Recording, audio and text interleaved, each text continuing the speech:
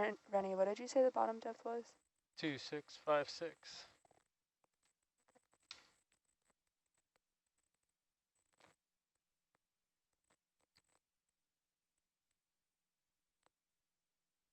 These red dots here, that's where the hydrophone ended up. But I totally missed that there was a beacon on there, so I didn't track it on the way down. Didn't go far, did it? No, dropped it there. Ended up It's there. got some serious weight on it. Yeah, seemed that way. Float's pretty serious too, but yeah, it's gonna see how it ends up rocketing up. I think it's just the float and the weight's coming up, or is it just the float? Coming back up? Yeah. It'll just be the float. Just the float. So that thing will be yeah. just like it might surface, it might get onto the deck. Meter a second. Is your mesotech on? Yes, it is. Thank you.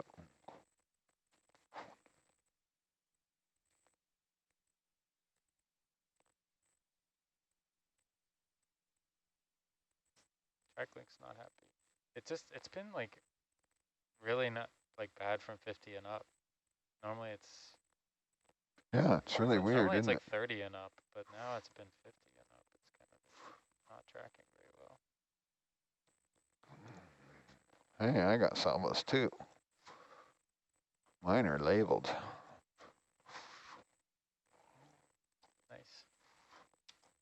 Must not have all my cameras on.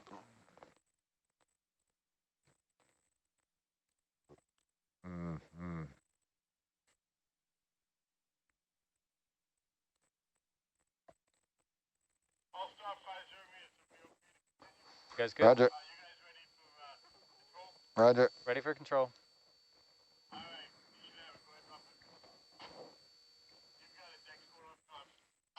Copy. 10 meters a minute, Mr. Winch Operator. Copy, going 10 meters a minute. Roger.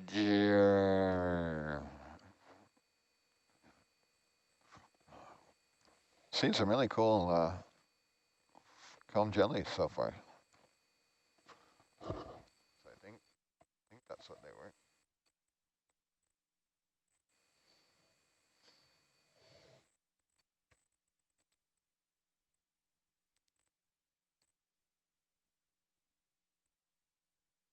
Herc latency is really bad.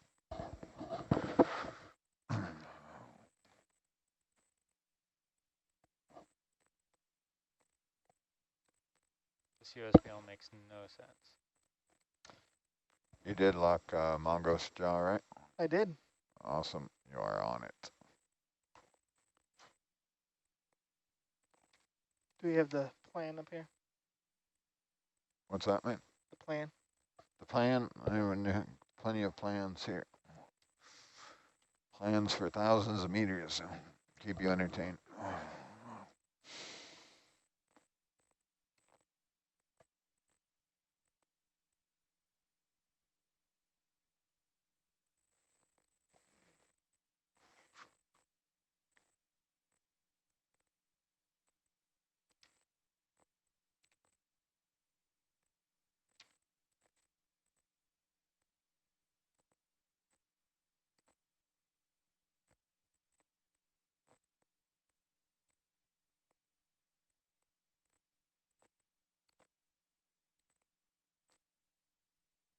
See, someone saved it again. Funky, like.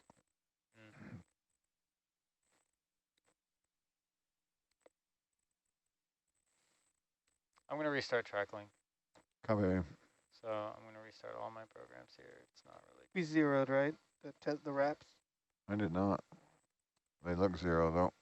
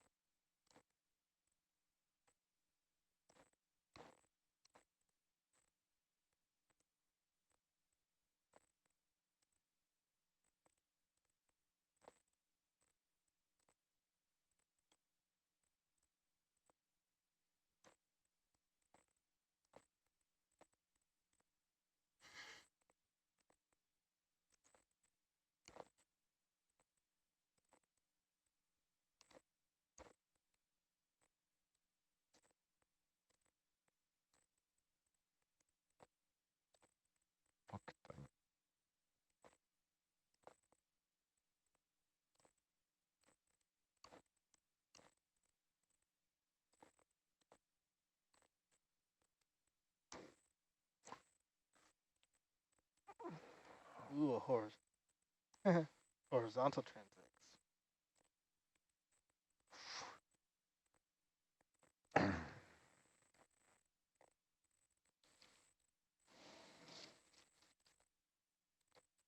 Something is amiss. You gotta slow down a little there, Michael.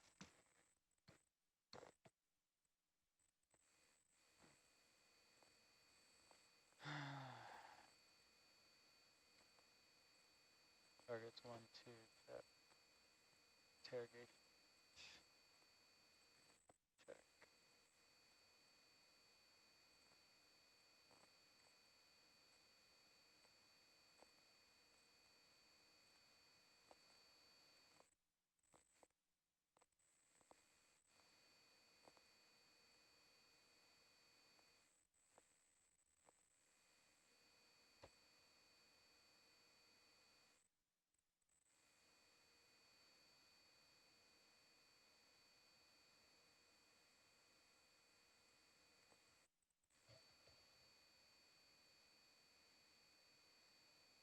Yeah, so he left it off and the baud rate was way down.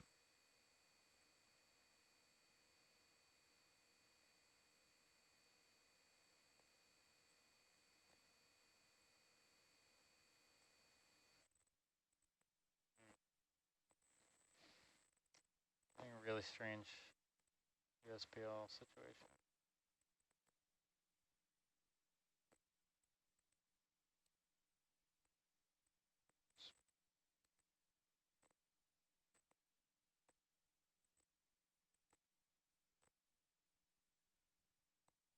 Okay, that makes sense.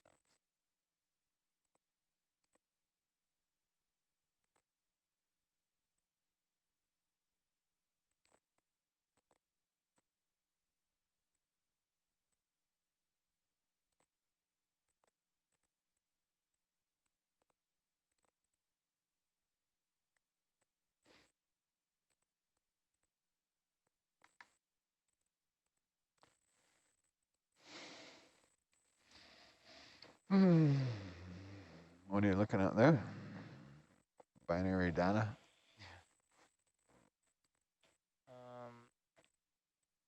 Our USPL is really acting wonky.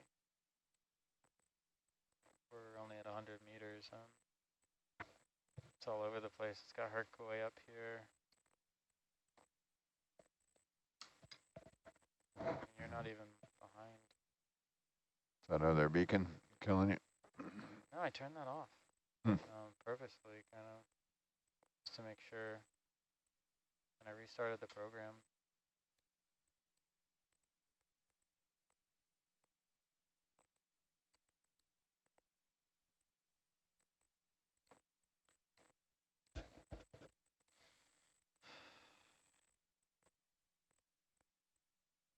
This is a separate issue that's also very annoying. Like, I believe that more. It just keeps going. That's something you can expect either at the surface or down deep. Not, this isn't well within our range tracking.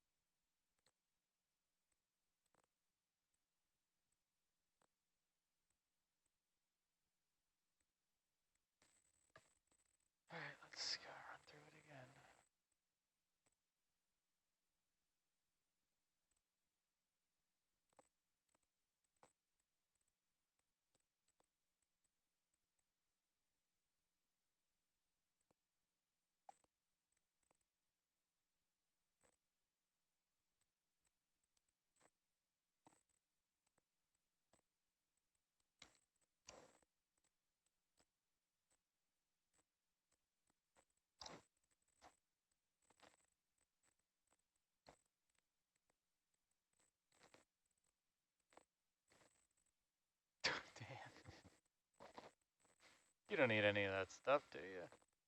No. And if I do, I can switch it over. Well, that would very much like sonar over here. Or up there. She only gives me one picture-in-picture. H21, so that's on the sample. H21 source. Really? That's all I get? I don't get any of the good stuff you got. The cam pilots need to be color corrected. It's all purpley there. I guess it doesn't matter. What's it usually say is in the upper left one?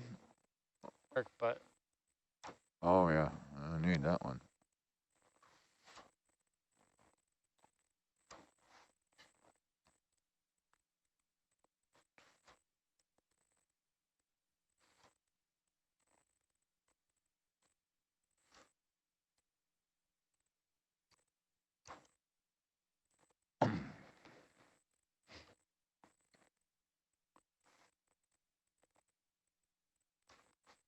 Look, I can actually read the menus now.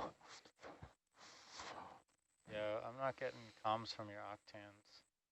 If something is, Not getting it from the octans? yeah.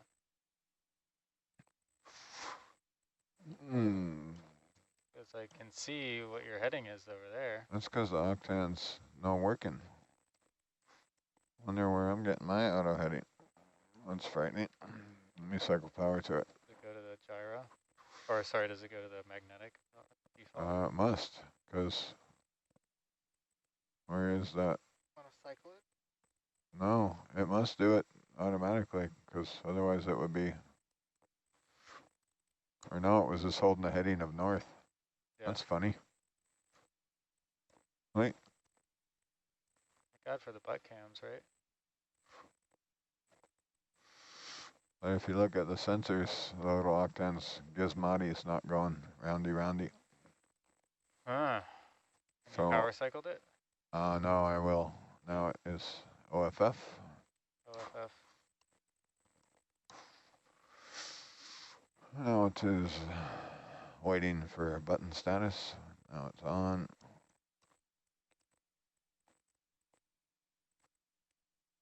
Gremlins in all our software today. Let's shake out the gremlins. Took them out. No octans data. Nope. Selecting TCM2.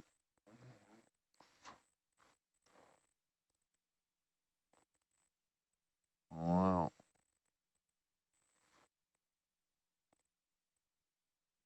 I don't know what to believe. That don't seem right either. Look at Argus's heading. Look at Herc.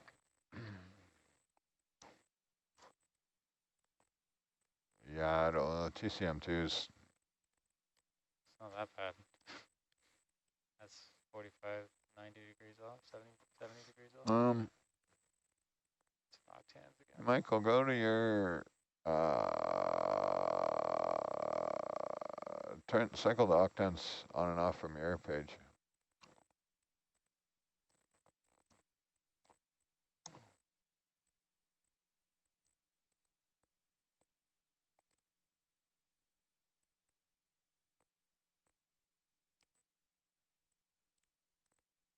My USBL is making sense.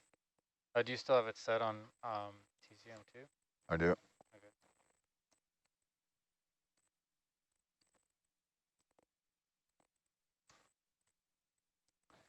Okay. I can live without it. Live without a compass? I'll have a TCM2. That's not right. Your TCM, Well, it's for what we're doing. I don't even think it's roughly. I think it's 45 degrees off. I think you're like that. Yeah. Can put an offset in it, can you? A bit concerned with all their positioning and whatnot that they do. Not having Yeah.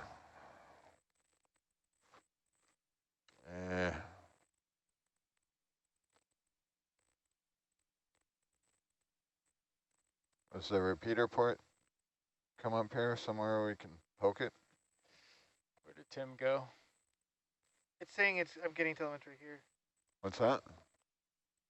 Oh, Maybe yeah, Herc no, top it's side? getting it. Yeah, it's getting it. It's just this silly page. So but it's your compass. Okay, let's switch over to it. And So switch back to do. See, you're not even saying that it's locked jaw.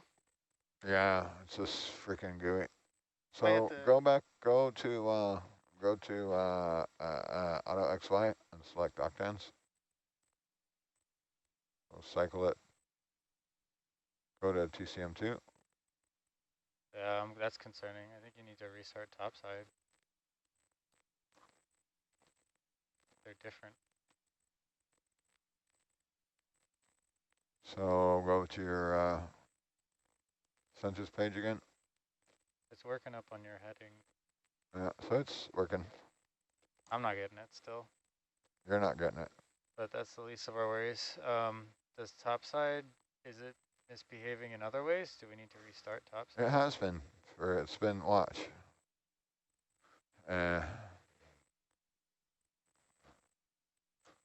Porch LED on, 1001. That's actually pretty good. Yeah. 1, 2, 3, Yeah, 4, 5. It's been that way for a while. So, but you're definitely not getting octans data. No, I can restart my guy over here. I've noticed that the lag is more significant On some lights.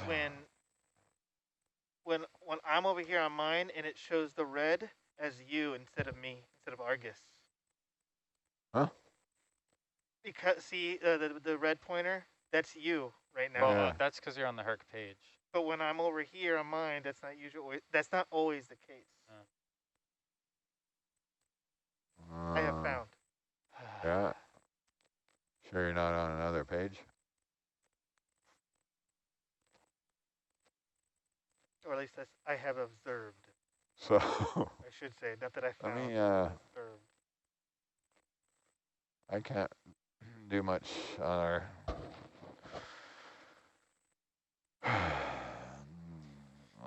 Michael, can you dial up your range for sub-bottom?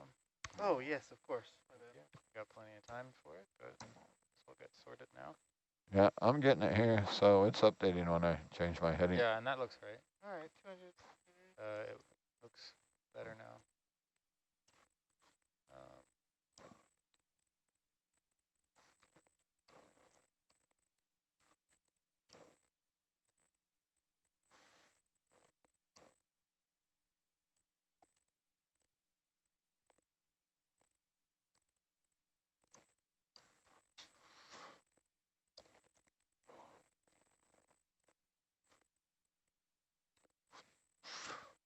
Frightened me there for a minute. It's That yeah. was pretty frightening. It's a freaking. Do you often restart topside, like as a? No, I don't even know how to restart topside. Yeah, I don't know if I don't think you would want to do it in the water unless absolutely necessary, but I'm pretty sure there's a start topside. I'm not sure what happens if you kill Herc. That's a good one to know. So since the GUI's running over there on Argus, does it matter? So other systems good question, yeah. I've worked on, you can reboot one and it doesn't affect the other one. Other systems I've worked on, depending on which one you reboot, it kills it because one's a server and one's a client. Again, I don't know what the case is here. USBL is good now, but I'm still not getting your heading. Roger. Which is very annoying. Yeah, that's a data thing. I'm getting it here, so. That's good. And Mike, if I, is your page, and does it update here? That's a good one. So. I'm gonna quit this. Let's see this. See what you get here. Me? So Herc heading is updating there. Yep. It's updating there, and it's updating there. Okay, so So, I don't know. COM port it comes in on your machine there? I can look. But that wouldn't have changed. We don't edit this any.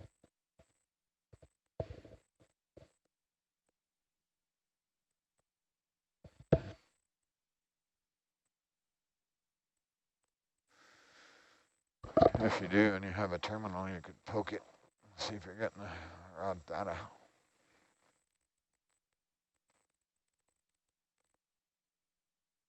Be that, I think.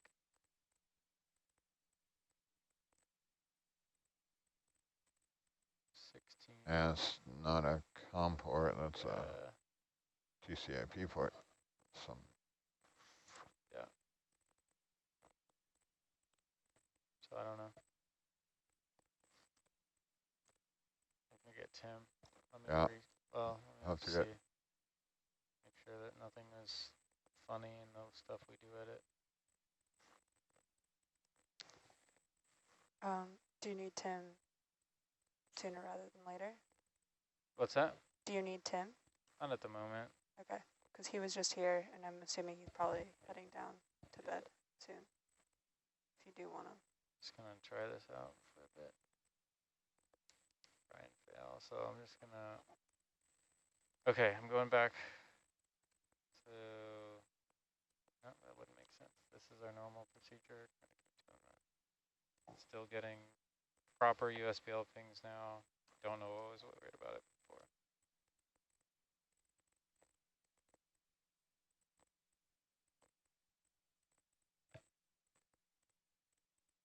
This is judging from that stuff there. I don't know if it's a NIC thing or what. what? I would. This is nav cook, which Data spitting out. yeah, it's good. It shouldn't have to do with Can we get a descent rate check? Should be going less than 10 meters per minute. Yeah, I'm dialing it down as we speak. I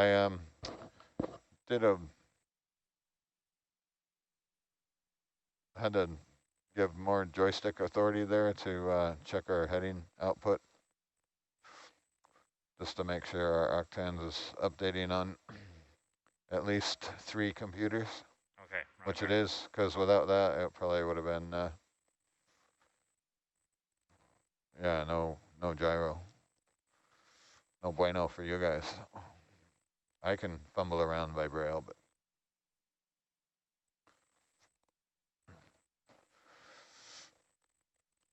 Okay, it looks like we're back on.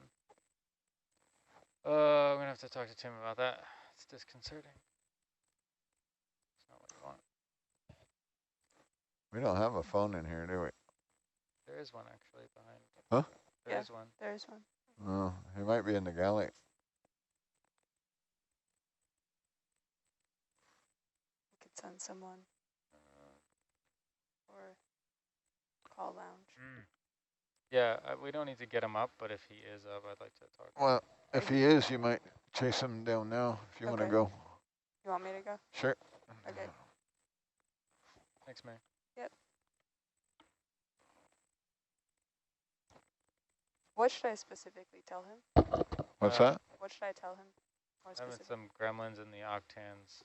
Oh, it's updating now. Yeah, it's good now, but I'm kind of want to, if he's up, I want to talk to him Okay. about that issue so we don't forget. Let me, yeah. All right, But don't get him You up. know, also this came all of a sudden, it wasn't coming. So Yeah. it's network stuff.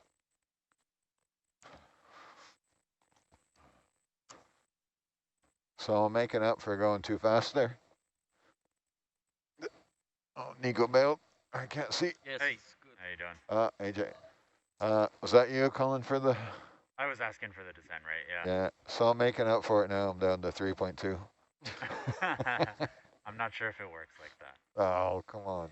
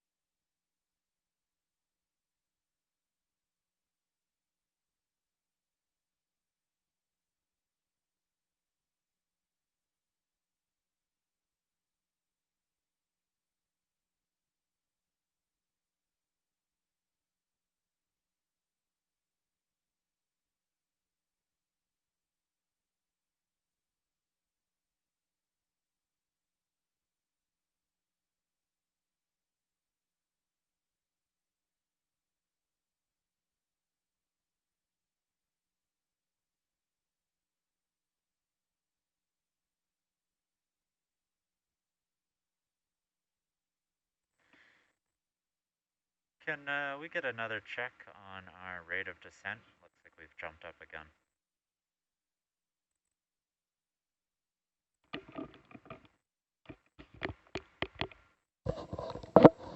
Yeah, Roger. Try to get back in the box here. We're up above Argus, slowed Argus and sped Herc. I can slow Argus some more if it's...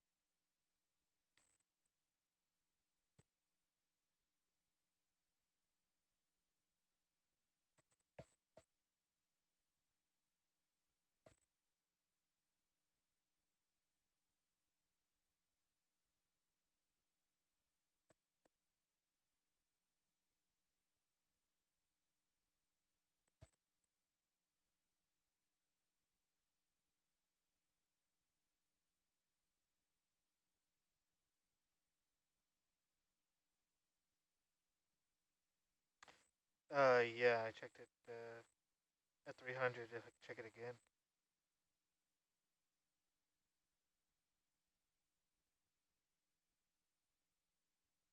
Also, you were not on SPL. You were not on any chat. Yeah, that is true.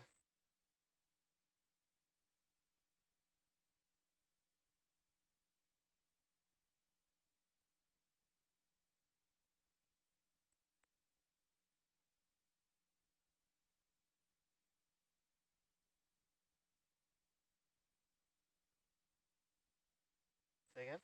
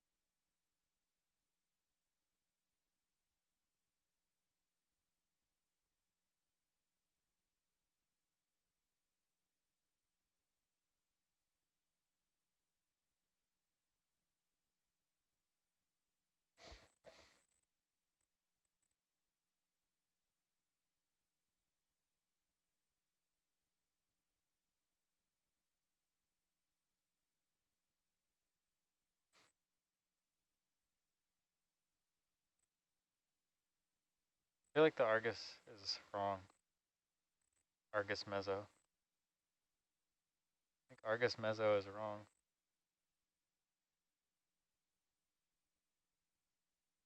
Because that should be right behind you. Right? But your heading isn't piped into there, so it should really just be at 180. If it's Herc, you're right. Should be though. 20 meters out.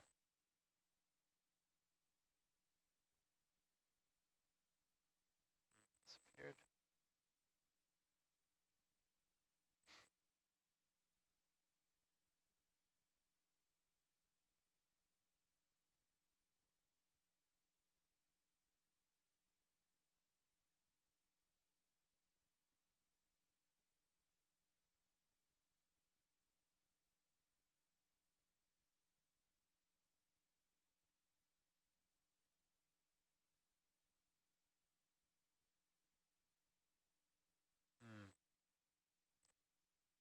What's the what's it look like? Like you see that red thing with the line on? That's for head 1. What's it look like for head 2? Yeah, it looks the same.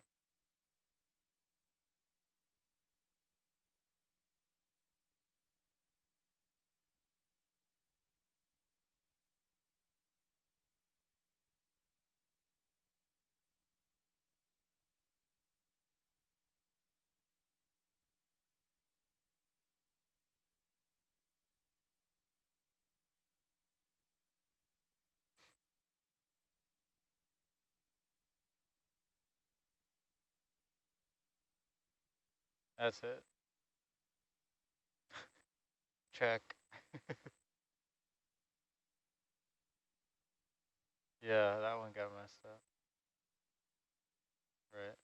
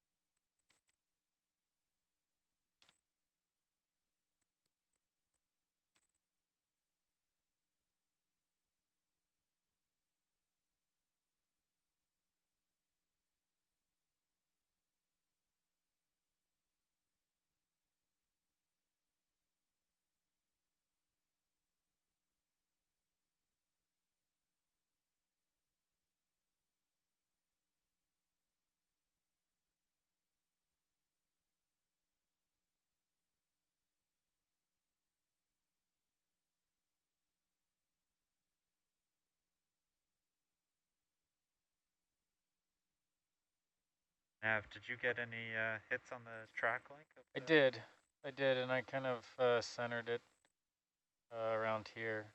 Oh, so it. It's a bit of a, once you get How far past did it drift from our?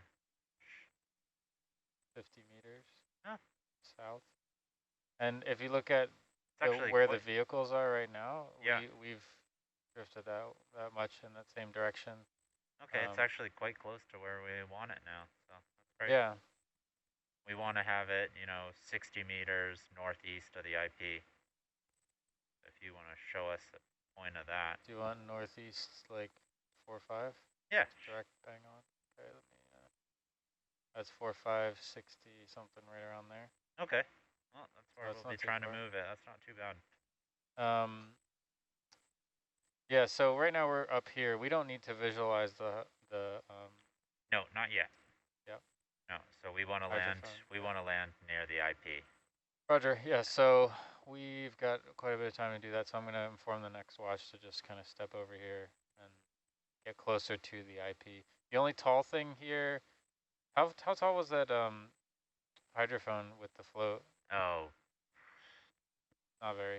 Like 10 meters, 10, okay. 12 meters. And then the cork, how tall is that? Can't remember. I don't know, actually. About the same? Not the same, no. So, okay. Well, I'll tell them to. Yeah, if you land just IP. north of the tilt meter and accelerometer, we'd be fine with that. Sure, I'll send them down there. And then, who knows, maybe they might even pick that up in their sonar too, 50 meters away. Okay. And then, what was my last question?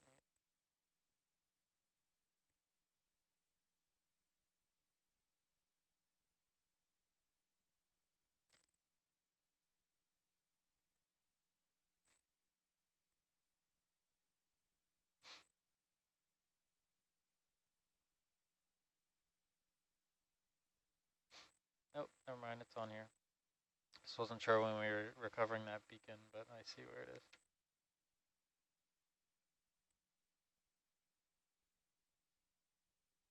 And then it's just that float that's coming up when we pull the pin, is that correct? There's no weights on it? That's right. So it's going to rocket out of the water and land on the ship? It's going to rocket.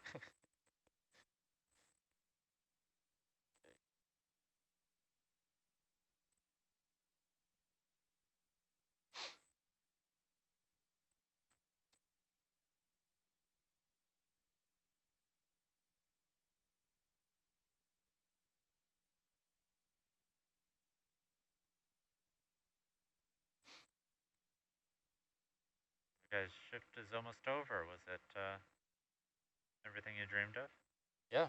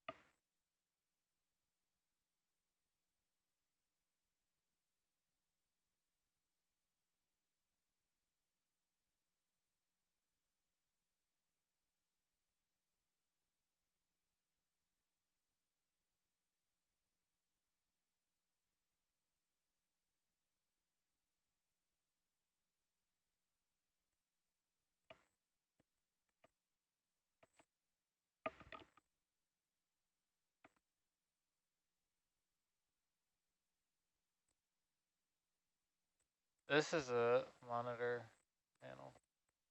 Yeah.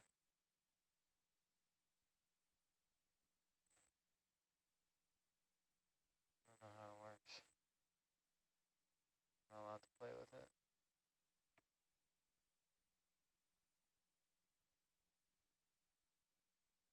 Yeah, pretty sure it's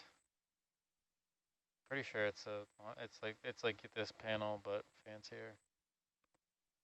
Like monitor choices.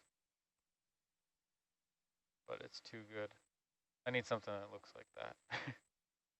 It scares me.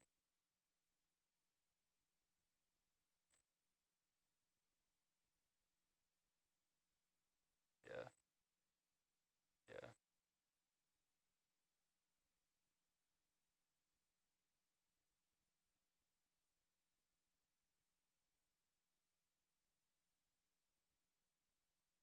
Oh, we got Mike and future Mike.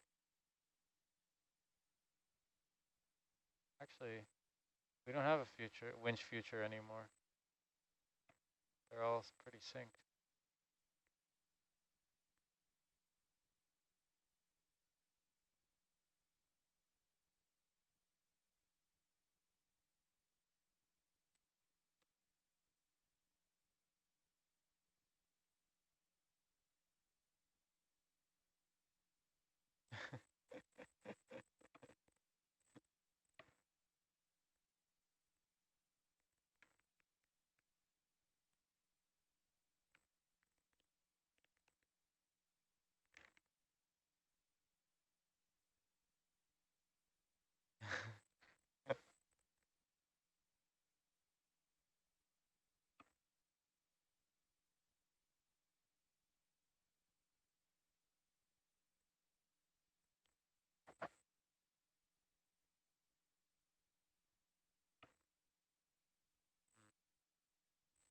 Oh,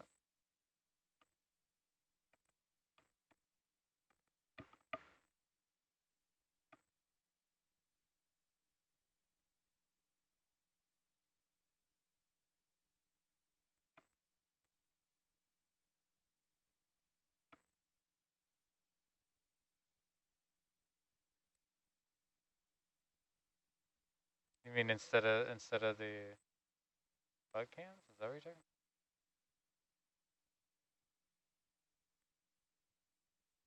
Hmm.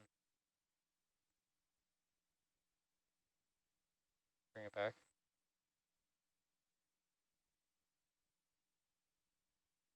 You want that on launch or for?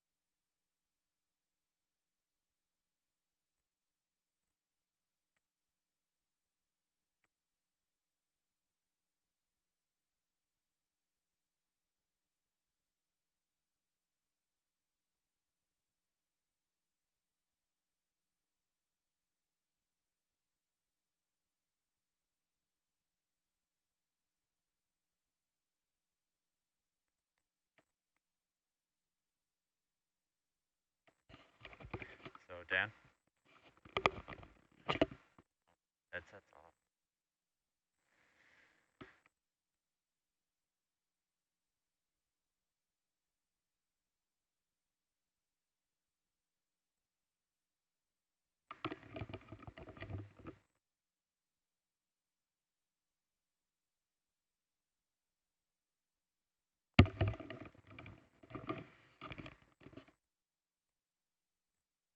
Yeah, you guys.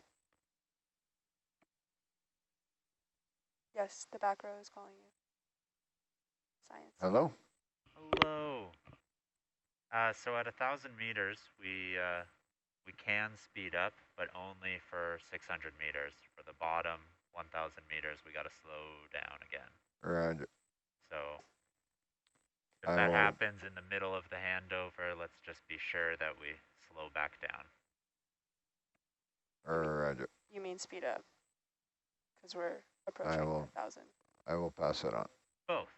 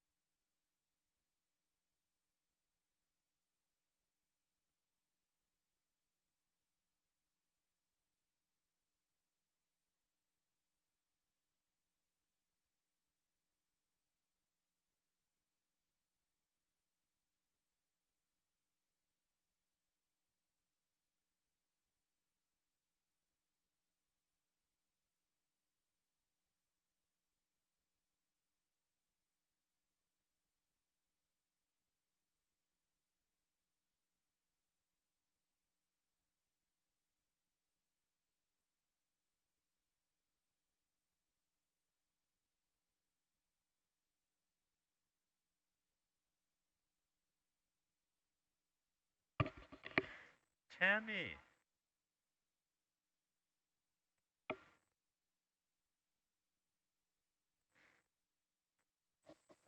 Good morning, sunshine.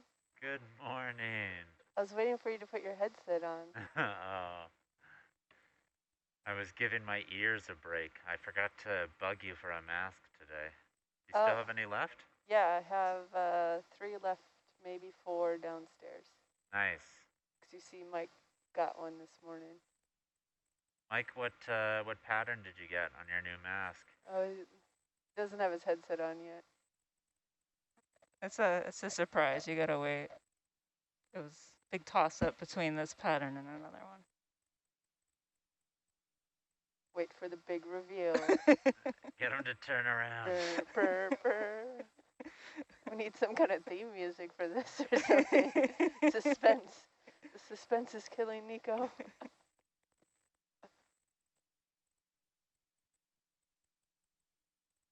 Tell him to reveal Give me it. I can't see. no. It's so dark, dark. in here. You could put the pilot, Just the sample pilot camera on. And that the pilot camera is way too bright. It is very bright.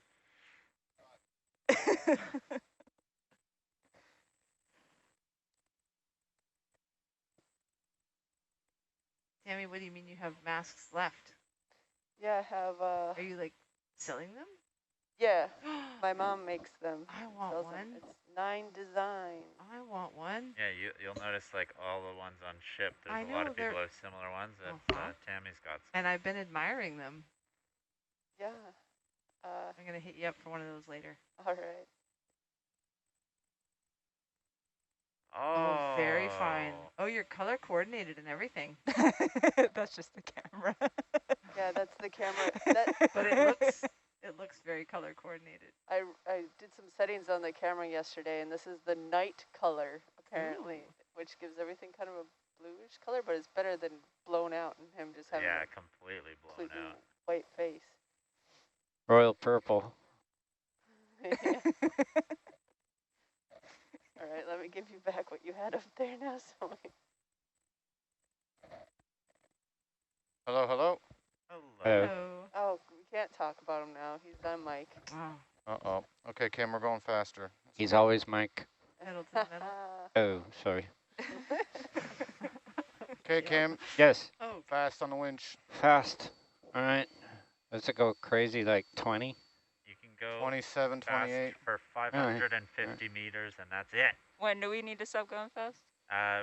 You need The last- the last 1,000 have to be back to 10 meters per minute or less. Okay. And our depth Boring. is 2656, yeah? Yes, that sounds right. Okay. Thank you.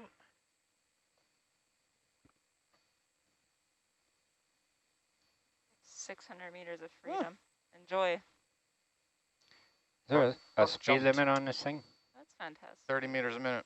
Oh, okay, so 32 is not good. Self-imposed, yeah. The machine will allow you to. Oh, the word was from Rennie that we can start moving south while we're in the water column if you want to. Down to here, or Down to that point? no, that's where the hydrophone is. Oh, We're yeah, actually right. going down to the IP. Yeah, you can do that if you want, yeah. All right. Fine with me.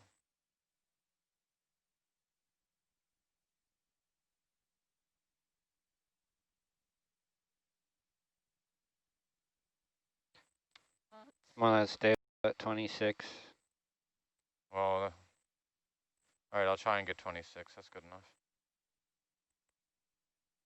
It's hard now. 28. Slow down.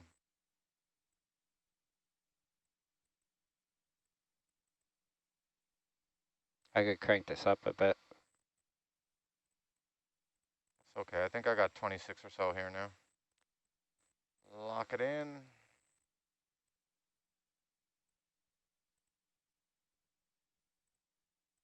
Nico, just to confirm, the cork's over there on the east, right? He's not there. He's gone. Where'd he go? He's like, I knew she was going to ask me questions. I'm out of here. I'm out. I think we're good to just go that away. 182. Do we have a bottom depth? Yeah, 2656. 2656? Yep, that's the word. 2, 6, 5, 3. That's all right.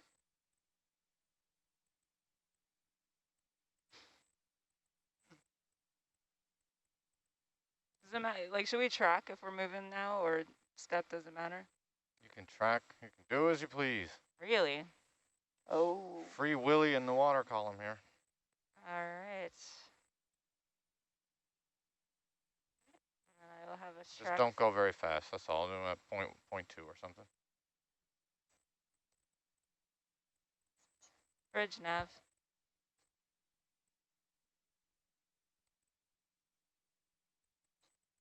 Can we track a line bearing 182, 0.2 knots for 50 meters?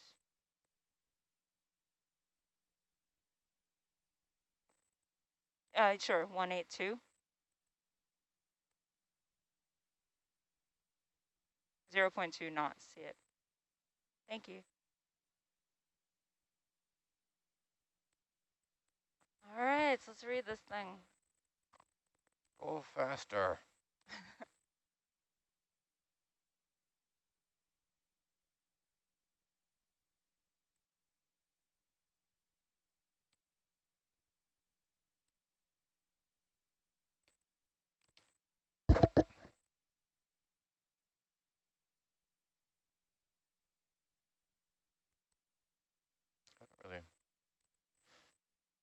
I don't really need my glasses up here. 4. Read the numbers off the panel. Judging by the 4, way 5, you're 7, squinting. 3, 9.6, 4, 1.3, 4, 2.1. Okay, you pass. Yeah. Read 'em.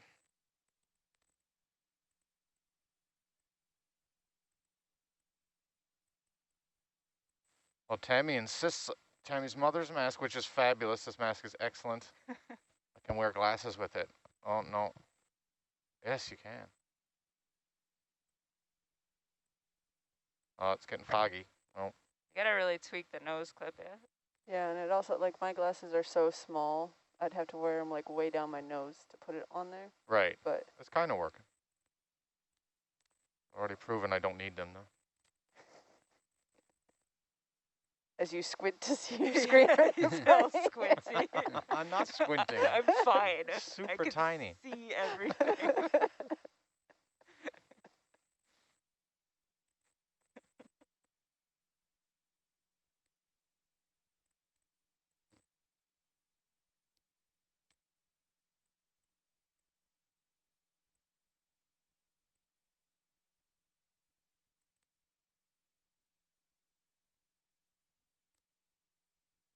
Just got all this mask stuff on now. I want to drink.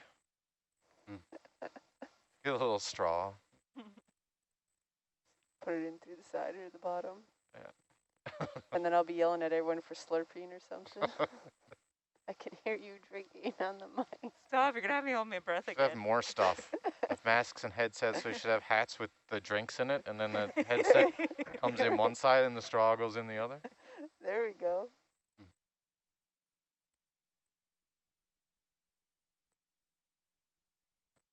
Actually, you can combine it with a hard hat, so you are safety on the job. That's right.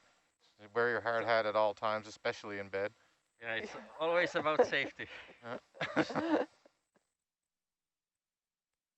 Safety and being hydrated. Right.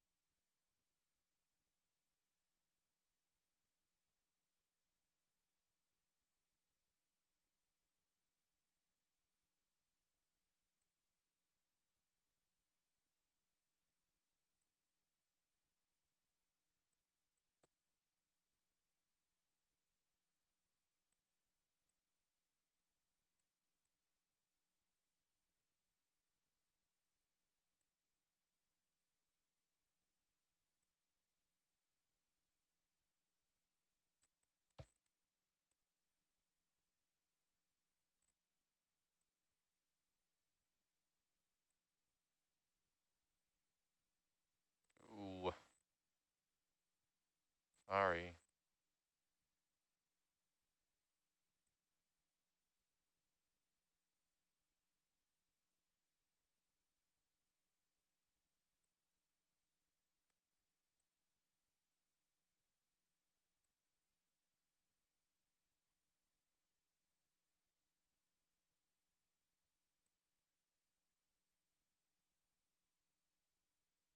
So what was the magic trick on the sonar?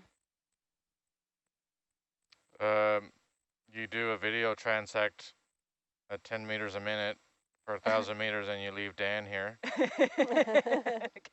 eventually, this never-ending button pushing will result in a positive result. Boredom can be very productive. I think it's just like lightning striking. I just came up at the right time. Another hour, he would have changed it again and broken it again or something. Stand on your left foot, hold your tongue like this. Yeah.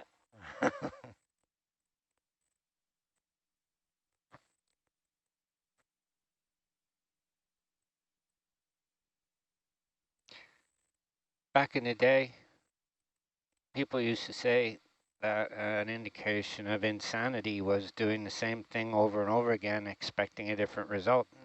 Not at Consberg. But Microsoft changed that for all of us. That's right. I think it was Albert Einstein that said that. Right. No, that's right. It's not this. It's not Consberg. It's Windows. Blame them.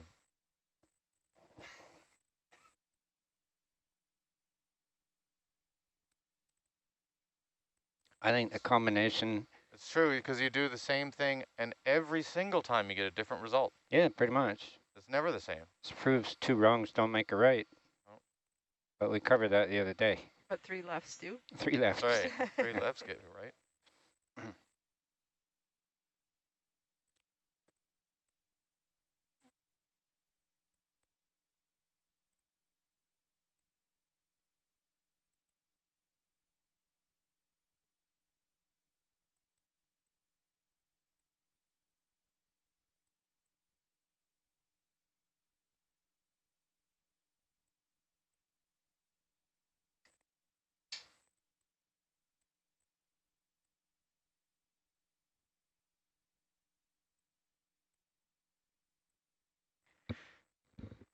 Okay, I have, guys, a question for you.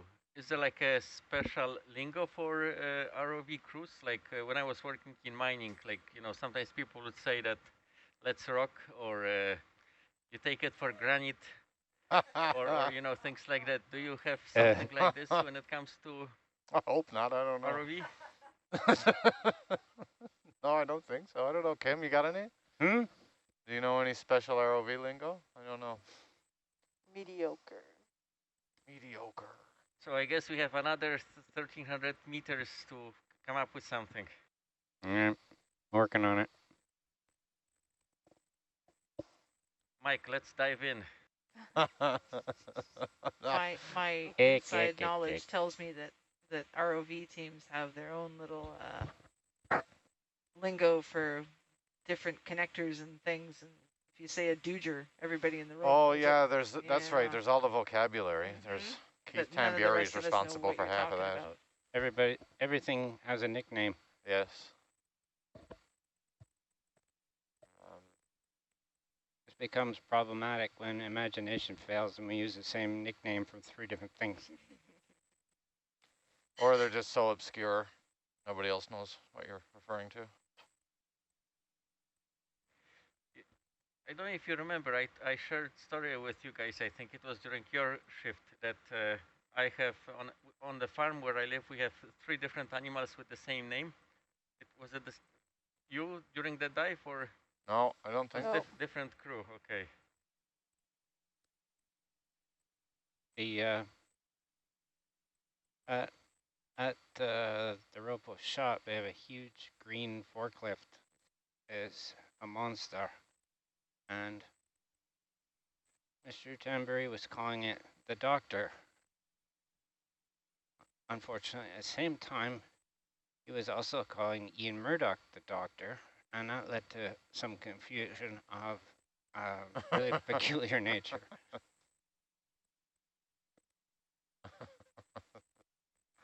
You will love knowing that that just went out over the airwaves too.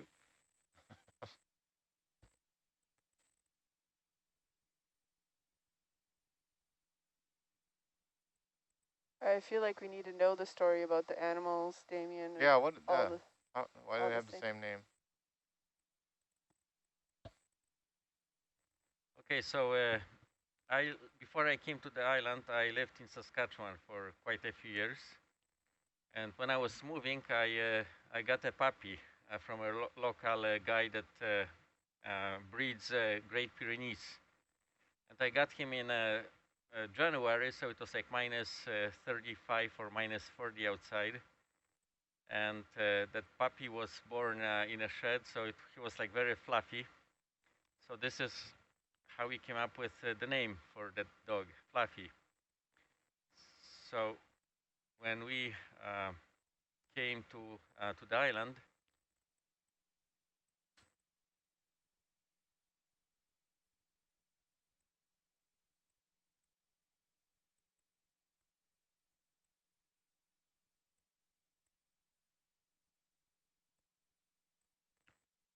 so when I moved to the island, we started raising sheep. And that was the reason why I got the Great Pyrenees. And one of the abandoned sheep, like it's called bummer. So when ewe has a lamb and abandons it, it's called bummer. So one of those bummers we adopted. And because our dog became jealous of her, my mom came up with the idea that she will also name her Fluffy. So that's number 2. And then a couple months later, I went to adopt a cat from a shelter in Duncan. Then when I got the papers and I wanted to sign them, I see that the name of the cat was also Fluffy. So there are 3 Fluffies on the farm. And that's the whole story.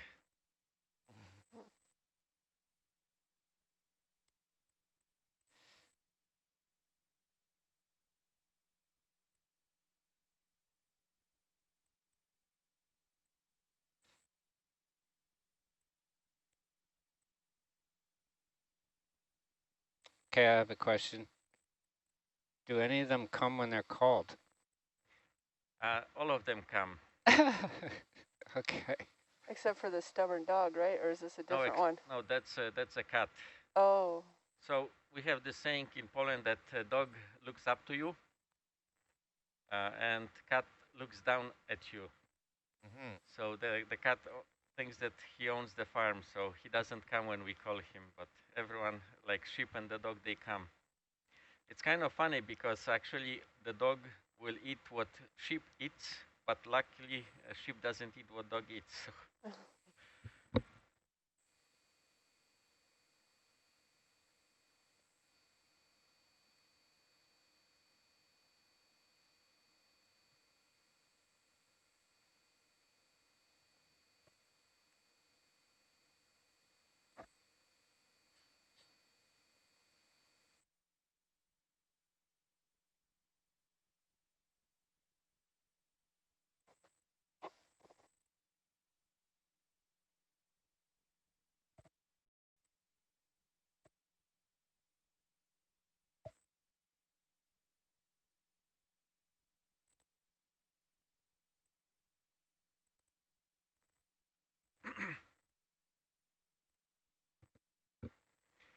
So since we have another 100 meters, I will share with you guys another story. It's a funny one. So when I came to Saskatchewan, first winter it was minus 50. Oh, jeez. And my mom called me, and she said that she watched on TV that it's very cold in Saskatchewan. I said, it's not that cold. And she said, not really? You know, I said, no, it's like minus 5, minus 10. And she said, oh, I'm surprised because on TV they said it's minus 50. And I was like, oh, I didn't know that you meant outside the house.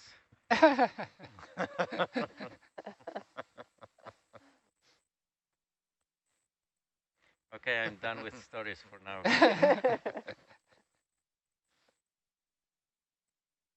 That is extreme cold. Actually, it's kind of, I was really surprised, like, it's different, like... Don't say it's a dry cold. It is dry cold. It is though. It is dry cold, like, I used to wear like the same sweater in Saskatchewan. It was -20, I wasn't cold, but I was in a very humid winter, and it was -5, and I was really cold, Yes. you know, wearing the same sweater, so that's a huge, huge difference. It's true. Yeah, the dry cold thing is totally legitimate. My brother lives in Edmonton, yeah. and like it's -40 there. He's got 4 layers of clothes on, and he works outside, and he's quite comfortable. When he comes here, he wears the same gear. Yeah. Well, he never comes to Cascadia Basin, actually. Try as you might. When he comes to Victoria, he's wearing the same 4 layers of clothes, and he's freezing to death. Slow that down a little bit, Kim. Roger that. Yeah, I've lived in Edmonton and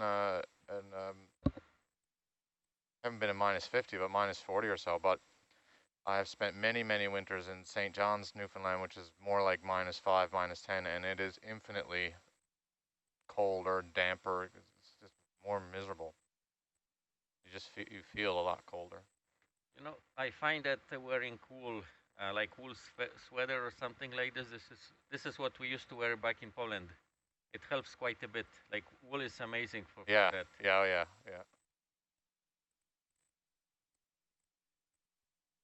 Yep, I agree. I spend all winter in a wool base layer, a wool sweater.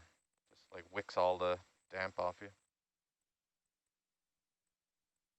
Okay, so I had, okay, maybe this is not story for now, but I actually got ice broke under me when I was in Saskatchewan crossing Beaver Pond. It was actually Beaver Run, and I was wearing wool pants and wool sweater, and actually because of that, and I still had like a mile to a track, and because of that I actually didn't freeze like to death. That wool actually saved me, so that's something to keep in mind. Yeah. So if you go out on a beaver pond, you should wear wool. I'm going to write that down somewhere. Oh, not only, but I mean, there is a chance you get cold, you know, or wet and cold, then it's a good idea to wear wool. Okay, Kim, we're going to slow down to 10 meters per minute. I'm just hearing I obviously need a wool sweater because I'm always cold.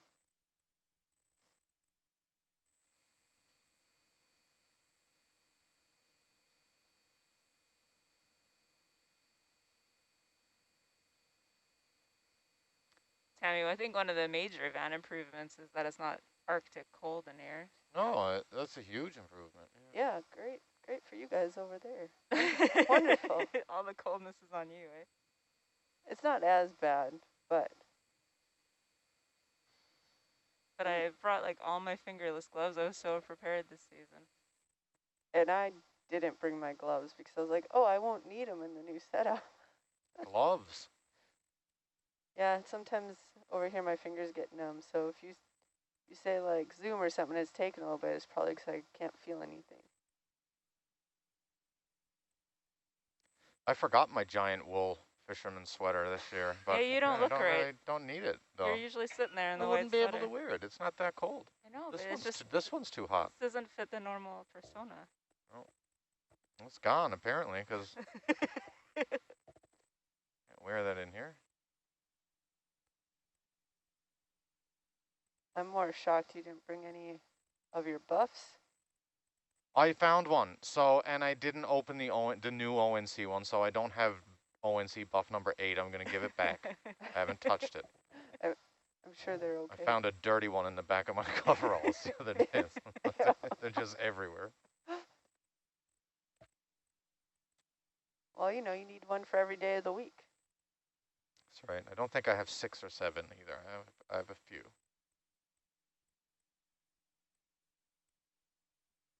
Come on, ROV. Let's go.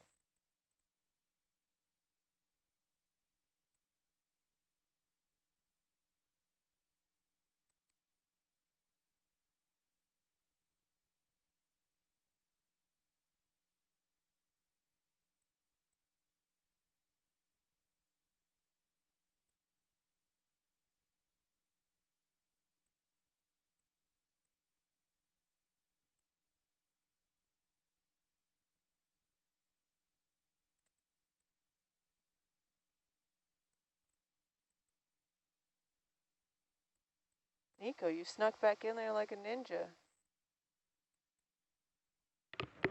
Had to have a quick half a sandwich. Could do a peanut butter banana honey sandwich. That's what you should do. Oh. It's got Adrian's honey in there. Yeah, I keep hearing about Adrian's honey. I'm gonna have to try it. Yeah, I had a bit of olive bread, toasted butter with some of the honey on it. The spring honey, that's my preference. Yeah. So that's the lighter one? Yeah, it's really good. Really flowery, It's really nice. Really nice. Okay, that's a minor relief. Talking about Adrian's honey, I thought I meant Ian. Ooh. Oh.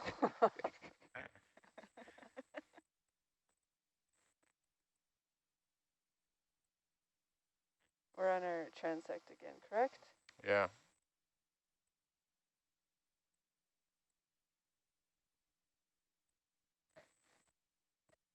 Hey, Tammy, the other thing, I was talking to Lindsay, and like we're having such a hard time hearing Ian in the front row. He said he's really clear over SPL. Do you think it's just our headsets? Maybe your headsets, yeah. Do you hear him okay when he's talking? Yeah, but I'm also used to him and his mumbling. But he does tend to kind of mumble and... I've never found him mumbly before. It's just this cruise. I assumed it's the mask. We're all wearing masks. Yeah. But yeah, it was something he's doing with it or not doing, Yeah. He sometimes, it will end up under his nose. And so I think he's kind of like eating the mask at the same time in the sense. Not literally, but like it's closer to his mouth. Whereas when you have a mask up on your nose, it's kind of pulling away from your mouth a little bit more. Because I notice when he adjusts his mask, when he realizes that it's fallen down, he pulls it back up, and then he's a little more clear.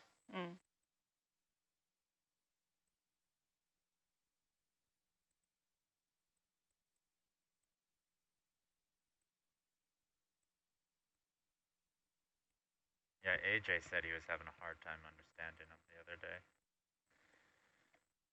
Yeah, like I tune in, like, for the real specifics, like where's this connector get plugged into? But then the rest of the time he's talking, it's like it's not like it's unimportant, but it's if he's saying too many words, like I can't keep paying attention because it's too hard to pick it all out. Yeah, it's and like then he says my name, but it's so blended in. Yeah. With everything else that I keep missing it. It's hard.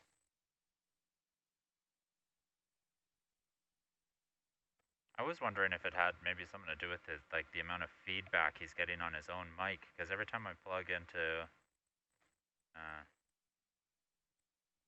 the previous seat he's in, I always have to ask video to like turn back my mic feedback. Oh. Maybe it sounds loud in his, but it's not making it through to everybody else. Right. Yeah, so he's never asked me to adjust his side tone though, so I don't. But yeah, you can turn your side tone way up and then you can almost blow yourself out, so.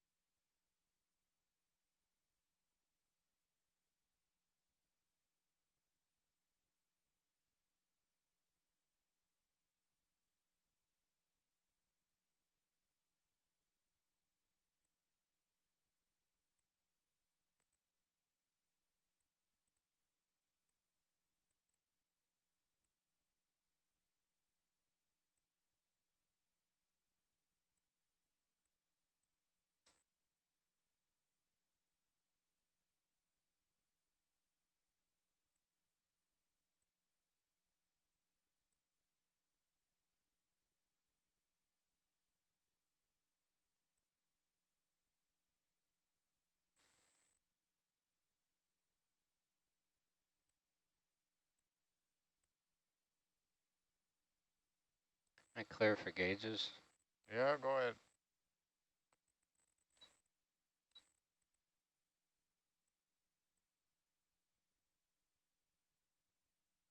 That's interesting. What's that?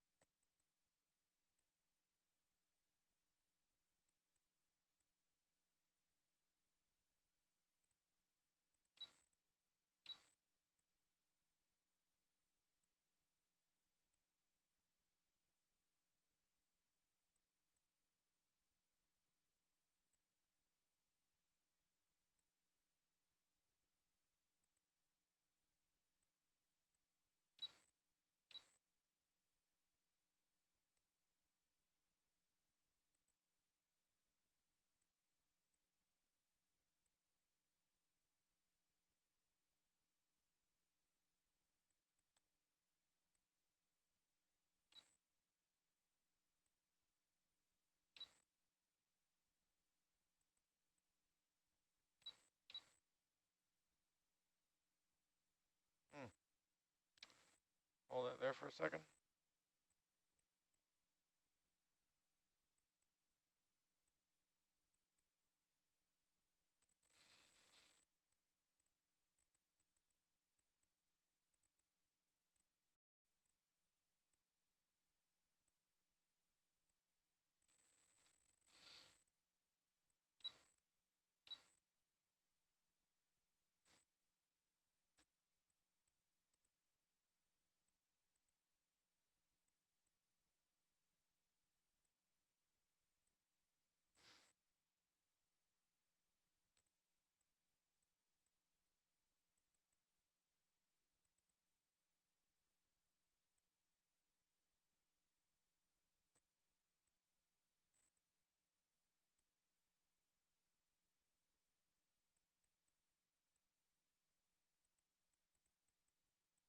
So Nico, what is our plan when we get to the bottom? You may have said this already and I totally missed it, but I'll listen this time, I promise.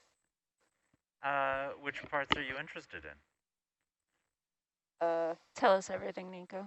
Yeah. We're going to land near the junction box. I thought you were going to say we're going to land. I was like, well, I hope. We're going to drop some larval tube traps pretty close to the junction box. We're going to put a beacon on the junction box, and that's so when we come back in a couple weeks and deploy a new straw mooring, we don't land it on any of our stuff. We're going to take this cable off of our porch, and we're going to run it northeast. And then we're going to look for our newly deployed hydrophone array. Once we find that, we'll drop a weight package, and then we'll be able to pick it up and move it to where we laid that hydrophone cable. We'll plug it in, and then I think after that, we're going to go survey the straw moorings. And then we got some science objectives, maybe some push cores, maybe if there's time, some horizontal transects. I think there was another thing in there. That's about it, though. We're gonna recover by, I think, around 2:30 p.m. Okay.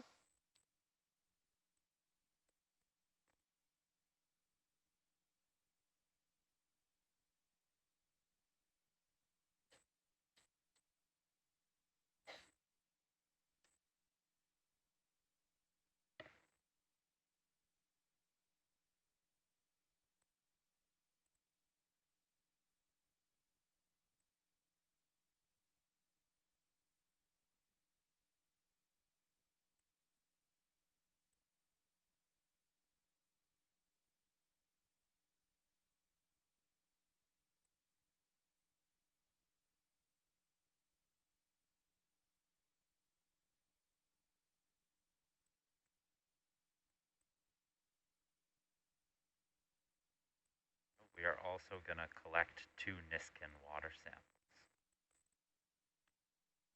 And then before we recover, we have to release the float that is on the hydrophone array. It should rocket up to surface pretty quick. There's even a note in here saying it should arrive on surface in less than 17 minutes and 26.2 seconds. I'm seeing that. That's pretty funny. Is that based on yesterday's rocketing to the surface? I think it's just because this float has absolutely no weight on it when it's going up, and so it's just gonna shoot up. I couldn't believe how fast that came up yesterday. I was very asleep.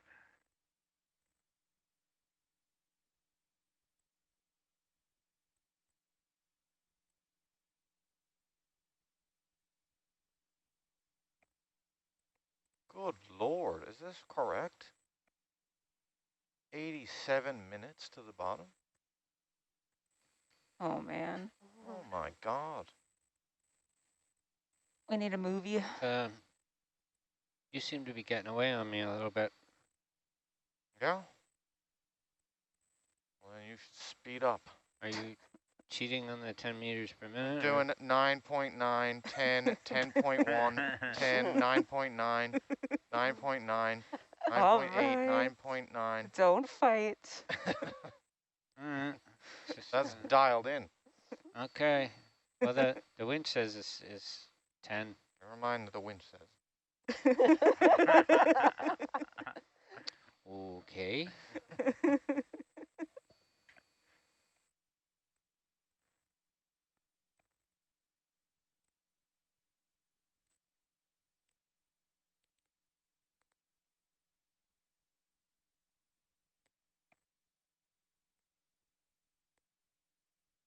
$87 minutes, huh?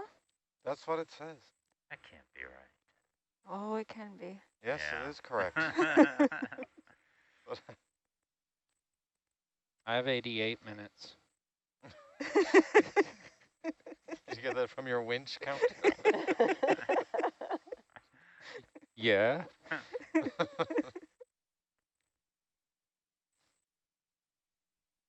Good. What time will that be? Oh my gosh. 5:50, 6:15. Times pi, 6:20. carry the 3.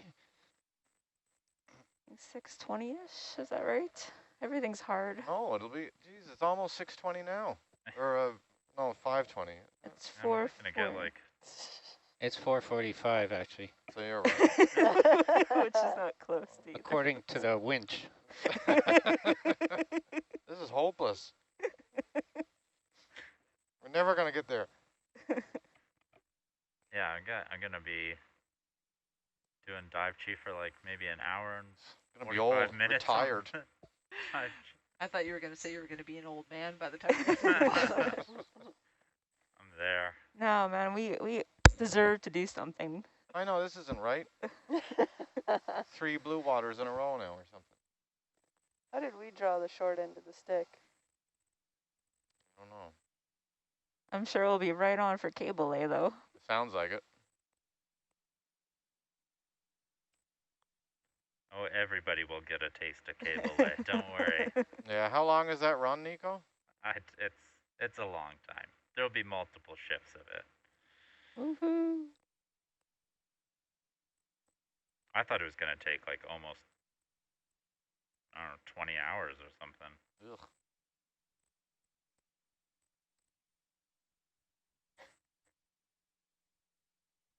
You know, guys, I actually enjoyed this vertical transect.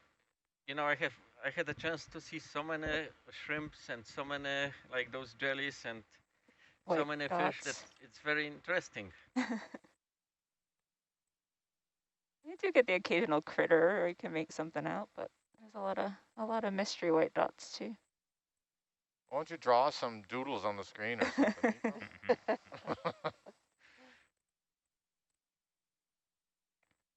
See what other features it has. They've kind of moved the monitors around back here. Hard to reach That's what happens when you have vertical transects. Everything gets. my doodle. Oh, just move it. It just in the transit, it gets quite vibraty up here, and the monitors kind of travel a little. So feel free to move them about. Oh, that's what happened.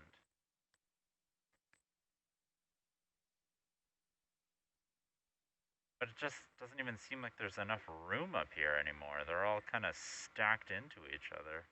Gotta move them.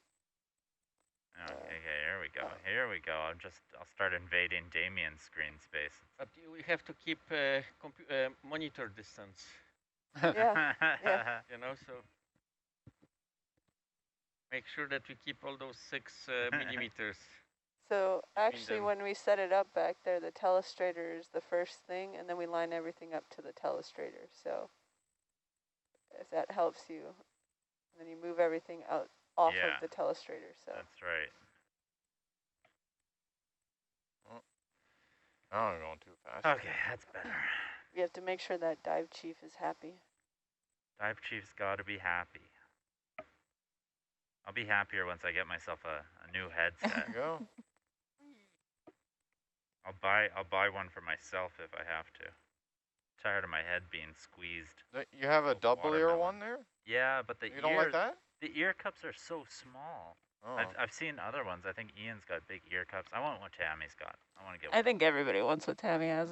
I'll eyeball in your fancy headset. Customized, actually. David Clark, helicopter pilot over there.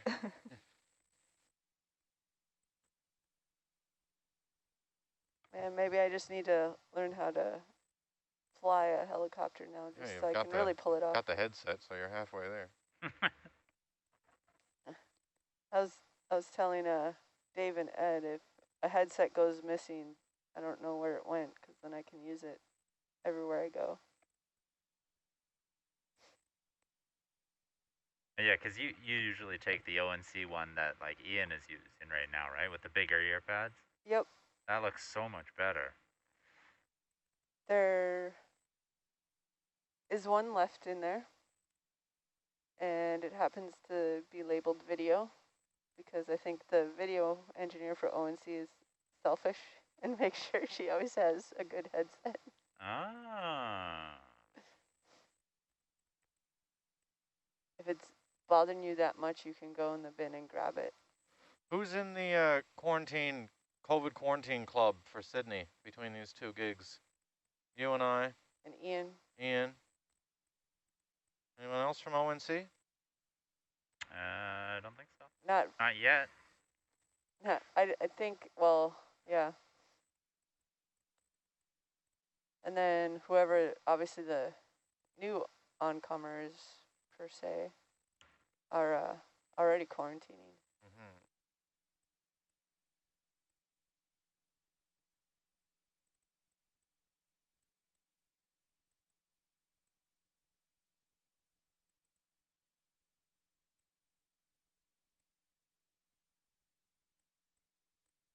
So, Mike, you are from Newfoundland? Yes, sir. So I heard that there is a lot of moose over there, right? Yeah. So what's the plural for moose? Like moose, meese, mises, mooses? Mooses. Okay. No, it's not. Okay, I was just kind of wondering if it's just meese. No, it's moose. Okay.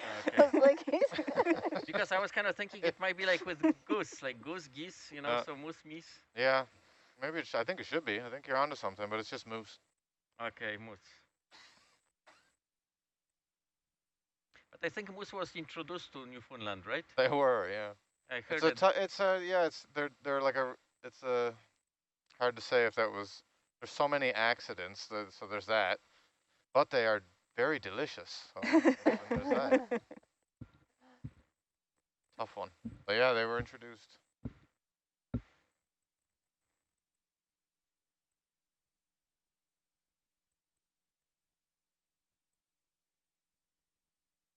They're scary on the road. But I have almost, well, I wouldn't say, almost, but I've had to stop or avoid one with the car several times, maybe 20 times. And I never hit one. And then I was a passenger in a car in BC driving on a logging road in Revelstoke, and we hit a moose, and it It could have been very bad. It went right up over the car. The whole windshield exploded, like Wow. like covered in glass, and it was all crushed in almost on top of me. It was like really close. Did they do the same kind of deer in the headlights thing? No, the saving grace of this is the moose came out and it came out of the ditch on the passenger side, and it ran. It was only had a couple of steps, and it turned and like ran away from the car, and so the bumper of the car like kind of picked up his back leg, so like rolled him, and he rolled up over the car and right up over the top. But it's not. It would have been worse if we'd hit him hit him side on, and he would have just dropped in on the car. Yeah, right. It was really lucky. Yeah. Oh. You know, with moose, I'm talking Meese. about. So let's, you know, the thing with meese, they are, you know, black, and they are so hard to see at night. Yeah. And it's like, you know, deer or elk, it's because they are brown, much easier to spot. But yeah, moose are like dark brown. Yeah. I had a friend that actually drove on a bike, or actually not drove, slid on a bike under between like front and rear legs of a moose, because actually that moose kind of entered one of the grid roads in Saskatchewan. And the only way to kind of avoid it was just to kind of like slid on a side between front and rear legs. So. That's how Tom Cruise avoids moose. As he gets back up on the bike on the other side of the moose. Tom Cruise goes under meese. This is a family show. Now we all just confuse Damien even more, whether or not it's a moose or a meese. You know, I think from this whole crew, I'm the last one to actually kind of make a verdict on this one. So that is why I figured out I will ask you. Susan and I were driving in Newfoundland on the west coast near Stephenville, and we came up over a hill. We're in this tiny little General Motors thing called a Monza, and we were booking it. We come flying over the hill on the Highway 1, which is the only highway, and there's a horses standing in the middle of the Trans-Canada, and we thought it was kind of cute and interesting, and they were scruffy, nasty looking. I don't know if they were feral or what, but there's like half a dozen of them. So we drove down the hill, and I laid on the horn, and one of the horses looked up, and then the rest of them looked up, and they started walking towards the car. Now, frantically searching for reverse. We're about to be attacked. So we backed up the hill, and we sat there and we waited for about 20 minutes, half an hour, until the horses decided to wander off the highway. Interesting introduction to Newfoundland. Coming out of Port aux Basques, there's a sign on the side of the road that says winds may exceed 200 miles an hour. That's the wreck house area, yeah. Ah, interesting. So I guess, guys, we got introduced to a lot of moose stories.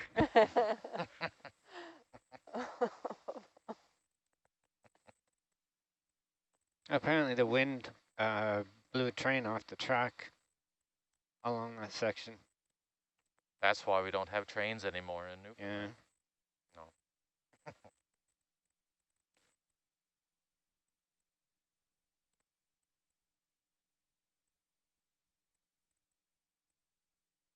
I almost hit a deer on a bicycle. Like I was riding my bike as a kid, and I went around a corner and a deer was there. I almost hit it. I stopped. The deer stopped. We stared at each other. And then I kind of tried real slowly to go around it. And then finally it ran the other direction. But I was so worried it was just going to go after me. And I'm like, I'm on a bicycle. You're much bigger.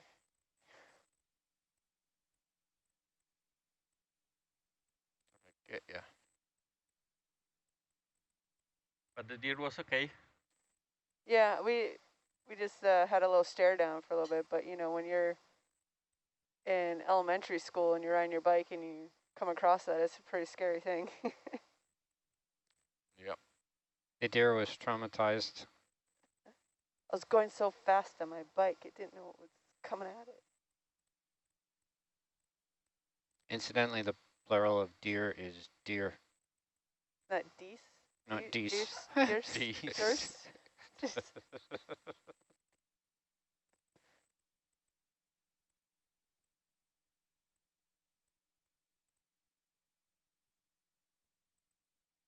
Kim, I don't know, did Ian Murdoch ever go on a rant with you about his problem with the fact that we say, for the plural of deer, we say deer, but for the plural of beer, we say we're going to go have a couple of beers?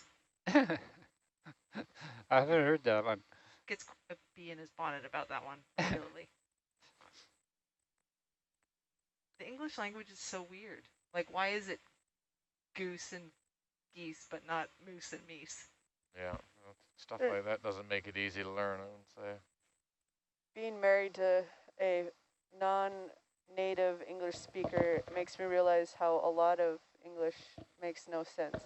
Yeah, it's the language of exceptions. So I've picked up on that working in Japan, trying to use any kind of translation from English into Japanese and realize how much English is idiomatic. I'm trying to tell my Japanese coworker that this guy is inexperienced, and I said he was green. I get this horrified look. I realize that green can mean inexperienced, can mean sick. It's also a color. And if you run through the colors, and like yellow can indicate cowardice, red can be angry, blue is sad, and none of it makes any sense if you translate it to Japanese.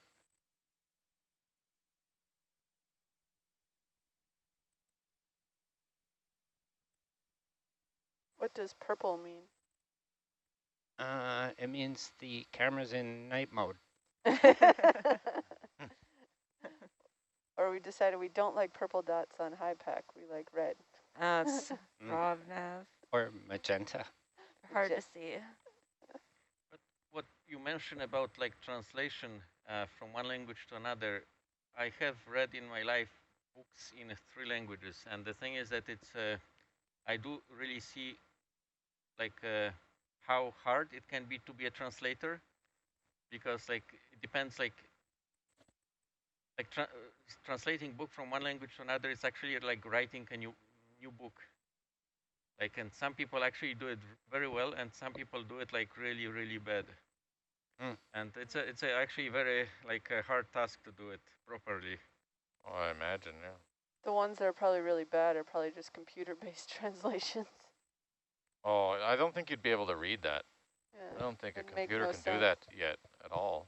That's like you're saying, that's such a nuanced thing. So Damien, what 3 languages? English, Polish? I did read Harry Potter in Russian, but that was so in good old days. When I was still back in Poland, I did travel to Russia. I did read smaller books. I tried to read Russian books that were like more advanced, like Chekhov or other writers, but I didn't get to that level. And when I came to Canada, I had a lot of Russian friends, but we all try to speak English so we can improve.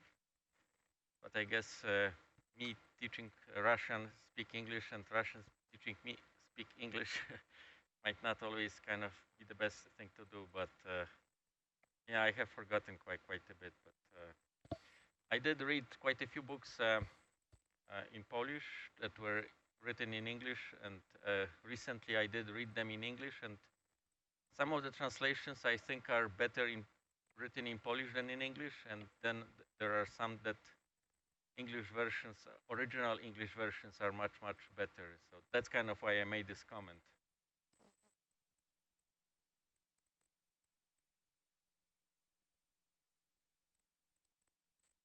That's a Monty Python skit about Danish English dictionary that was published by a hostile entity that put a lot of deliberately incorrect entries in the skit shows a guy walking up to a police officer with this dictionary open, and he says to the police officer, "Will you come to my place, bouncy, bouncy?"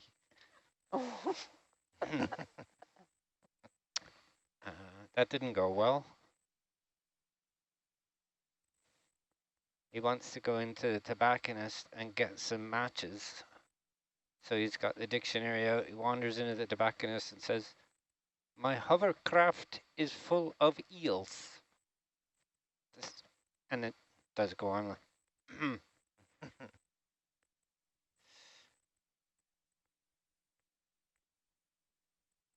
Back up. Oh yeah, that's okay, I think. Yeah, Damien, you're talking about reading all these other books in different languages. I started. They're already so far ahead. I don't want to go back and send them up there somewhere, or they'll stay kids here, but books be over the and bow. stuff in Spanish to help practice and learn my Spanish. Not but I'm on a much lower level. I'm on like Donde está Spot, and I have Curious George visits the aquarium in Spanish to help practice. I think we have that one actually. To help practice, and I made my husband sit with me. I'm like, "Let me read you a story," and he's like, "Oh gosh."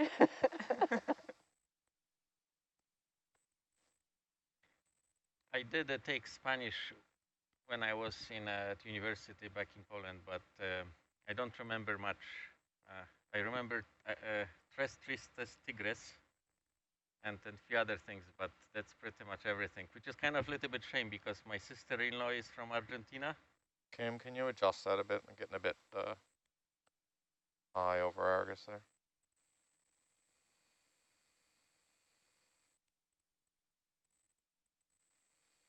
In case, Mike, you didn't have enough cameras on you. More. Oh, no. Oh, that's everyone. That's the whole theater. There's that one, and then now we have this one. Jeez. We call this one the Dan cam, and I can see he's already moved it since I initially placed it. The Dan cam? Yeah. Why? He was very excited for it. But why? Just because he wants all the cameras on him. He's like, "Can we stream this and show my kids?" But yeah, this one's more for the when you're doing manipulations and stuff to show the world.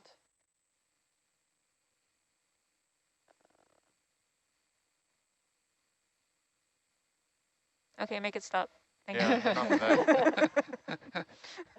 I couldn't remember what was up there for a second. I wasn't purposely trying to torture angle.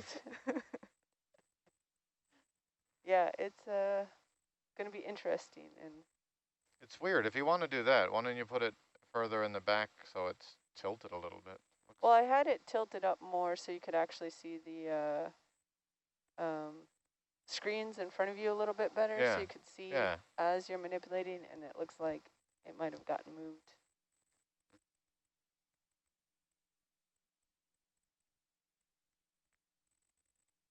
It's a easy one to move. It's actually one of those little spy cams, essentially just on a magnet.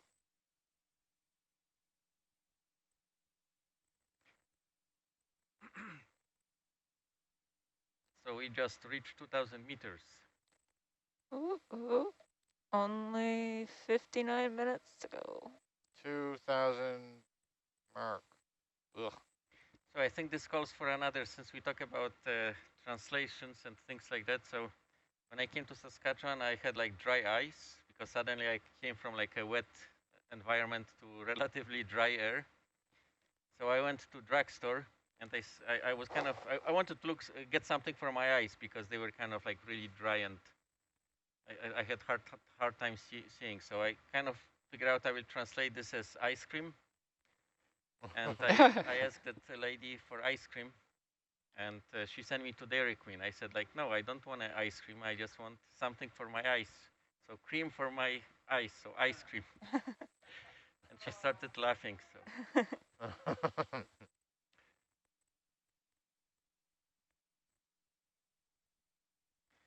I'm sorry, my storytelling skills are a little bit dull right now. I need a little bit more coffee.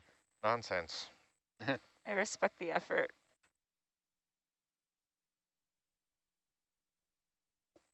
I'm enjoying it. Mm.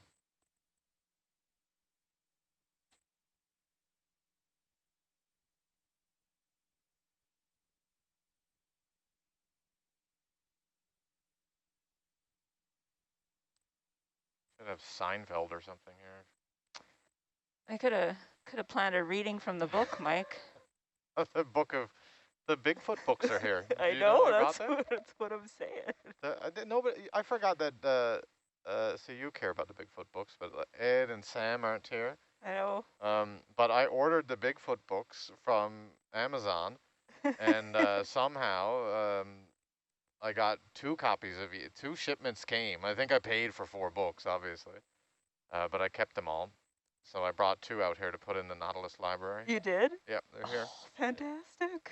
Oh, can we please have a lounge reading? Well, maybe, yeah, if we can get some time maybe on the way in or something, we can have a That would be delightful. Oh my gosh, it's reading story from the book time of with Bigfoot. story time with Mike. I'm so excited. It's funny, it was like an hour thing here. I went home and and the Bigfoot books, these are so, and I just had the pictures of the pages on my phone at the time. And Joya and her sister were like, they just didn't get it. Like, why are you reading it like that? Why is this funny? Like, that funny? Is there more? Are you done?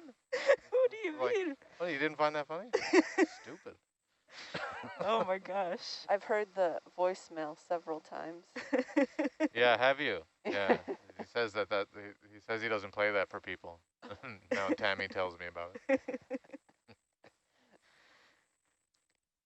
I guess you have to be on ship, but it's pretty freaking funny. I'm new here. There's these Bigfoot books, they're amazing. Like some guy's Canadian, I think he's from BC. He's got these 2 books written, they're from the perspective of Bigfoot. I think one is, what is it? What are they called? Oh my God. It's like In me own words. yeah. And he just talks like a caveman, but Yeah, he's making all this existential observations and stuff. A sort of memoir. Yeah. And it's like a I write book. And there's I was looking him up the other day because I was like, you know what, They're here. I'll put them up in the library. You can take them out. Yes. I have been so excited for it since I've heard about it, and then every time I sail with you, I keep forgetting to ask. It's as amazing as you've been told. We could actually have had them here. I could have read a passage or 2. We'd have to find a clean passage. There's clean ones in there. Is there? They're all clean. This summer, Bigfoot can be violent, I guess. Prone to violence. We have an hour. I can go get them. I was saying, like, if we all had to choose some kind of random job, kind of opposite of what we had, I was telling Aaron, I was like, oh my God, I have to figure out a way to bring this up so then I can tell Mike that he's going to be an audiobook voiceover for the I Bigfoot don't books. think so. Just the Bigfoot books.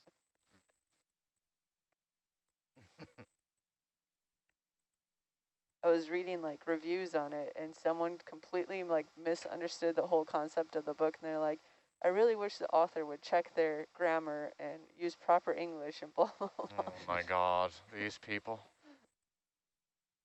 But I think it was maybe poor translation, that is why. Yeah, from Bigfootnese to English.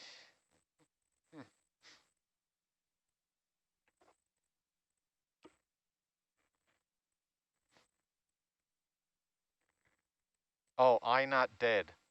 That's the 2 books. One is called, they're both written by, they're written by Bigfoot. So one is I Not Dead. The other one is In Me Own Words. Yeah, there's 3 of them. There's 3? Yeah. What? Yeah, because the other one is I Write Book. Is it new? I only found 2 when I bought them. I looked. Let me use good They're only about old 20 pages each. I need a new Bigfoot book.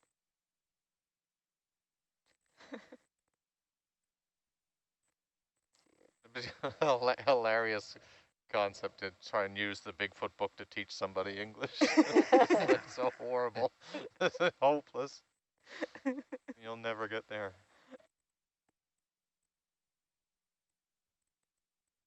Yeah, Sam's coming out as a nav. Did you hear that?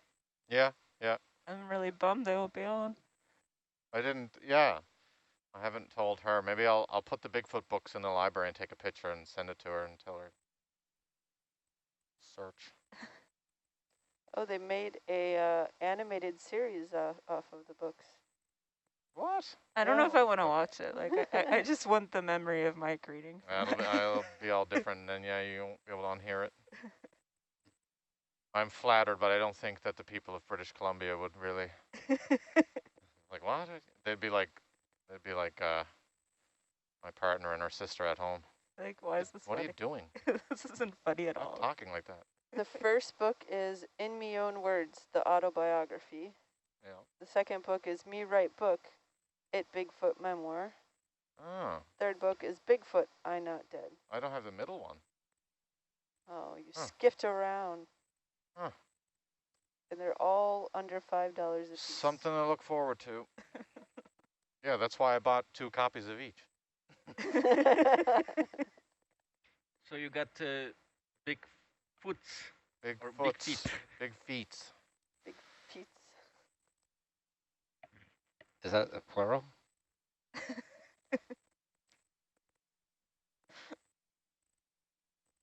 We don't know anymore. No. 56 minutes according to the HAL 9000. How can time go so slow? What does the winch say? Let's ask the winch. The only thing I know is everything you know is wrong. Mm-hmm.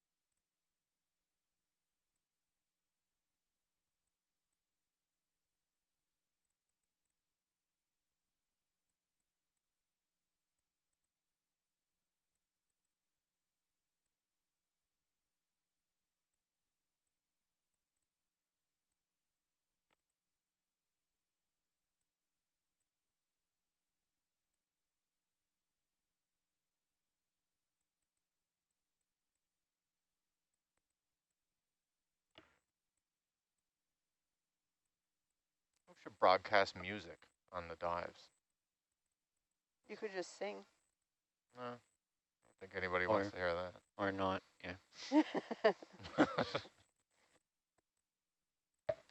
What's the status of the potential music situation, Tammy? Not even a thought.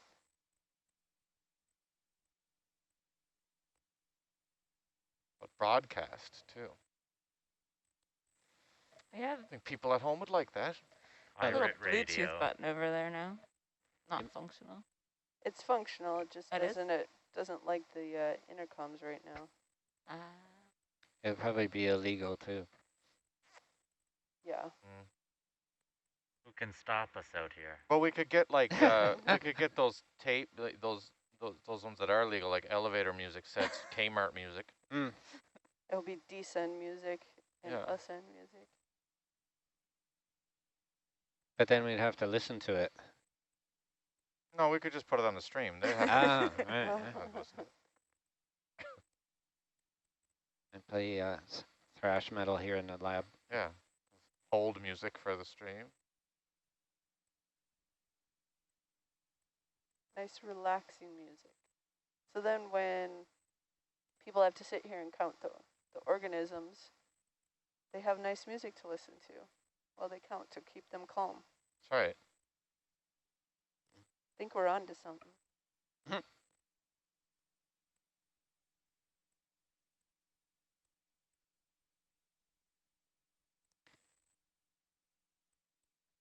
You think they need nice music to keep calm while watching this? Do people count the organisms, or do they make a computer do I it? think they do. That's a computer job. I think it's a person. Oh, Like that's several people have to sit here and watch it. That's brutal. somebody should make a computer do that. Well, actually, I'm doing that. Well, in a sense you are, aren't you?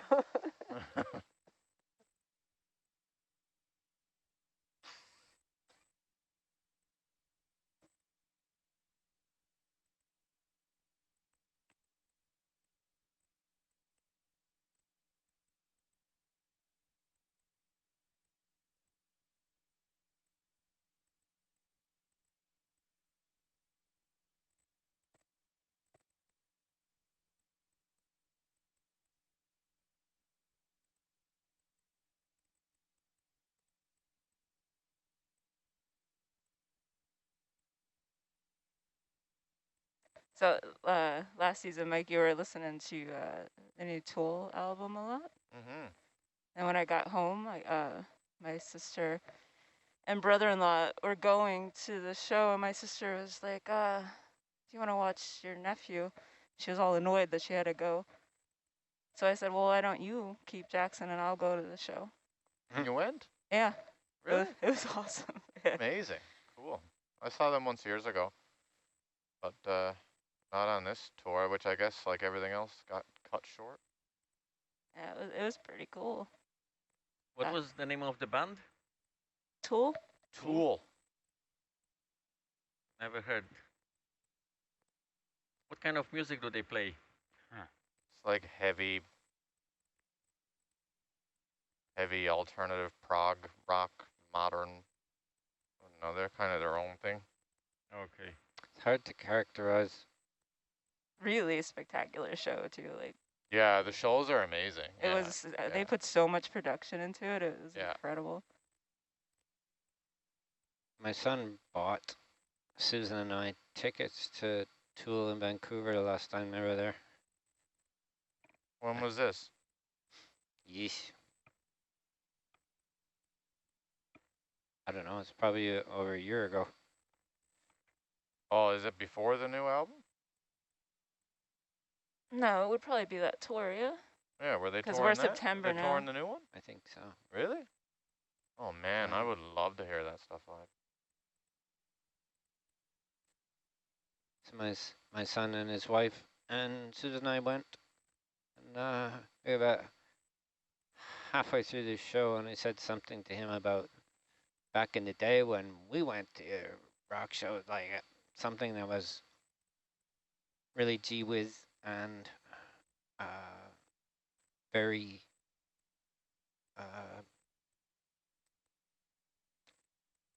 well, I suppose revolutionary, or lasers. They had lasers.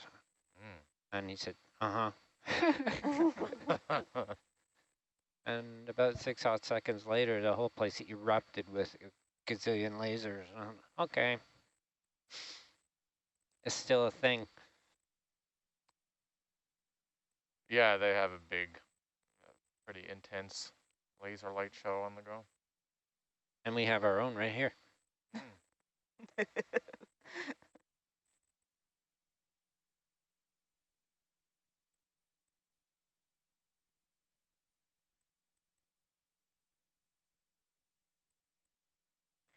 This has been very educational dive for me, so thank you very much, guys. I learned so many plural forms, and I learned about another band. So. Meese, Dees, Big tools. So yeah, I Big feet. yes, feet or foot. Big Dees. I kind of find that I do live in like kind of like a backwoods sort of like I am kind of into a little bit different tools. So.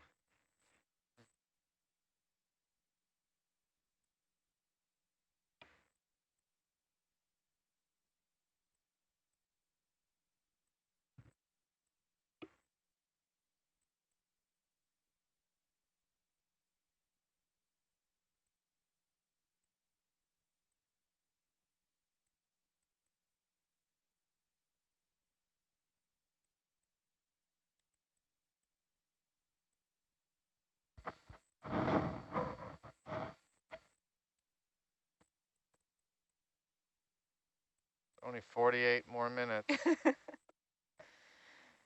49. Yeah, that's a huge difference.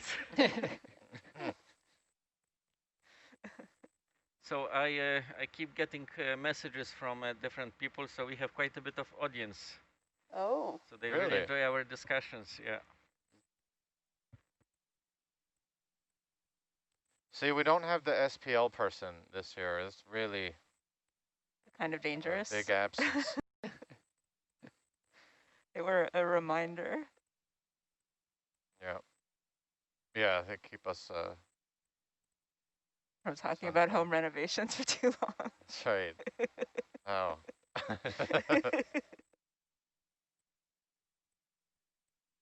Well.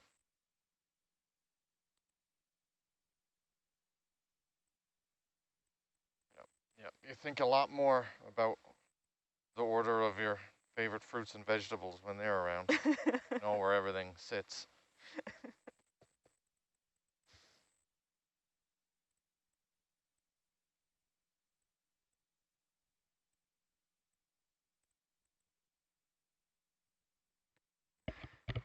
You know what fruit I don't like that much?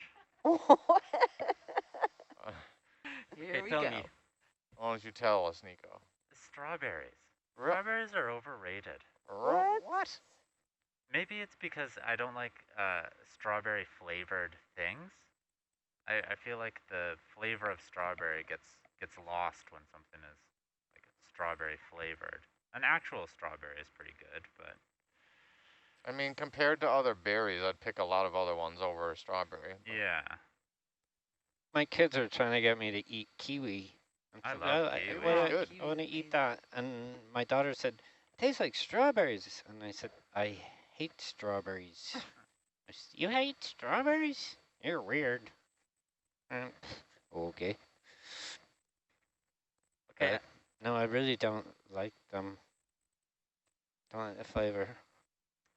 Actually, I'm sorry to say that, guys, but we grow quite great strawberries. So when you are driving by, just stop during strawberry season, and you will change your mind. I like the little field ones, like a wild strawberry. Yeah, they're so good. So small, but they're a lot more flavor. That's what a strawberry is supposed to taste like. So, Damon, you have a big farm? I would like to have bigger, but it's more than what we can handle at this moment. It's we have a little bit over 10 acres. Whoa. That's so big. It's in Saskatchewan. It's kind of something I would not say out loud, but for BC, it's quite big. I mean, decent size. Yeah, we grow strawberries, and we actually have blackberries that are without thorns. Yeah, we've got some of those too. They're amazing. Yeah, and they are actually quite big. Yeah, I have those too, and I had a really good crop this year. But yeah, it was a good year. Blackberries without thorns? Yeah. Oh, so you don't get all scraped up when you and they're huge. They're like that big. They're beautiful. But you know what I noticed with them? You actually have to wait until they are like popping off by when you just touch them. Yeah, they got to be squishy, otherwise they're really tart. Yeah, but when you kind of pick them with the right moment, they are amazing. And if you make wine from them, oh man. They never got past the vine. I was just No. like stand No, there I and eat said 'em. wine.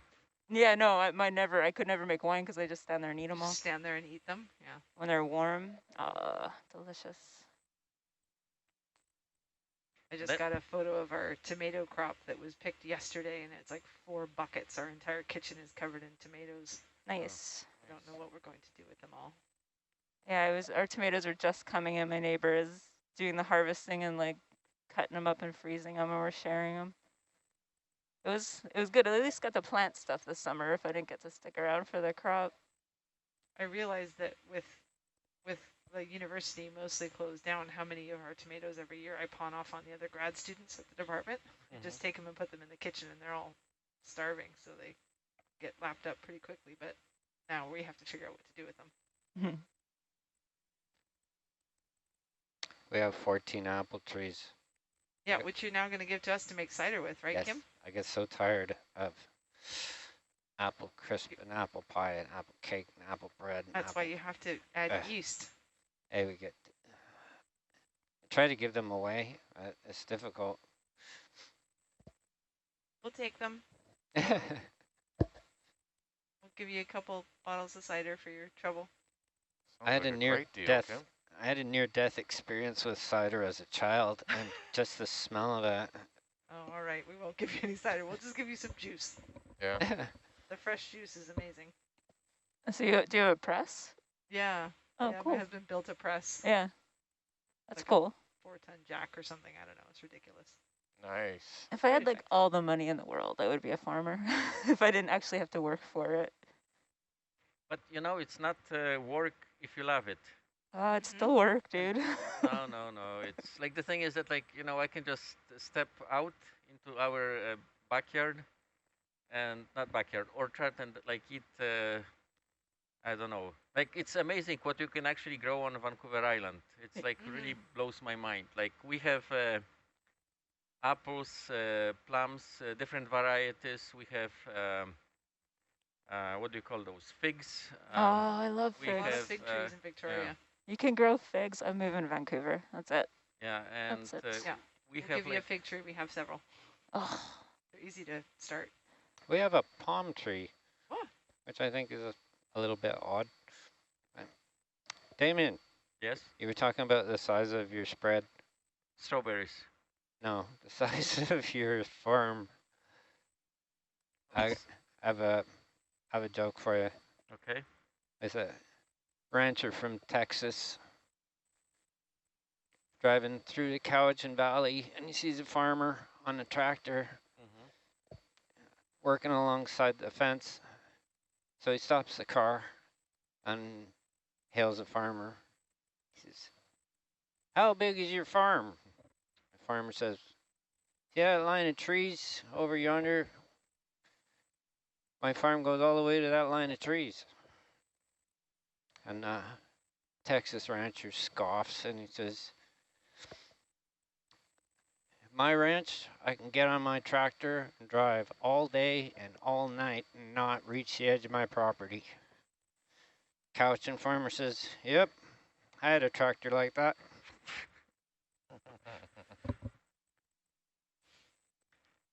I actually have a tractor.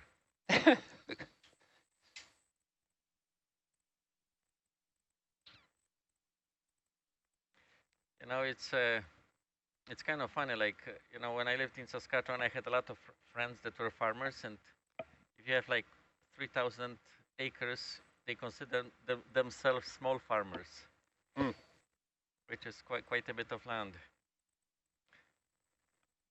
Yeah.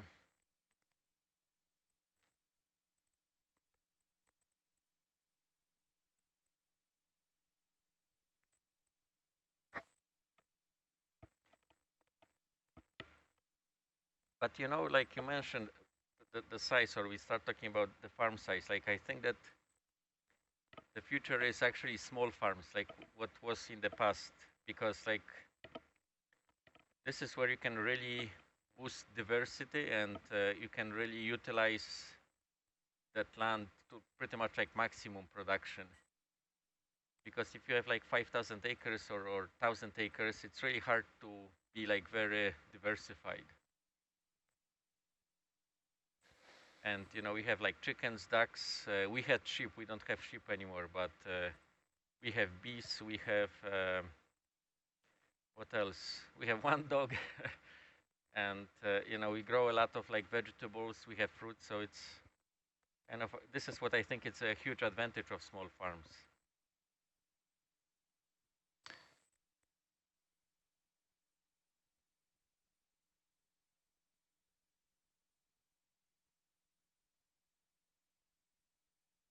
How do you distribute? Do you do farmers markets or just farming for yourself?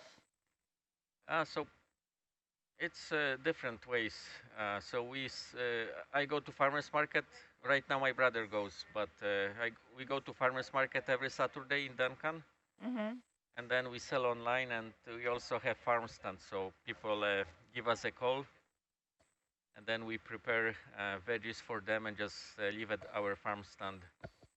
So we always kind of like to make like appointments, so they might, be coming and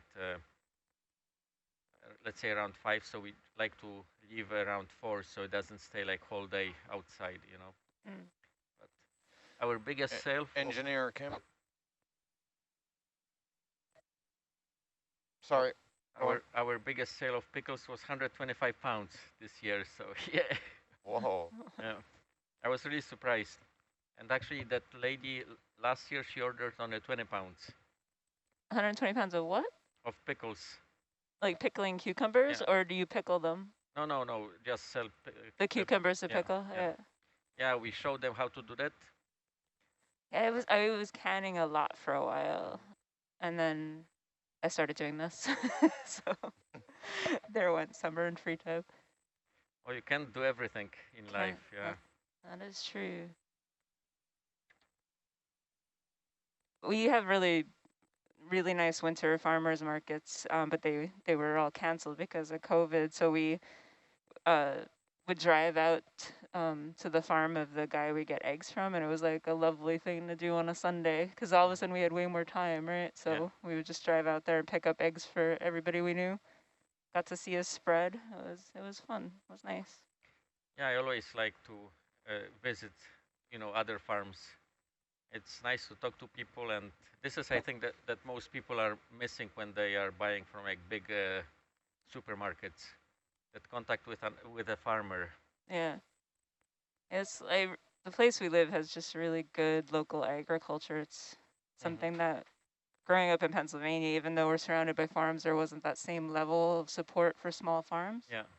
So I do like that about Portsmouth. Where do you live? Portsmouth, New Hampshire. Okay. It's a lovely, lovely little town. Small city. Yeah, I'm really surprised, like the small farms, like here, like how much support they get, and how this whole culture of buying from like small farms is developed in BC. It's really amazing. Yeah, I hope it can maintains, Yeah. And the farmers we talked to did really well during COVID. Like a lot of them got online with like pickup orders and stuff, and they were doing quite well, which was great. Oh, I think a lot of farmers in BC did the same. Like we also actually we were selling online last year as well, because this is like a second year for us. Yeah. But we did sell online last year, but a lot of farmers actually went online, which is really great. This is really something about like food security. Yeah. Well, that was exactly it, and all with the the slaughterhouses having so many cases of COVID and stuff. So we bought almost everything, and we were for a while buying stuff from farmers, but really felt better about it. Yes, yeah, that's kind of another thing that small, like animals, like our animals, like I have so many discussions with our clients and supporters that like our animals, like, the stuff that they eat, it's amazing. Like, it's really sad because like the quality of the food that they eat, and it's like you can really taste when you eat eggs and things like that, like meat, you can really taste the difference. Yeah, a farm egg is a beautiful thing. Yes, it is a huge difference.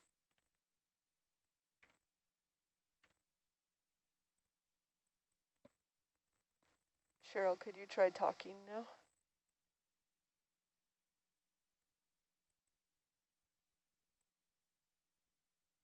Is that better?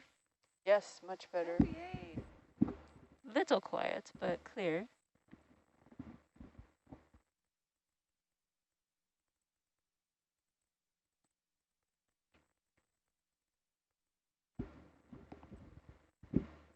$33 minutes. Only 33 more minutes of this. We're practically there. I don't know if I'm ready. Lord. Maybe I should do some warm-ups. Stretches. What kind of warm-ups do we do? Oh, you know, rotate my mouse wrist. Stretch my shoulders a little bit before I get hunched over. Exercise your eyes so you can... Yeah, blink my eyes a little bit. Oh, Tammy, this headset's way quieter. Sounds like you have Ian's now. You're all Yes, muffly. I disagree with this headset. Yeah. Oh, really? Nope, new headset, Nico. Get it Oh, off. good. Can't understand what you're saying. Can't take direction from Okay, you. what about now? Same. Ah, I hear you just fine, Nico. okay, I'll switch back. Sounds like, Oh. Oh, God. does sounds like Ian's mumble-matic. Yes. Yes, it's muffly. Throw it in the garbage. Do I sound, when we're out on the Tully, do I sound muffly? No. You don't say much on the Tully. You have to talk, Tammy. We don't know. I can't talk, so anytime I say anything, Josh just makes fun of me. Yeah, Josh is, he likes horsing around on the mic, doesn't he? He's a real idiot.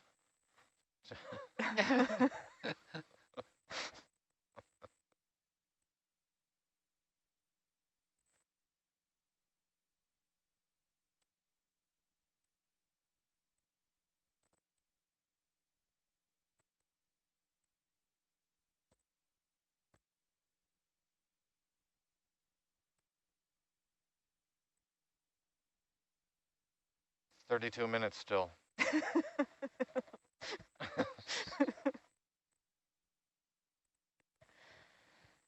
Oh my gosh.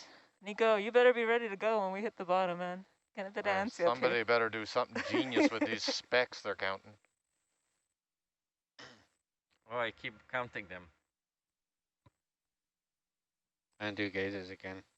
Sure. Teeny little jellyfish. That was cool. It's so small.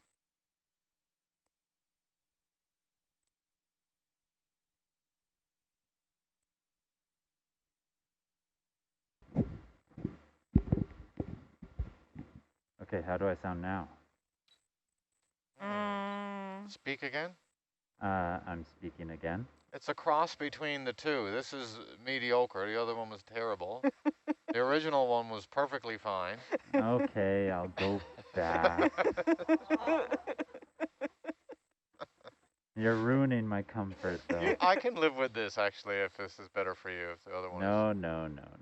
Just if you make a really concerted effort and don't mind being asked to repeat yourself. Oh, no. I don't want to repeat myself. Sorry, what'd you say? Yeah, what was that? Can't understand you.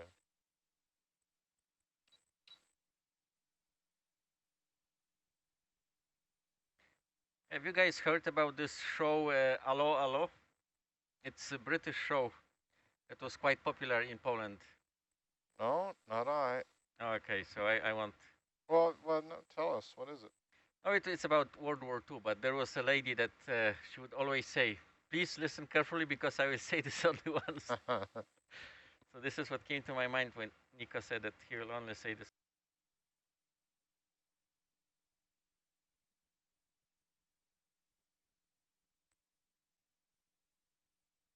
I think it's stuck at 32 minutes.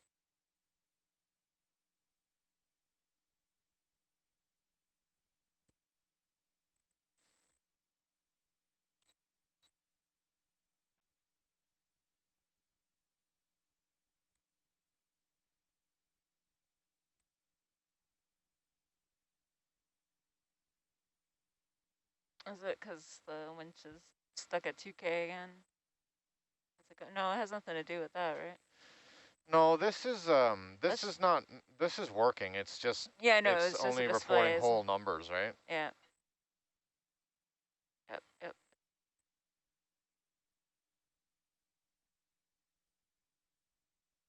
it's just the sub is slowed down a tiny bit.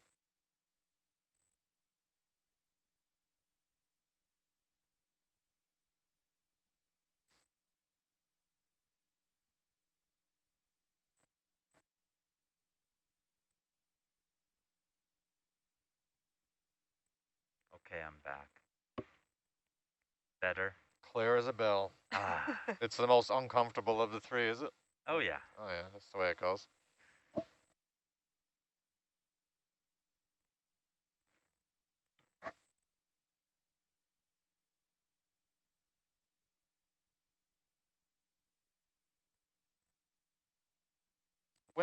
Oh, Tammy's gone.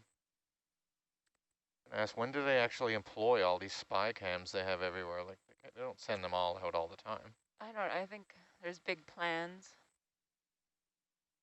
I don't know. We're just figuring this van out too. The one in your bunk is the weirdest one. Yeah, there's really no need of that. I'm not really okay with that. Last night we're just, oh, let's go to the mic cam. I thought you said the one in your bunk. I was like, that's really creepy. Oh, I did. That is what he said. Get the highest ratings, though.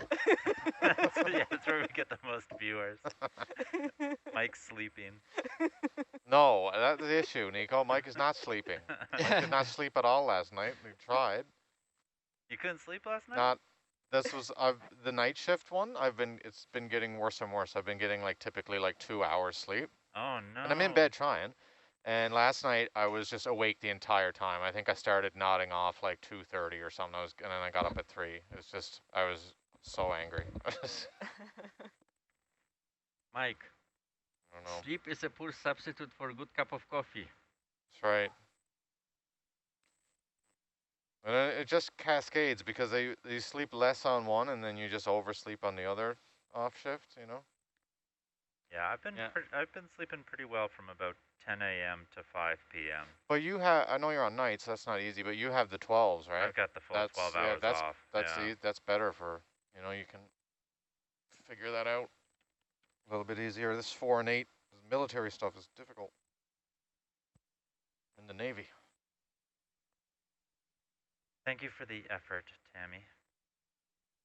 I tried, but these monsters have no sympathy.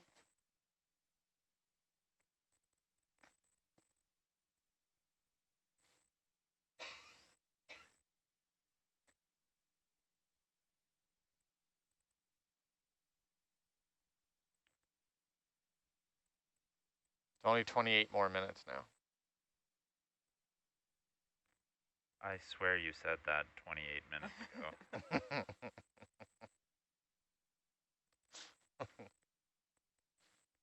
Painful.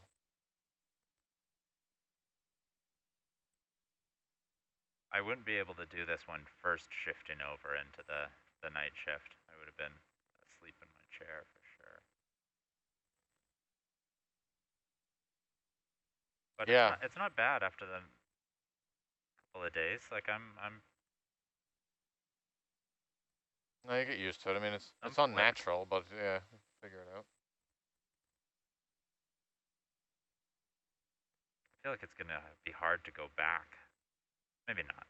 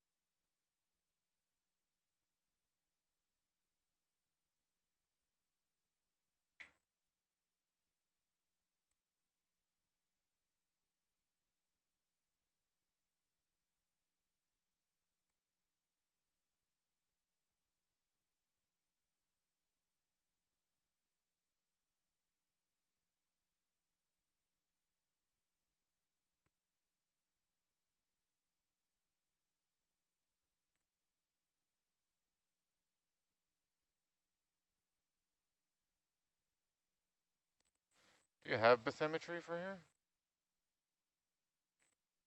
What? That's just a blue square. That's a bathymetry. Let me look. I'll take a look at what's available. Yeah, pretty amazing, huh? Some really exciting topography. I love it. I'm fine with it after the last few dives.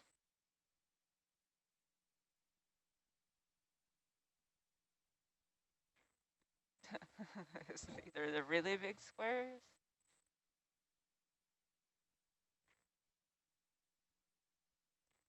Guys, if you don't mind, I would like to say big thanks to our shore support from ONC.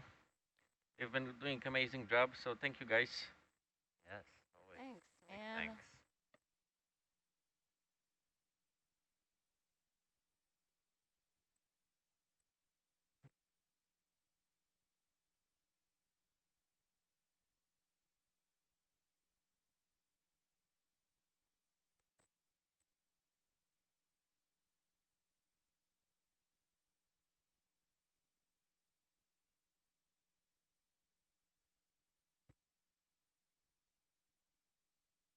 Aaron, did you say you folks are switching over to ArcMap Pro, or you did, or you're going to, or We looking are at it? trying to, because we over the off season, Lindsay's been working with Paul Johnson at CCOM and Ben Kane, friend of Allison's who does GIS work, and they're really kind of building up a proper geodatabase, and wrote some Python scripts to get our dive stuff in there and bathymetry, and also it's gonna be super cool, but it's really based on Arc Pro. Okay. So and then we'll very easily to be able to do, one of our products is a expedition map. Yeah. With all the bathymetry and the dives and deployments and stuff, and yep. the work they did will kind of make it so much easier because it'll be a base map. So, but when I open Arc Pro, I'm like, it's like I've never seen a GIS before. It's like I don't know how to do anything. Yeah, I only vaguely remember. It's only used it briefly, the Pro one, but I just remembered it looked substantially different. I was just wondering what is the some actual proper user of it, what's the big differences or additions to the Pro one. So I heard them talking about it, and I think Ben and Paul both really like it once they figured out what to do with it. But I don't know, when I'm tired and on the ship, I'm like, I just don't know. I don't know. It's just a generational thing too, because the normal one is pretty legacy. And that's it's very terrible. old school, right? Yeah, but you got used to all the workarounds and how things worked, right? So it's probably a lot better. It's just having to figure it out. So I just need to sit, not on the ship, and go through the process.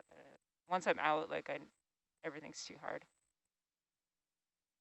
But it's super cool, all the work they did. I'm excited about it. Cool.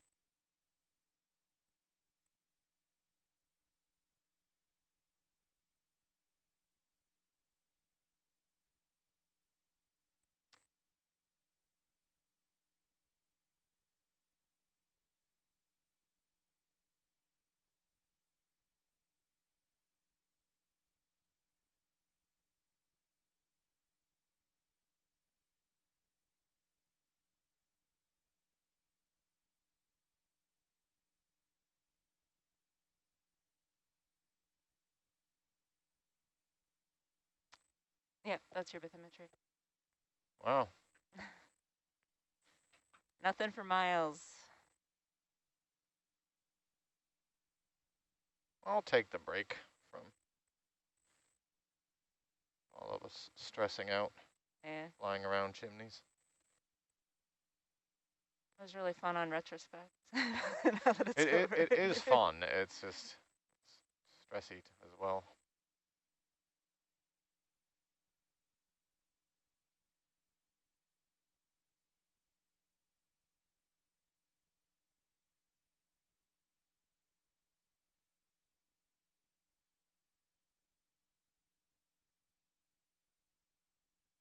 Yeah.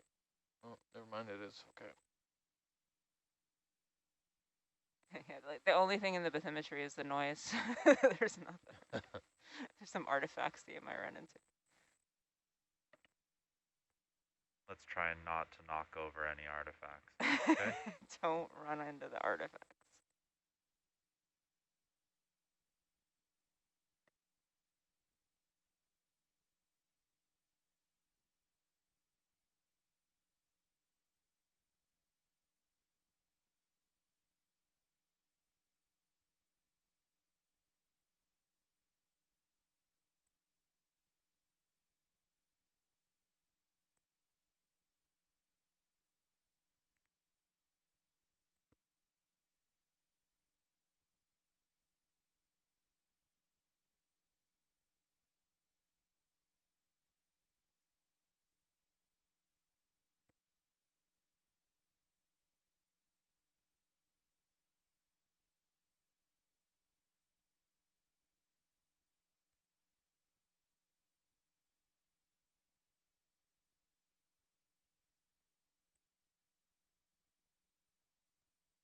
Bottom there.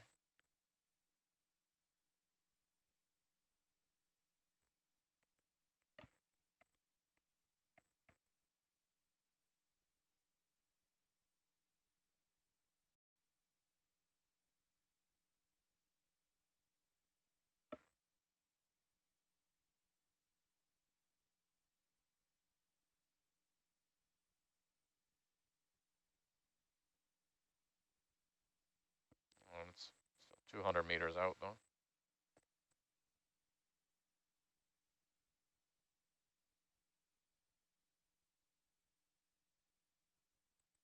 And it's a silty bottom or something here, isn't it? Yeah. Very. So watch your landings.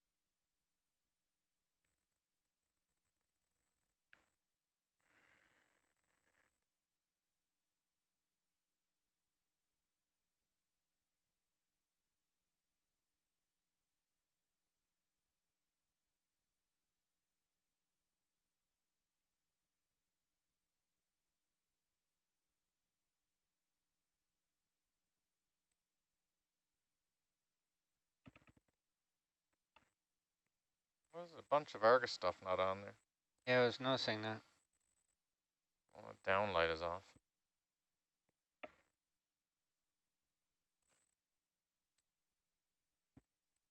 What is that? Mystery square.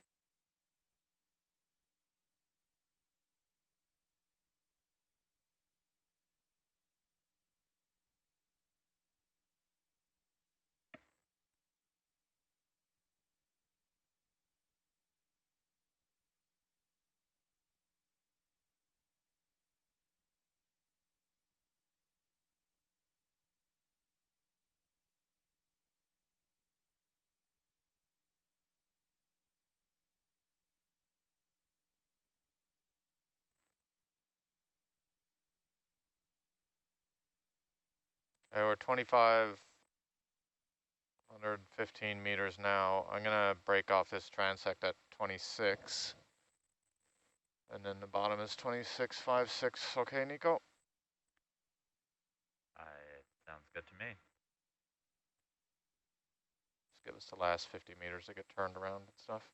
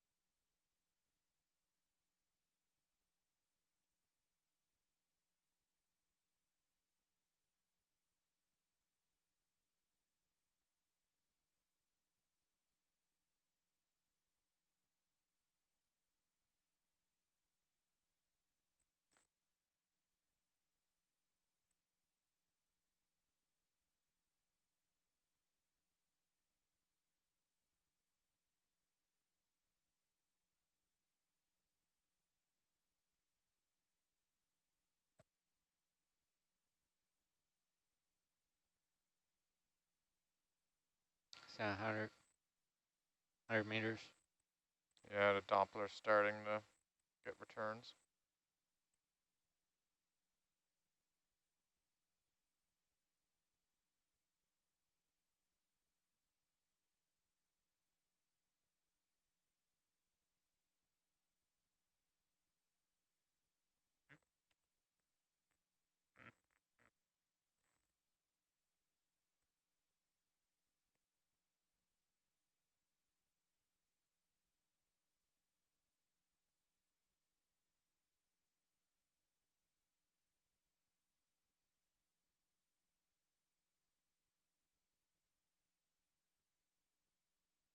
When we get over to the node, I think I'll try and do a DVL reset just based on the node location. Yeah. Sounds very sensible. Yeah, I'm thinking. 92 meters altitude. I've progressed beyond the just pure terror of nav until like I can actually think about things a little bit. Yeah, it's easier to think ahead in this environment for sure. Don't forget about the artifacts. Artifacts. Yeah, out at Endeavour and stuff, just people are telling you like 3 and 5 moves ahead. It's like, I'm not really hearing that. I'm just looking at this one crash. thing. Then when we got to safety, I'm like, that's it. We're not going. Nope, not going anywhere. You'll get what you get.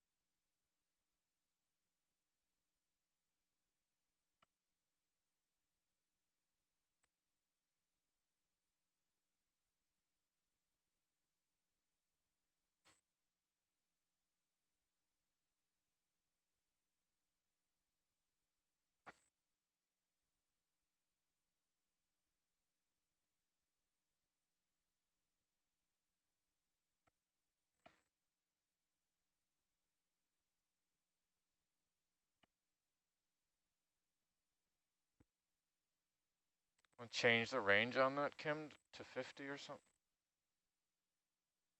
We'll stop up at 30 meters altitude and get the vehicle sorted.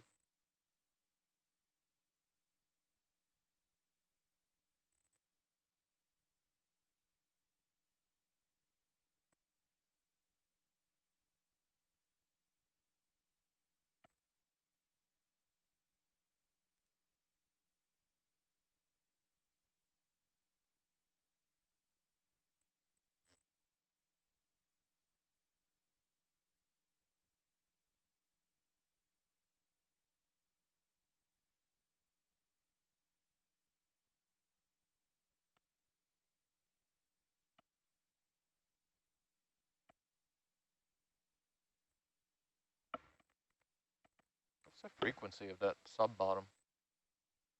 Does it say there? Oh. I don't see anything. Looks like frequency. It's not tunable, so it's probably they don't put it there. Just curious what it is.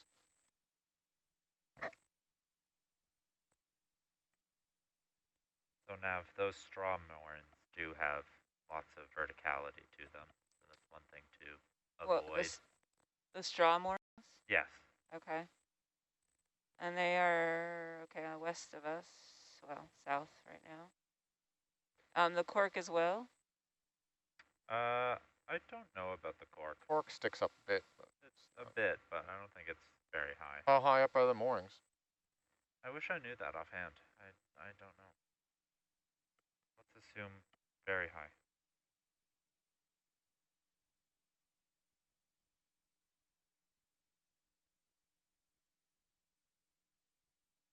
Okay, that's news. Last I heard was just the corks. It's just those two? Yes. And where's the JB? AP, right? Yes. Yeah, Oh, right. cork Platform. IP, I see. Okay. We have a less pretty map for this one. That's it. Yeah.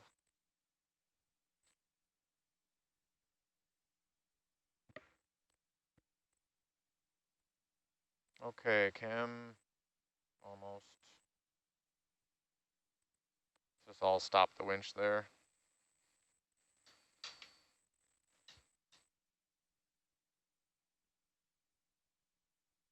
And put Argus thrusters on.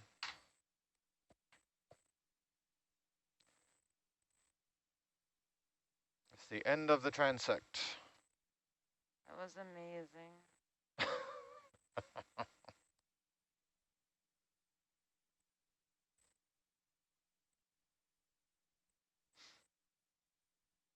Yeah, judging from how the next straw mooring is looking, I'm pretty sure these could be hundreds of meters high. Oh, exciting. Okay. So that mooring we did yesterday, we're not doing another one of those? No.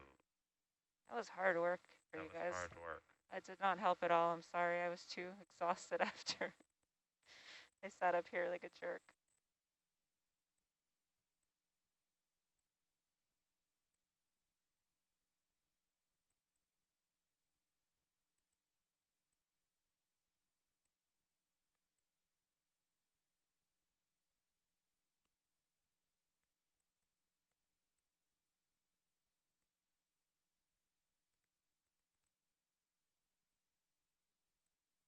You point Argus is heading due east, Kim.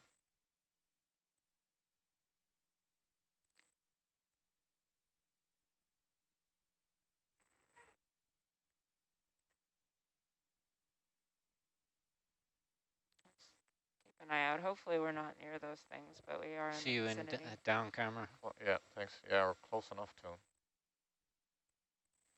I guess that's life.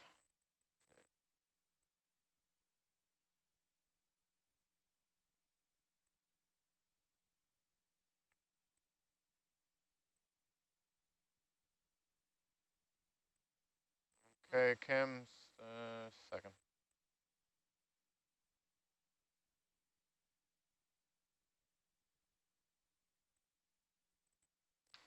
Where are we off to?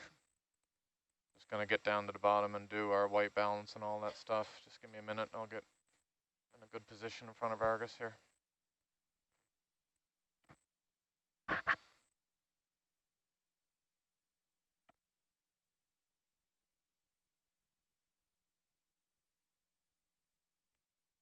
Okay.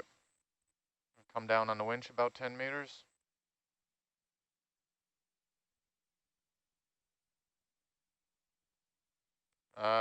Tammy, can you come full wide on Hercules?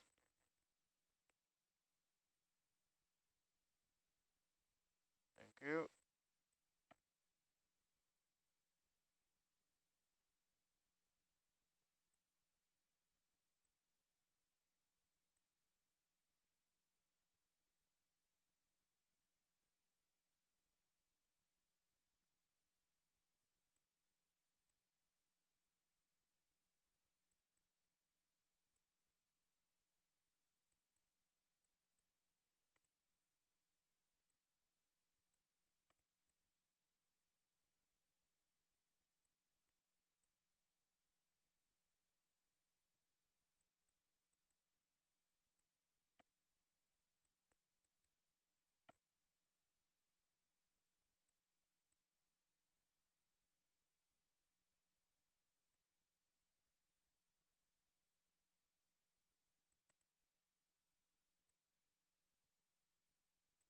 good, Kim.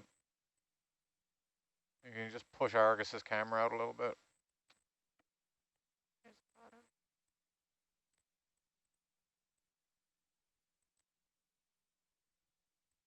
We're looking at it now. Yeah, that's bottom. It's just a bit murky here.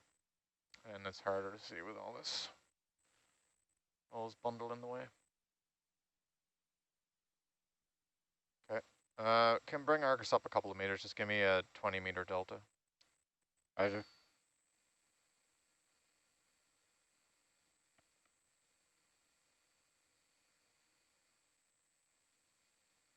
$150. Yeah, so the storm warning's 150 meters 150. at least. Okay. Stay Watch out away. for that. Yep. 150. Wind stop to 20. Roger.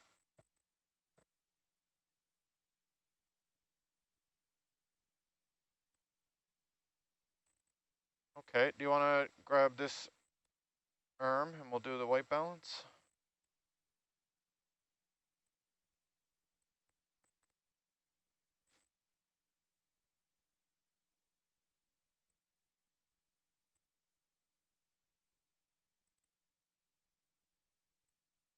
What's wrong with this thing?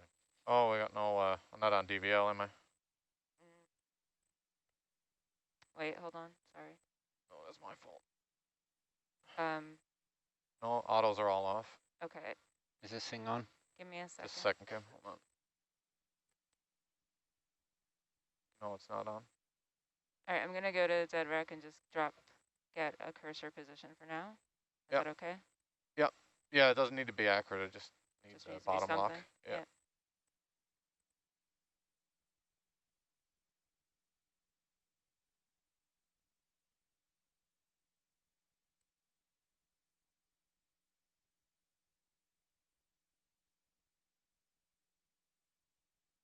Oh my gosh, forgot how to do my job. Oh, there we go. Maple.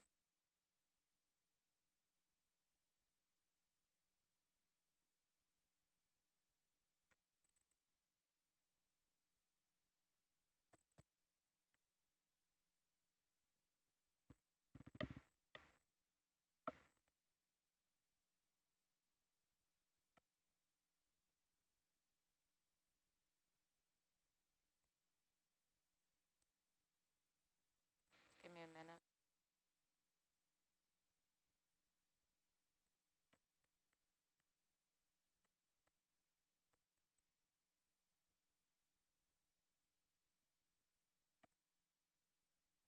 Are you coming up? Just waiting for Aaron to get the DVL going, okay? Just a second. Sorry, the things Oh, are coming up. Sorry. it's yeah. slow coming in. Bobbling here.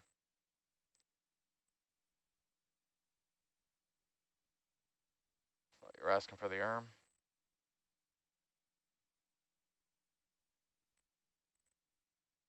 All right, that'll do. Resetting. All right, you're good. Roger. Come up to 5 meters altitude. That's all silty here.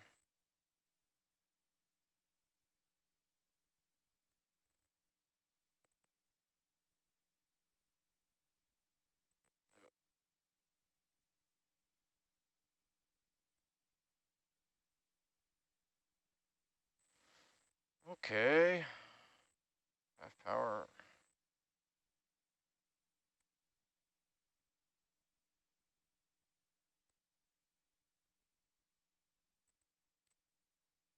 Let me know when you got comms there, Kim.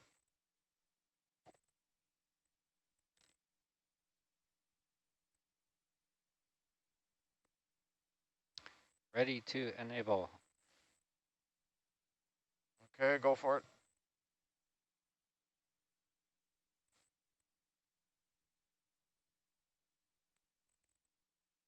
So, violent spasm there when it starts up.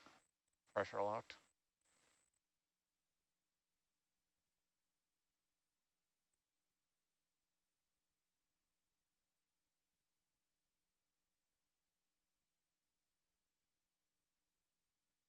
Just be careful to the ODI, that's all.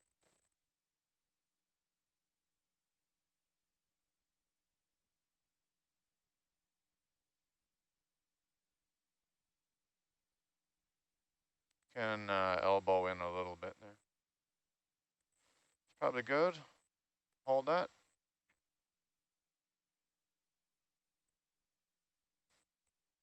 Okay, go ahead, Tammy.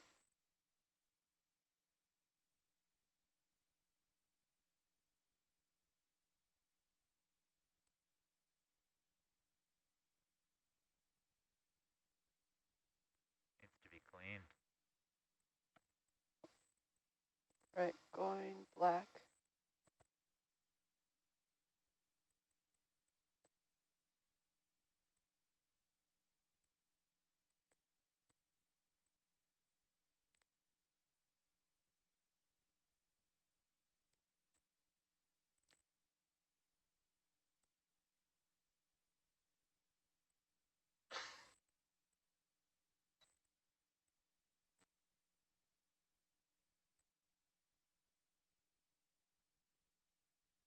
All good? All good. All right, Kim, stole that.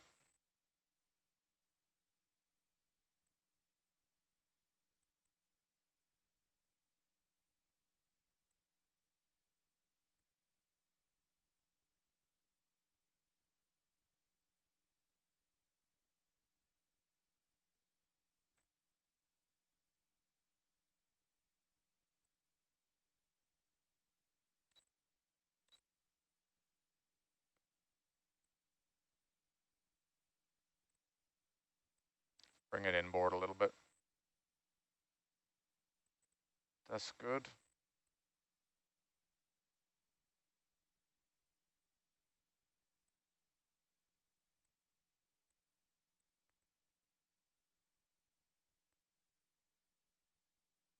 Good there, Kim.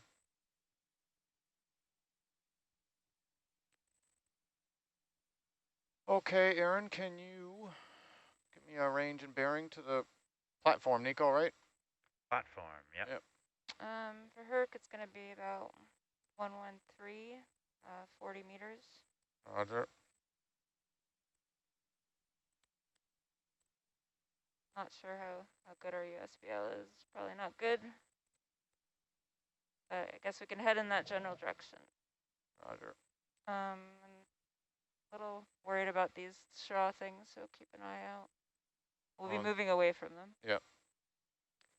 Yeah, they're well away from us. All right, as long as we're not going southwest. You ready to go? Yep. Alrighty. Bridge nav.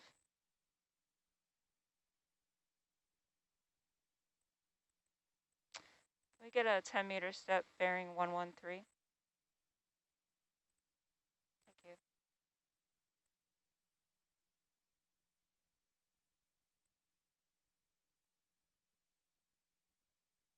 I'm going to take the gauges on the way over, Kim, now that we're on the bottom.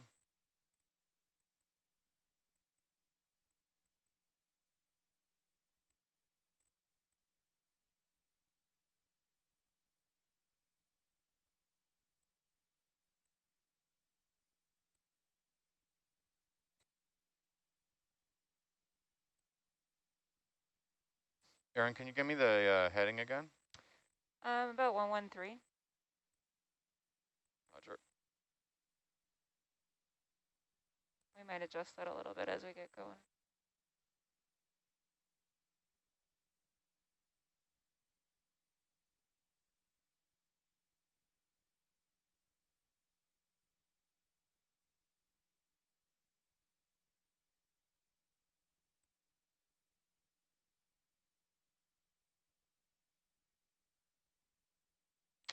Murky, eh? Yeah. Don't need to stir it up. Already stirred up.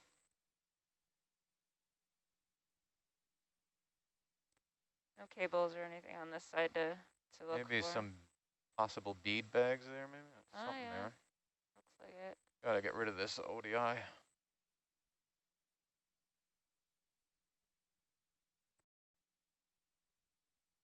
Bridge nav.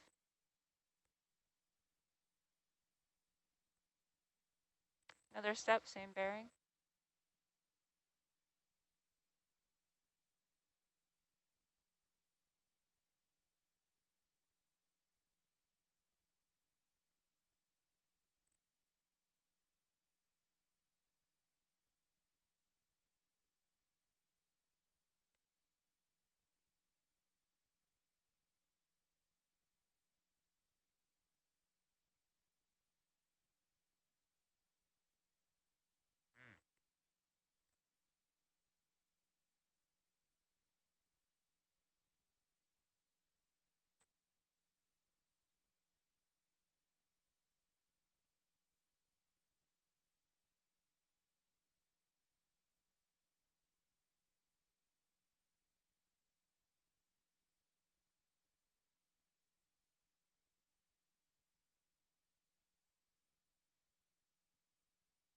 Should get good sonar hits at least if it's the only thing Oh, is that down Nico? here.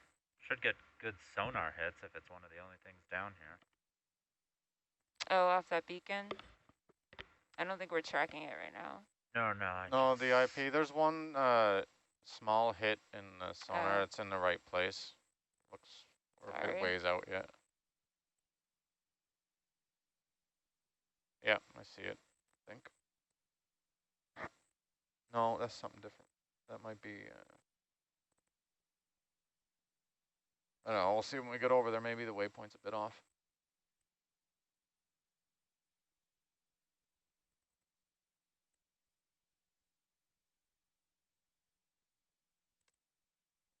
Bridge nav.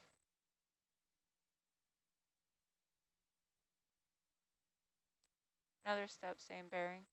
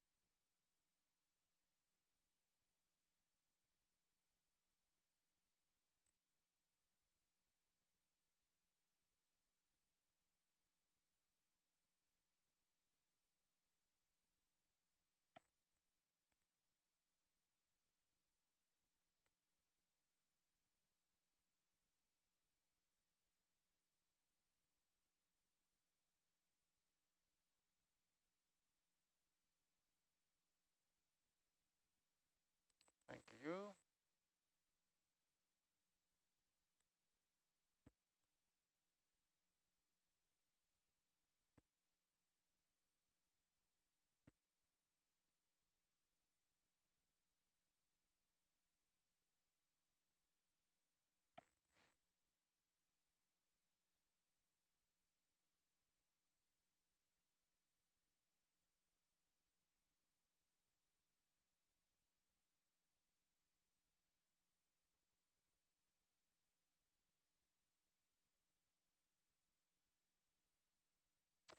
And then do one more step due east. Yep.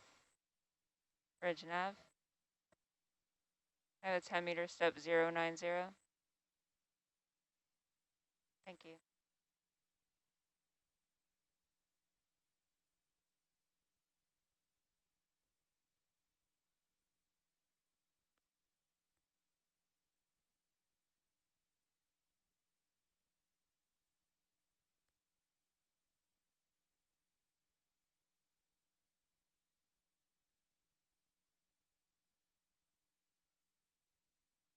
Got a little bit of a blip.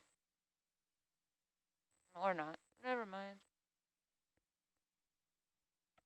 Little small sonar targets around, but might be up a little high to hit it too, though.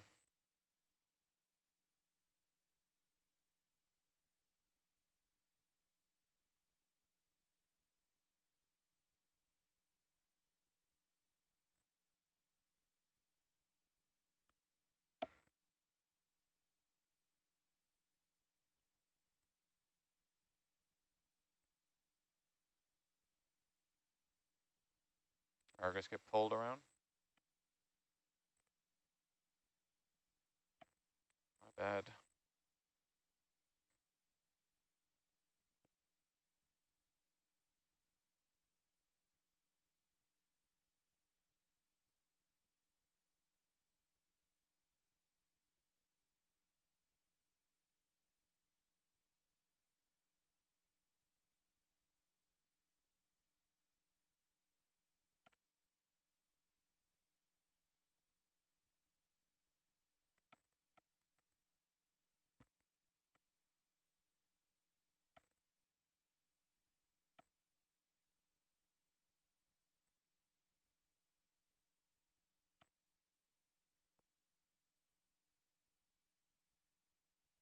Another move after that one too, Aaron. Okay. Bridge nav. Another step, same bearing. Thank you.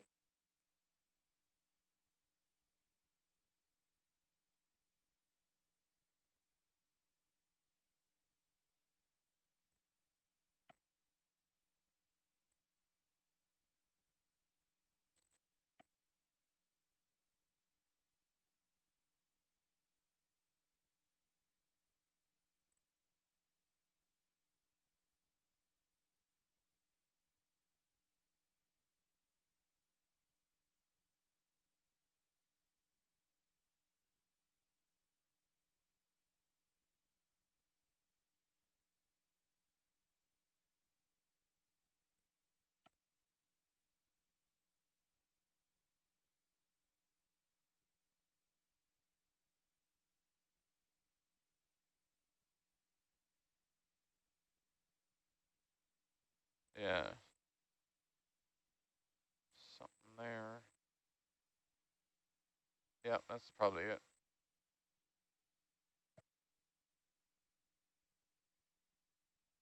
What does that look like direction-wise? Second, let it come back. Oh, what heading I was on.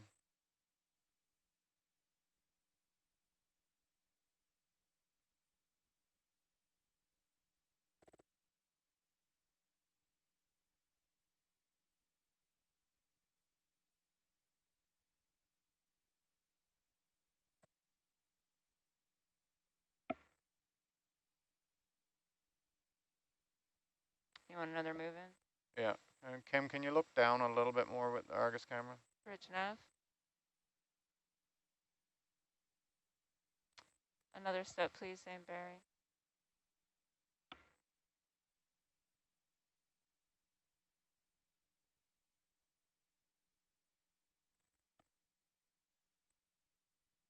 What's the range on that? 20. Try and put that out to 30 and see how it doesn't do good at longer ranges, but it might be okay at 30.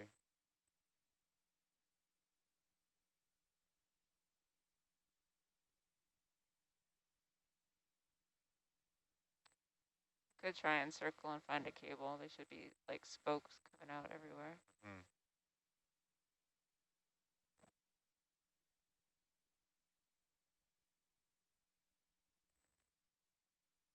Target ahead there? Yes. Okay, I'm just going to go find that. But, What do you need from me? well, that's 25 meters. That's probably not, I don't know, it's something though. Maybe we should just go hit it and see. Yeah, it doesn't look like an IP. What's that loopy thing? Hold on, let's figure out what that is. That could be the cork. Yeah, What are you looking for? where's the cork instrument? That It's off to the east.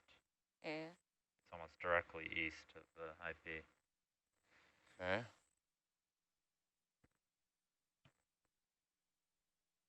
That thing I'm seeing there is north. Cascadia Basin accelerometer and tilt meter. How big are they, Nico? The Titan would be Oh, the Titan is probably like in a caisson or that's in the something like ground, that, yeah. and the tilt meter's in the ground as well, so I doubt you're picking those up. Okay. Let's go investigate. It's the only target we got.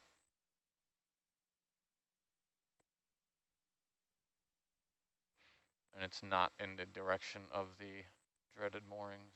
Now where to go? Strange.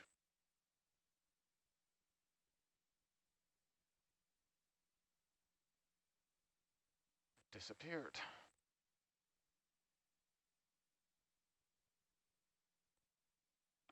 There are cables running Pretty much east to west, so we'll run into something.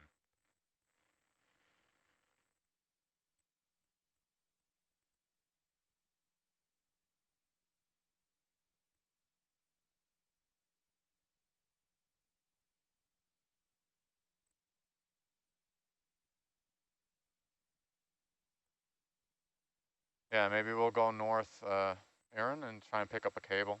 Okay, straight north. Sure. Bridge nav. Move 10-meter step 000. You guys aren't north of the platform right now, though? That should be 000 due north.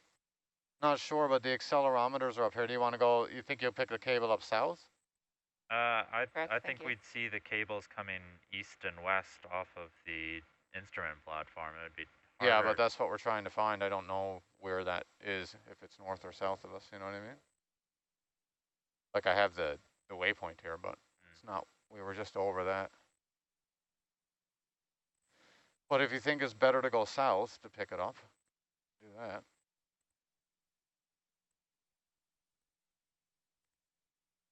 No targets.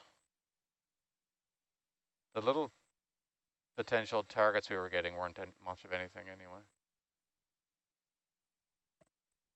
Yeah, that was strange. Yeah.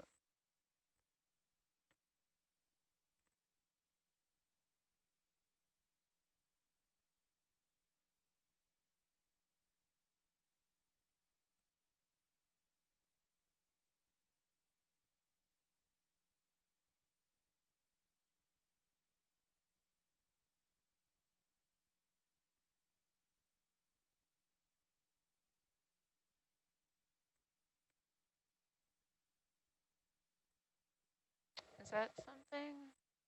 It looks like Right there, maybe not. hydrates or something. No, it was like kind of left of there. It looked like a line. Over here somewhere? It was right in there, but maybe I was seeing things. So murky. Yeah.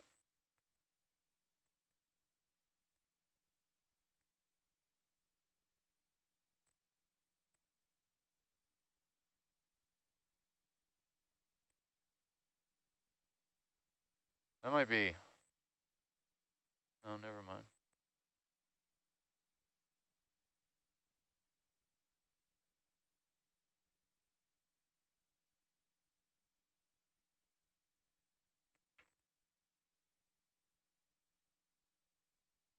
Sniff around over here. There's target, is that, what's that? Something.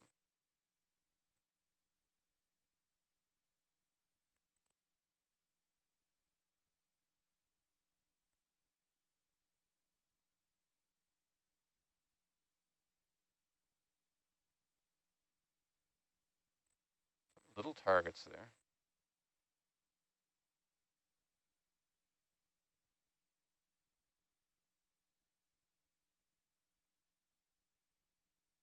If we have to, we could try pinging on that hydrophone, but it's pretty far up, pretty far north, supposedly. Yeah, the hydrophone would not lead us back to the instrument platform. I just want anything right now. That's all. Any target would be good. That might be something, right? That one.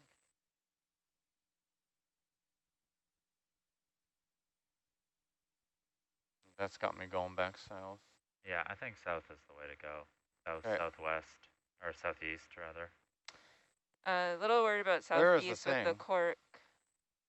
That looks like the cork. Let's go find it. Yeah, that's what I'm talking about.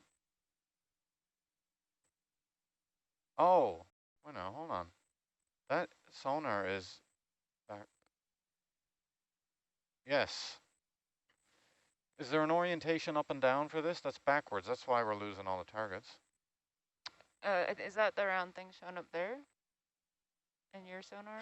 I didn't see it in that Herc one. It was late. There, it's dead ahead on that. But yeah, Kim, that's reversed. Oh, what's that? This is the cork, I think. Or is it just a big old hole? Oh, I'm sorry, what do you need from the ship? I'm not being very helpful. this is nothing. This is a hole. What the hell? Do you want to move south? Keep moving south? Yeah. Bridge nav. What? Can I have a 10-meter step 180?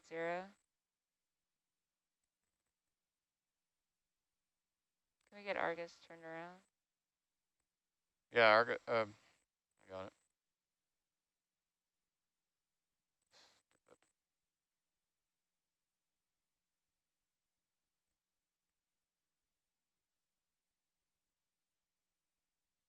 right, you've sorted out the orientation of your sonar. That is a crazy hole in the ground. Yeah, I see. I remember that. Or something like it somewhere. We're working on the sonar, but at least I know that it's doing it, so that's helpful.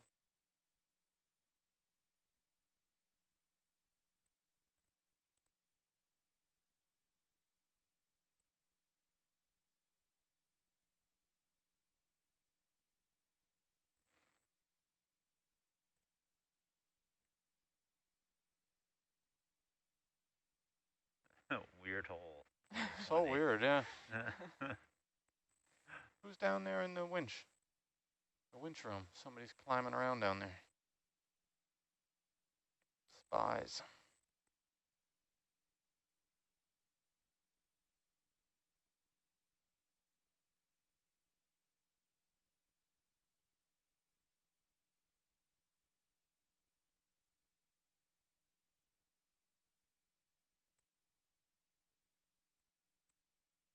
I don't know where we are. We should be tripping over cables.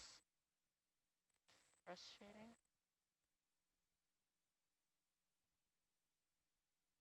You want to keep going south? Yep. Bridge nav. Any luck, Cam? Another step, same bearing, please.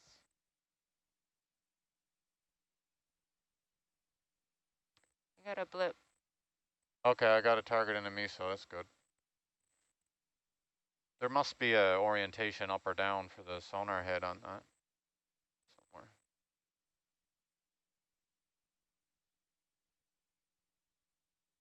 $30 meters. Okay, let's go towards that. Okay.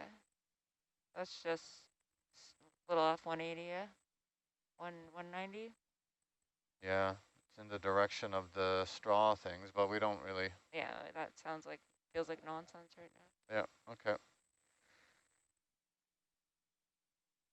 All right, next move is 190. 190. Bridge nav. I have a 10-meter step bearing 190.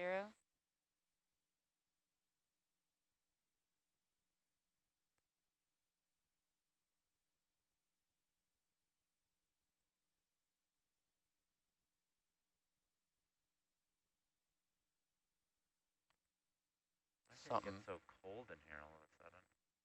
It's something.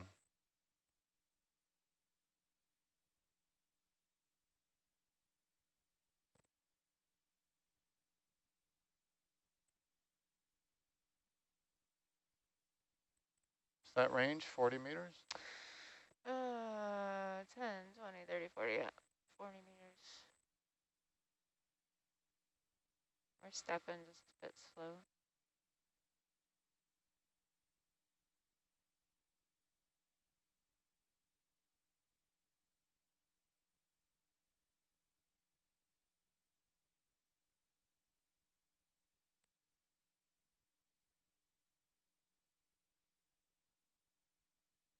Nobody's taking these seats until we actually do something.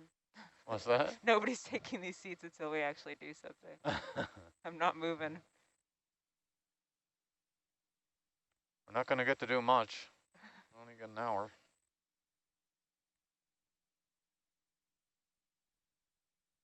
Bridge nav. Another step, same bearing.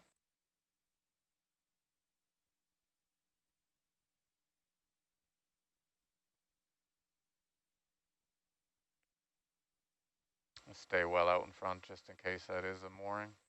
Okay.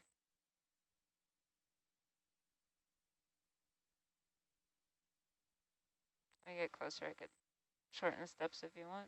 Doesn't look like a wire. What does a wire look like? Just a shorter ping, smaller? Harder and not as spread as that.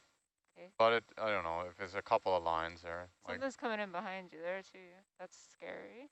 Oh, that could, yeah. Let's ignore that one. That's frightening.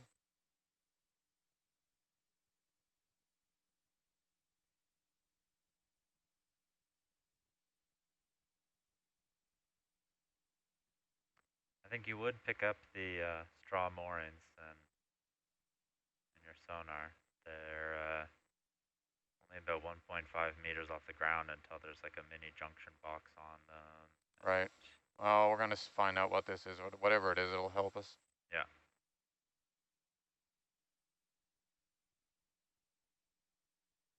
There is Kim's got it. Is that thing fixed now? And do another step. Oh, it's still backwards. Another step, okay? Yep. Bridge and nav.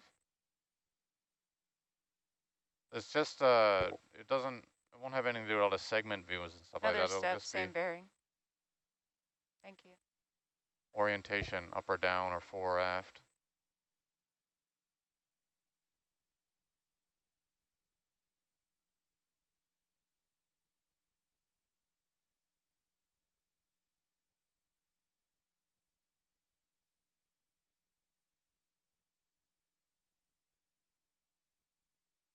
Okay, now what happens to the target?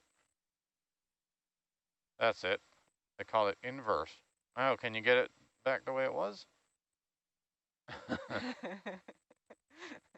That does not look like a mooring. That looks like a junction box. Or maybe a cork. I don't know offhand what the cork looks like.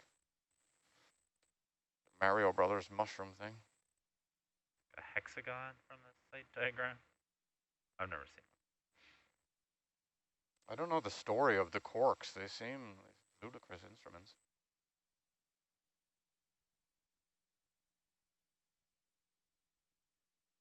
Is that another hole? There's another hole. No, no, no.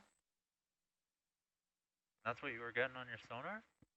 It's Yes. so bright, What though. the hell? Oh, it's the Oh, cork. it's the cork. Okay, so Do you want me to hold? hold and get us, Bridge and let's nav. just figure it out and get us to the junction box here. Hold position, please. Let's go look at the cork. Okay, so I'm facing south. Yep. I'm looking at the cork. And we've Makes no sense. I would put you there.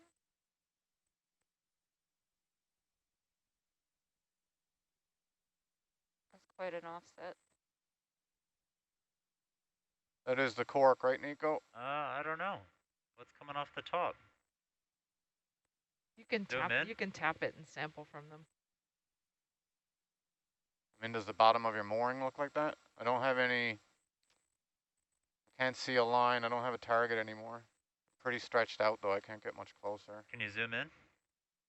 Yeah, but it'll be ugly. Go ahead, Tammy.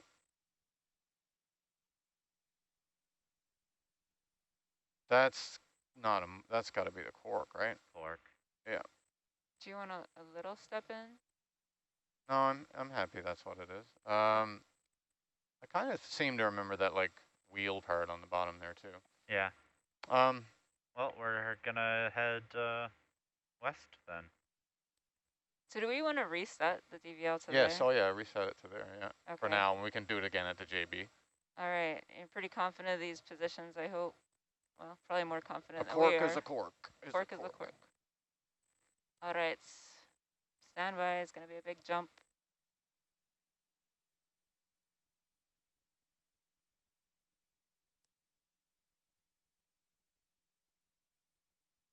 All right. That's where we are. You can see an oily. Okay, so the IP should be due west of there. Now we're going west. Go west. We're going west. All right. So I'll start stepping just due west if that's okay. Yep. All right. Bridge nav. Can we have a 10-meter step 270? Thank you. You got a big blip coming in there. That's good. Follow the oily. There should be an oily going to this cork. But if you've got a good sonar hit, just take it. Yeah, I think we're okay now. We just needed to have a initial point.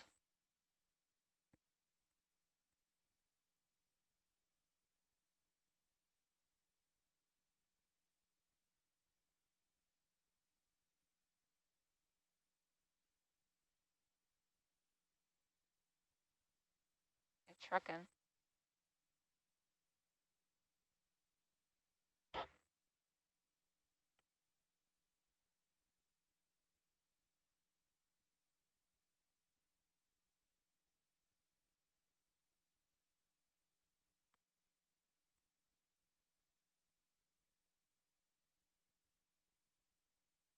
I got something there.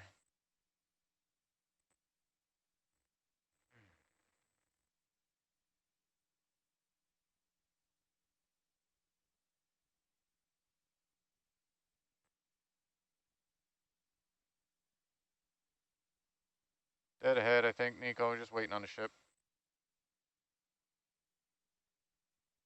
Yep, that's a JB. Let's do another 10. Yep. Bridge nav. Another step, same bearing. Oh, that was way off, eh?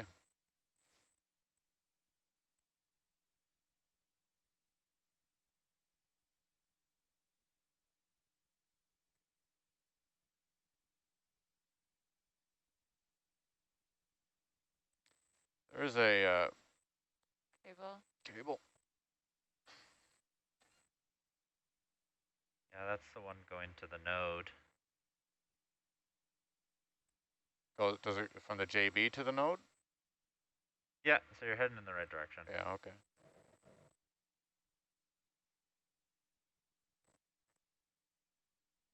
I'm on Argus.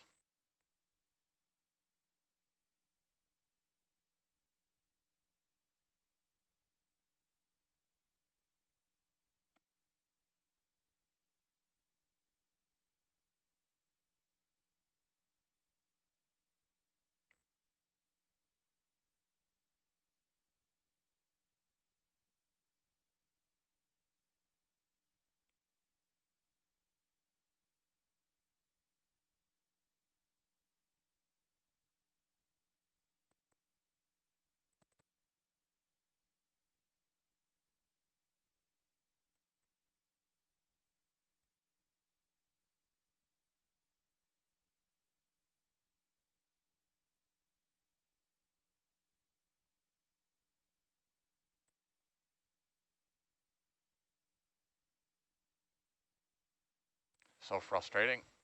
Get on the end of your leash. You have to wait, and it's like 10 meters away. So close.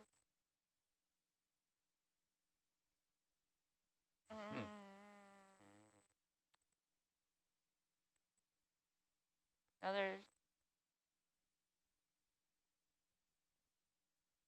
Oh, that would be so helpful. This job would be easy.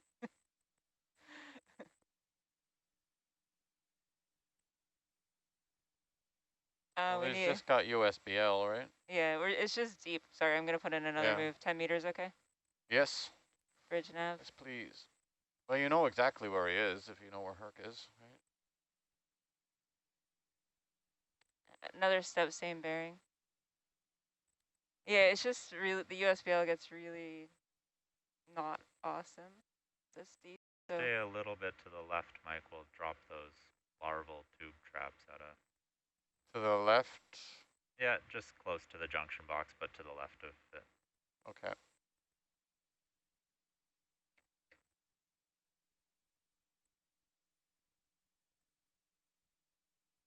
And then we'll go around to the northwest corner and pull this obstruction of view off the porch. Mm-hmm. That'll be lovely.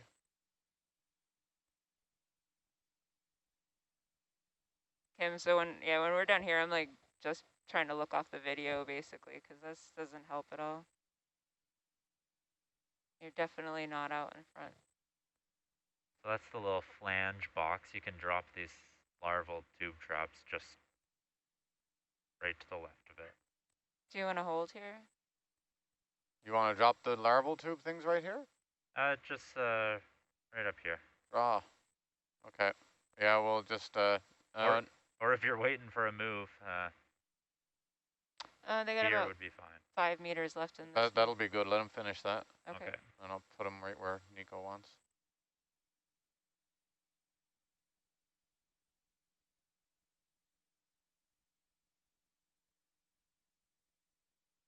Yeah, right here.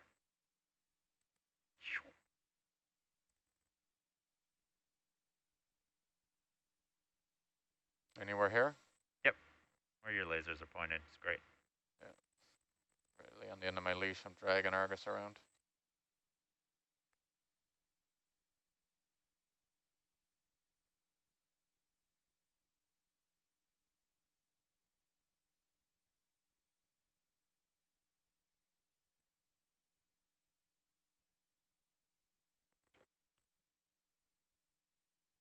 Eh.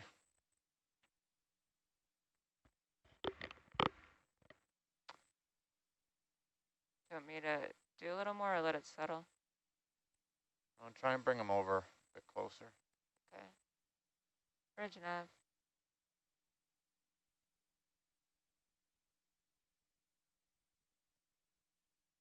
I have a 5-meter step. I'm happy, like Same directly down bearing. from here.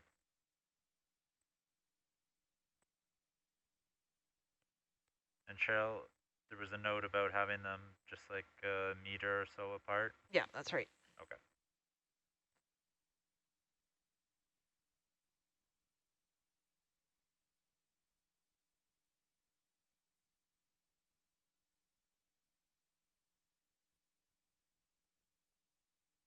Bring Argus down a few meters, Kim.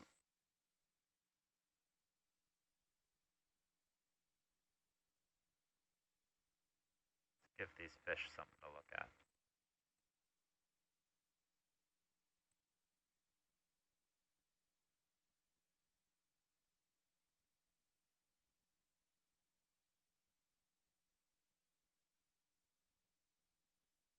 Are you able to look same bearing on Argus, or are you getting pulled?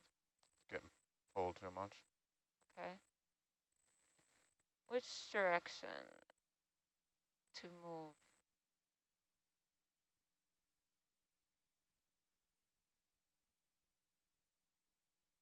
Still pulling pretty good.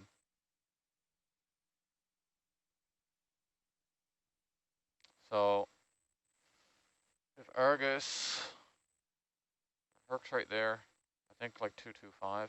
225. Bridge nav. Hold on, Nico. Let me get Argus sorted out. Just gonna get ripped around here. It's annoying. 5-meter step bearing 225. Thank you.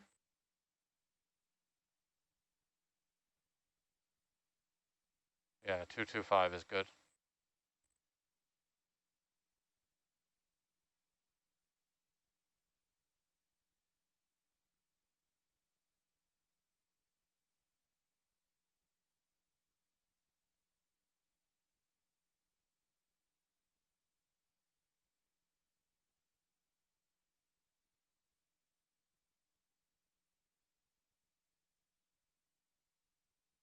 Hello.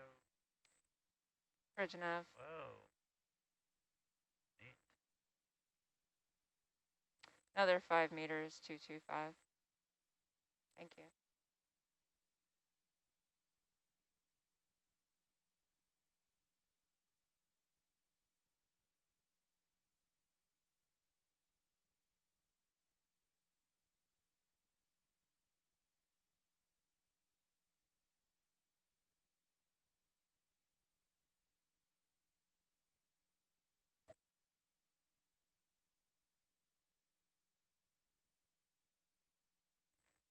Ta-da! Finally, after all these years. It seems like it's taken a while, eh? Yep. To do something. Jeez, we're still not getting to do anything. Well, we got an hour. All right. All right, you happy? Sample. Am I happy? Situation-wise, you're good? Chip-wise? Yeah, we're all right.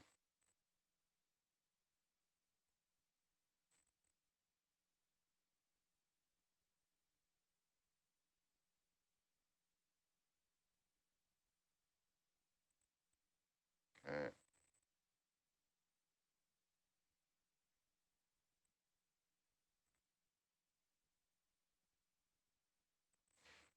Jeez.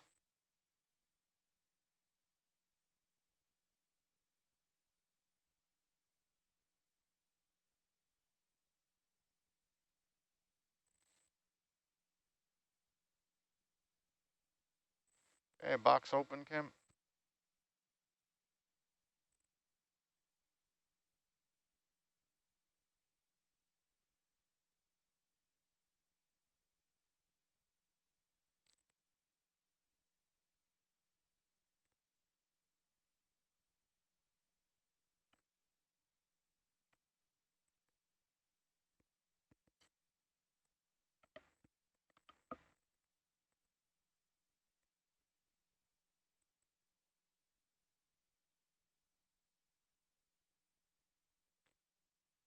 Straight up and down if possible.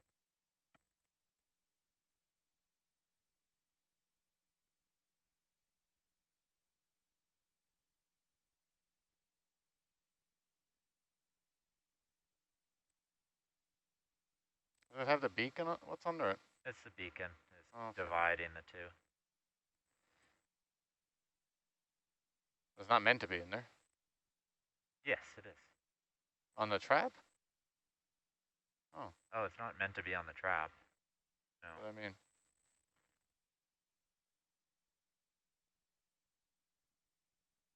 Get off our... What's going on here? Stuck on it. There it goes.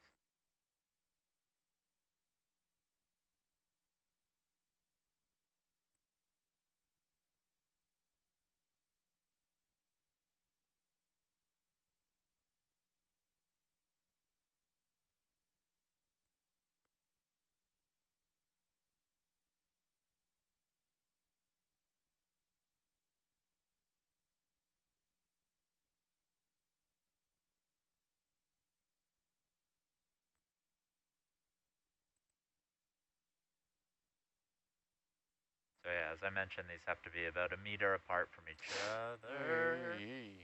All right. Got caught in the bumper bar.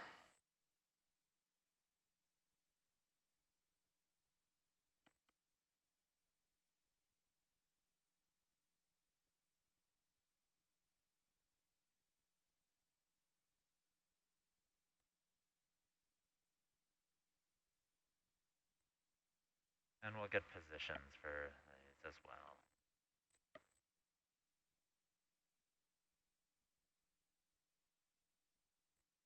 Mike, it's looking like you're going to have to pick up that beacon first. Yeah. Because it does have threaded rod off the back of it. And yep.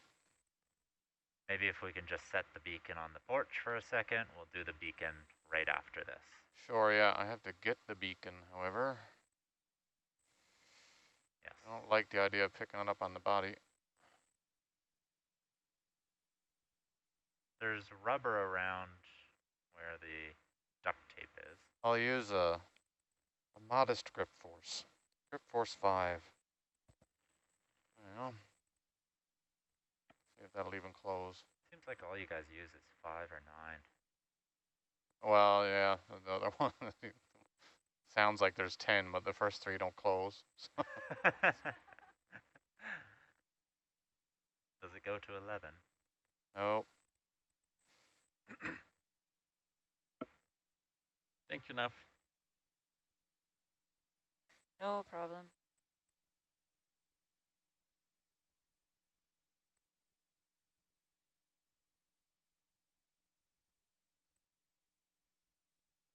Okay, I'm going to get the trap out now. I think it's clear. Yep.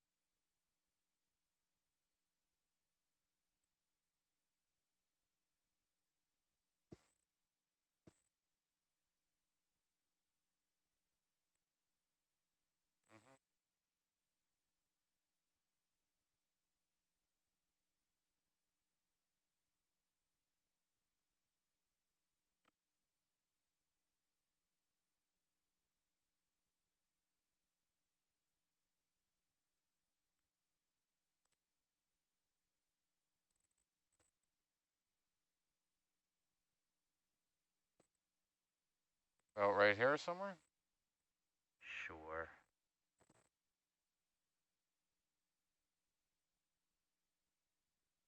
There you go. What's that little bit of kit that we're seeing there in the front foreground?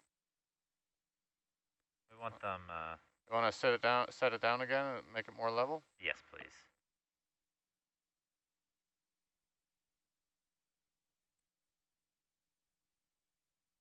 One side heavier or something?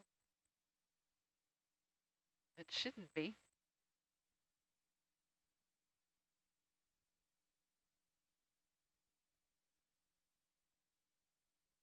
That okay? That looks like it. Oh, it seems all right. Tim, do you need a position for that as well, or is one position for both of these fine? I can drop one there. It's very close, but whatever makes you guys happy. Yeah, please do. Thank you. Yep.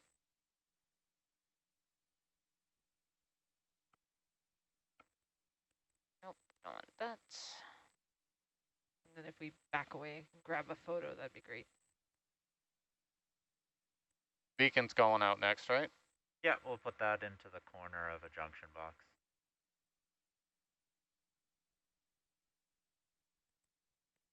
Dealer's choice, but we're gonna drop that 3189 off the northwest corner. Yeah, I think I can do that just with the Mongo.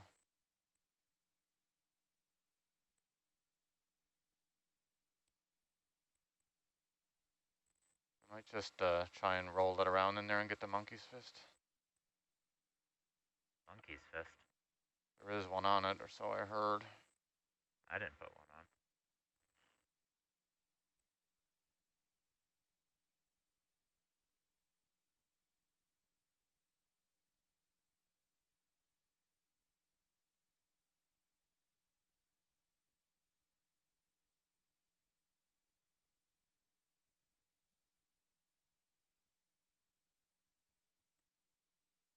See no monkey's fist? I'm not seeing a monkey's fist. Oh, there it is. Reverse Suzuki here.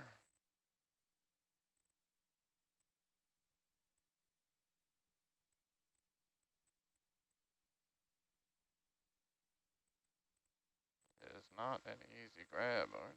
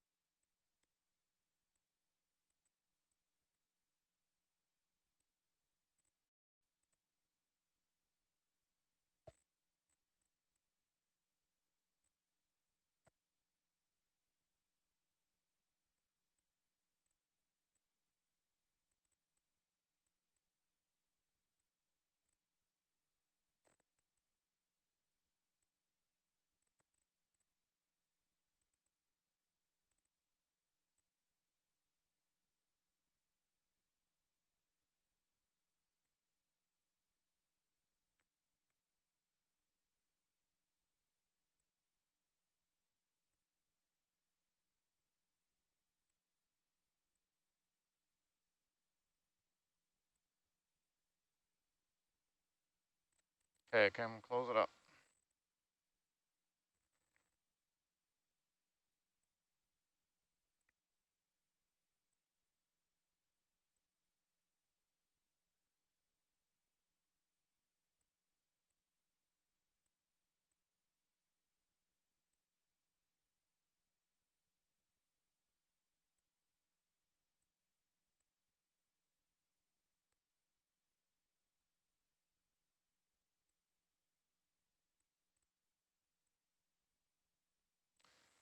Thank you.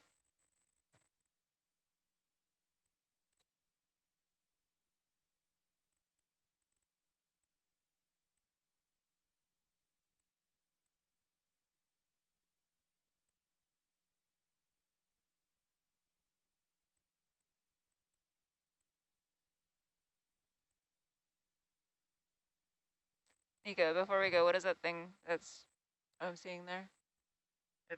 It's a flange box. A flange box. It's just sorting out our note. Do you need to put that down, Mike, or can we fly right over? I can fly over like this. All right. But I want to go to where we're dumping the cable first. If you could drop the beacon, then. No, what I mean, that's what I'm saying. I would rather get rid of the cable than drop the beacon. Okay, sure. Because we're just dropping it on the seabed, right? The cable? Yeah.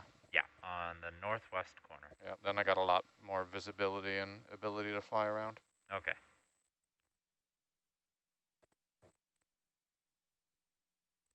The northwest corner.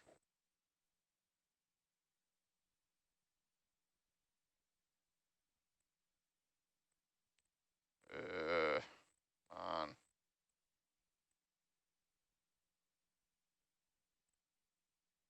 There's your screen grab.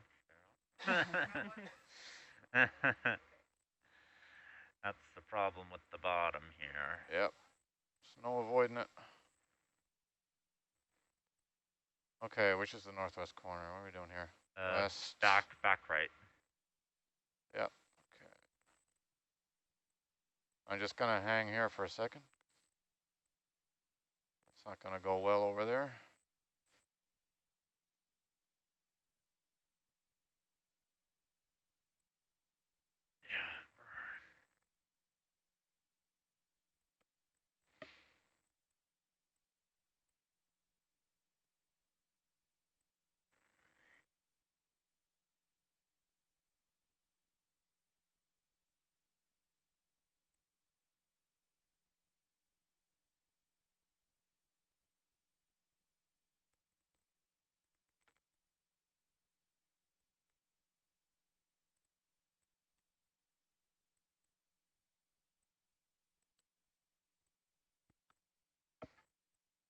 You wouldn't think there was anything right near you. Pull back out of the way, let this clear. Coming off you a bunch. See that, Argus.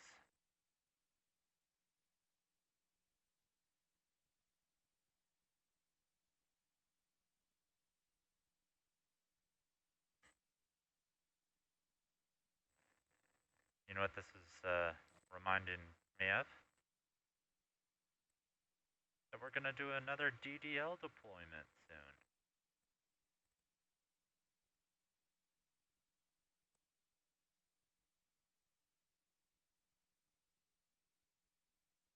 DDL deployment? Yeah, you remember those? No, what's in the strait?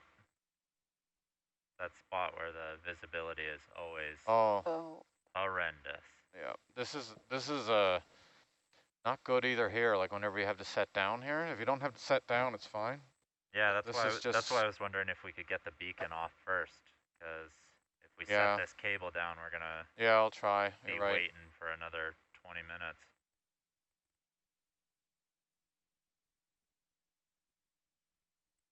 It's impossible. I know. You'd be driving around. You almost have to leave and go somewhere else, and then the whole path behind you is like ruined.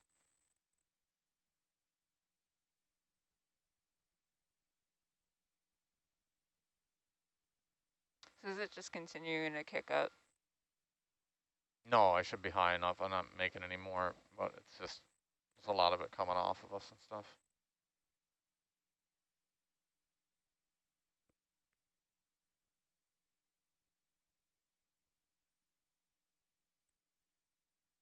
There was a little bit. Where's the beacon going?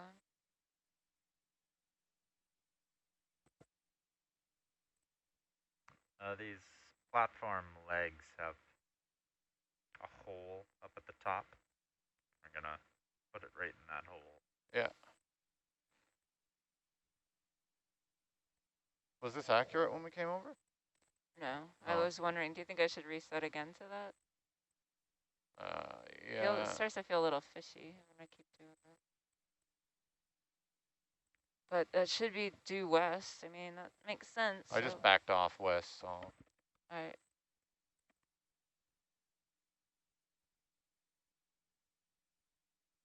Come up a few meters on Argus, Kim.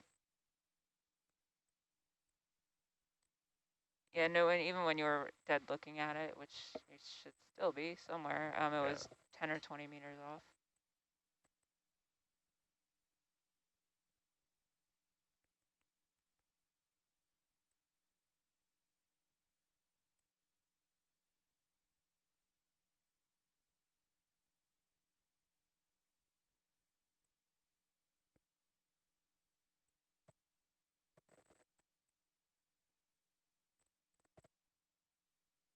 Okay.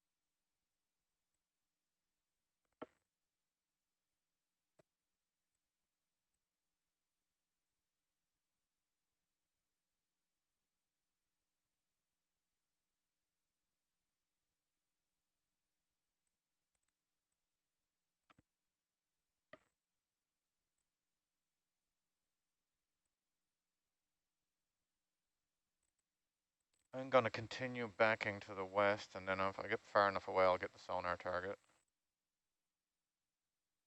Or backing to the east, sorry. Be a better way, at least know for sure where it is. Do you want me to shift? No, Argus should be okay, I think.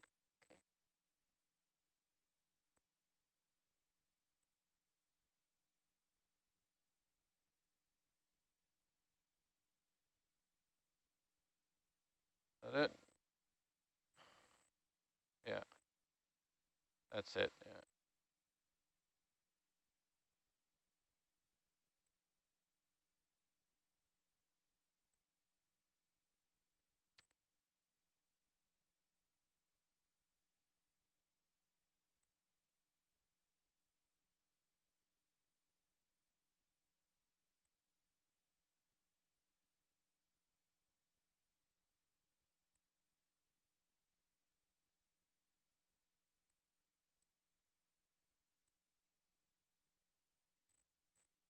Yeah. It's still too dirty anyway. There it is.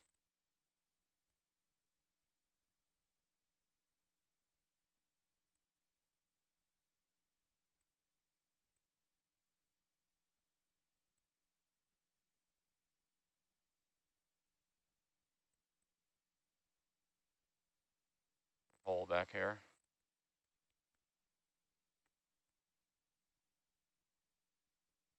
Roger.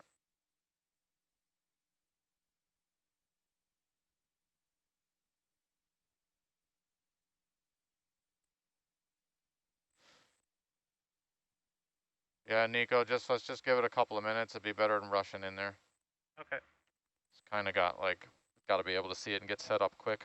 Yeah. So forcing around over there is just going to make more mess. Yeah, but let's definitely try and get the beacon before pushing this off. Yeah, I agree. Yeah. It's just so soft. Like when you sit down, you know, there's probably like the sub's going in at half a foot deep probably. Pick it all up when you go.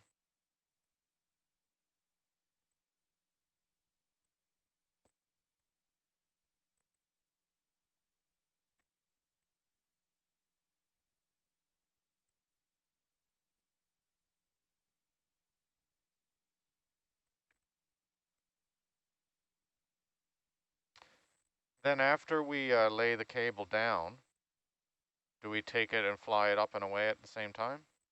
Yep. Okay.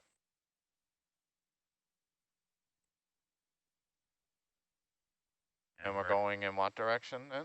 We're going to go northeast. Okay. So if you see the site map there, we'll lay it across the 2 green cables and to the northeast.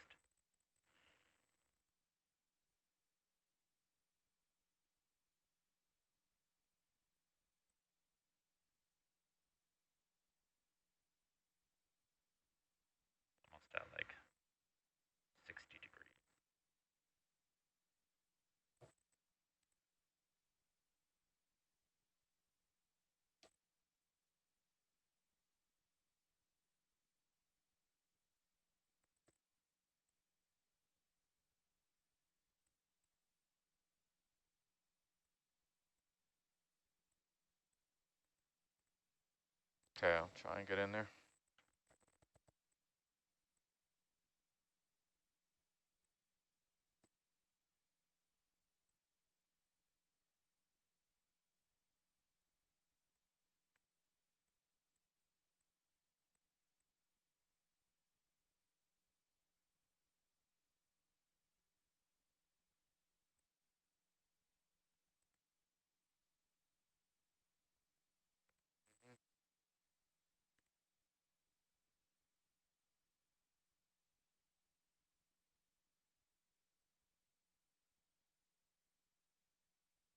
Any side I can't sit on? Nope.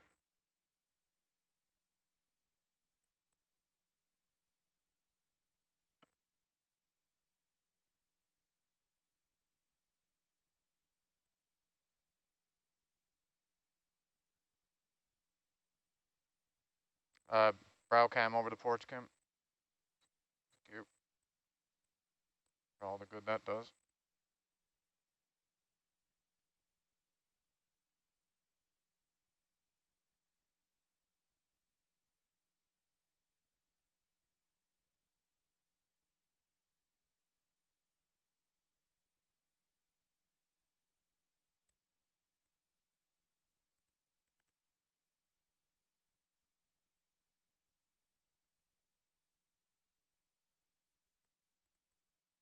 Why do they write like north on it, as they've done there? It's just that's like the desired orientation. I mean, So geez. maybe if you're I guess if you come down, actually, never mind. If you come down latched, you can do that. if you latched, yeah, then you can spin. Can you look at that post hole with the brow cam for me, Kim?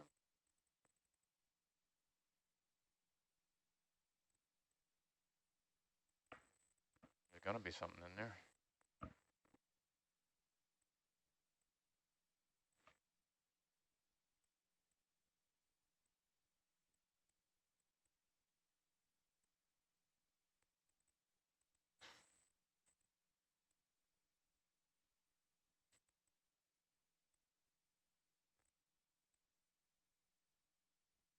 It's gonna stay. It's for when we deploy the straw mooring in a couple weeks.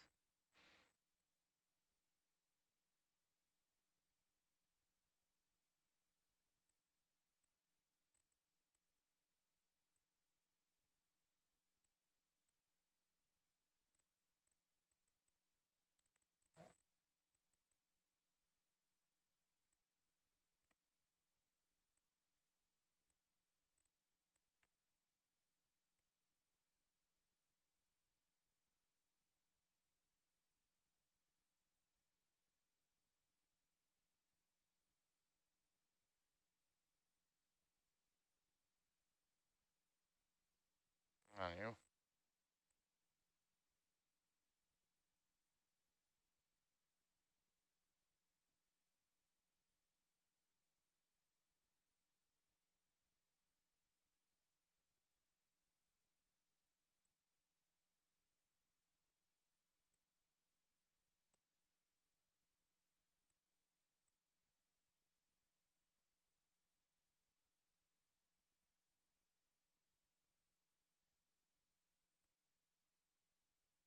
Ta-da! Happy? Good as it gets. Happy. Yes. We need a better, thicker rod or something. So easy for it to. Yeah, I almost used the reamer because we Yeah. weren't gonna do any more bars.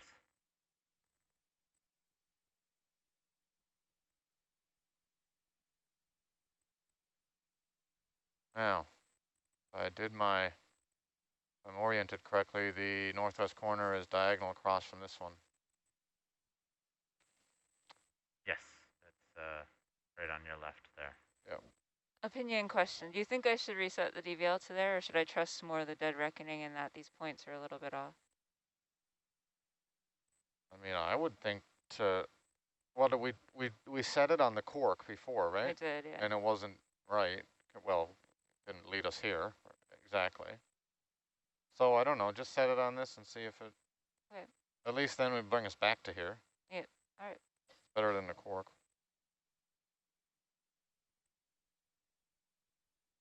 Okay. Okay to do that? Yep, and I want to face 60 degrees. If I can.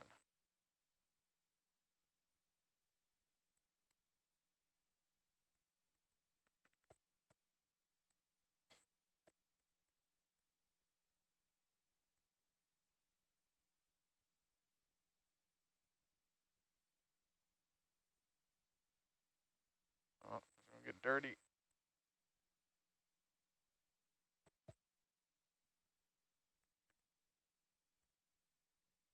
Sure about... Can you drop a target on that beacon? Yep. Thank you.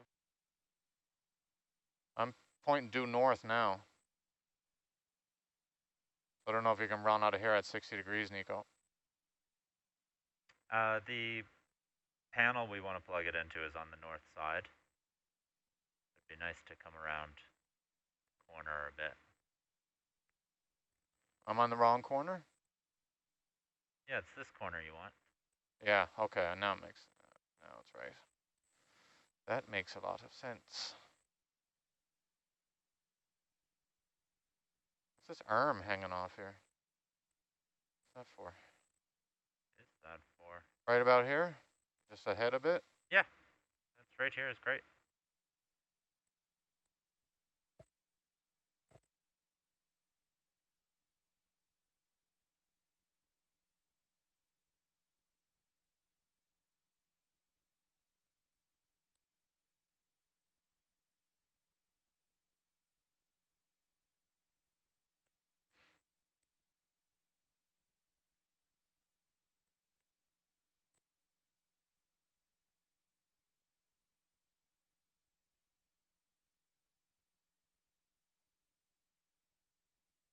Thank you, Nav.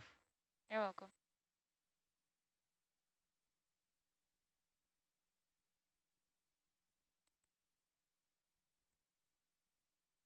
Okay, Kim, you want to try and drive Mongo?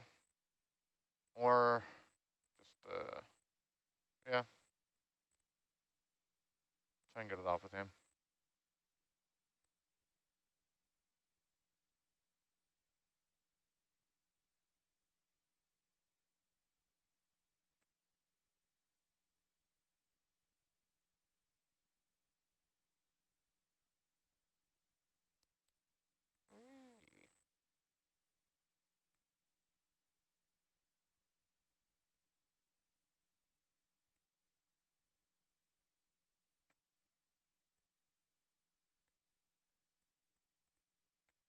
Just hold that for a second.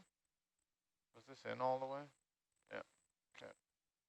So you have to untie it after you drop it. Yep. At least, let's see.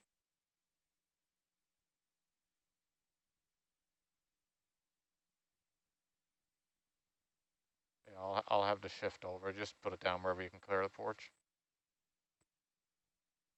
Just drop it wherever you can. Right there is good.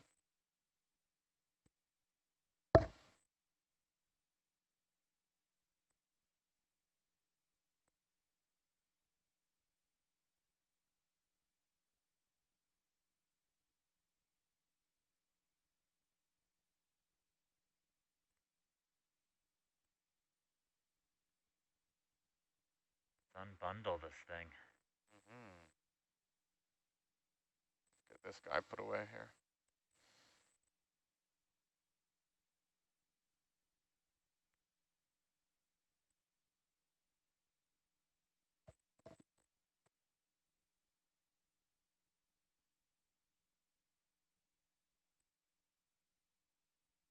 Just yaw in.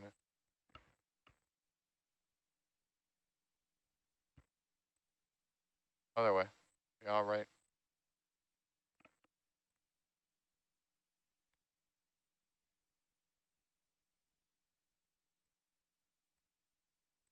Should be able to get in there. Just leave him like that. Let me just float over there.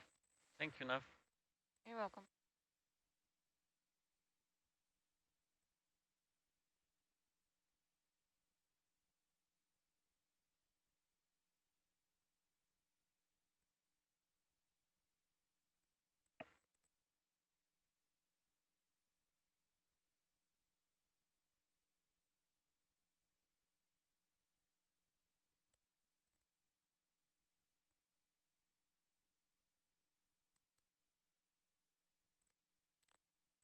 Leave him if you can't see there, Kim. Get him after.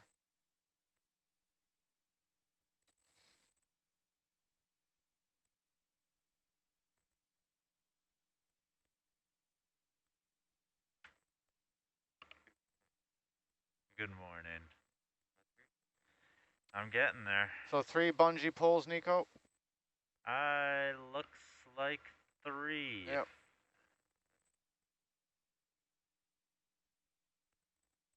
We haven't gotten to much. It's a 4-hour transect, so way down. It took us about 30 minutes to find the instrument platform, actually. The hits were pretty off.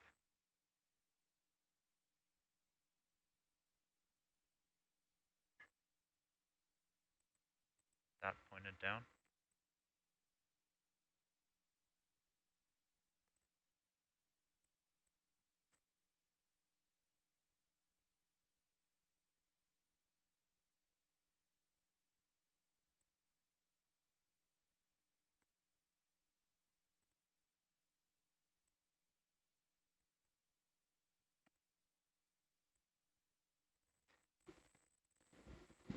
Good morning, 4 to 8ers. Morning, Ian. Morning, Ian. Mike, Kim, Gary, Tammy. Morning. Would you like to go eat? I figured, yeah, go eat. Why don't you go eat right now? It just opened.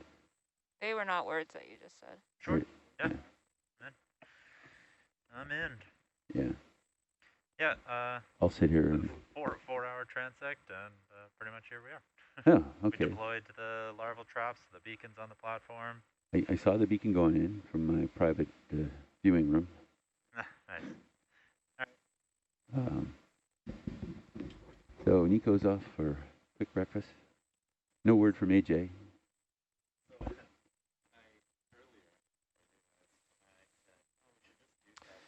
Can you set me up a, they want to go out at 60 degrees or so? Yeah. Do you know the distance? For the cable drop? Sorry about that. I think Rennie told me, he said Yeah. 0, Well, 4, hopefully 5. we got some good data on the transect. Was it Ian? 60 meters? 60 Okay. meters out. All right. Okay, 4 or 5 degrees, 60 meters out? That's what I heard. I'll double check with them and get you Yeah, so do an I. estimated target. I have one in high pack, but I know you like this. Ian? Yeah, why am I not hearing you, Mike? What's that? Pilot. Oh, I'm on site. I don't know. All you have to do is There listen we on go. SPL. Yeah. You got me now? I hear you, Tammy. I just don't hear Mike. Pilot. Hello, hello. Pilot, there you go. I just turned that one on. So pilot. But if I was on SPL, shouldn't I have been hearing everything? Should get me on SPL. Yeah, it wasn't. It was odd. Can you mute your mic and then unplug and plug it back in, please? Mute my mic.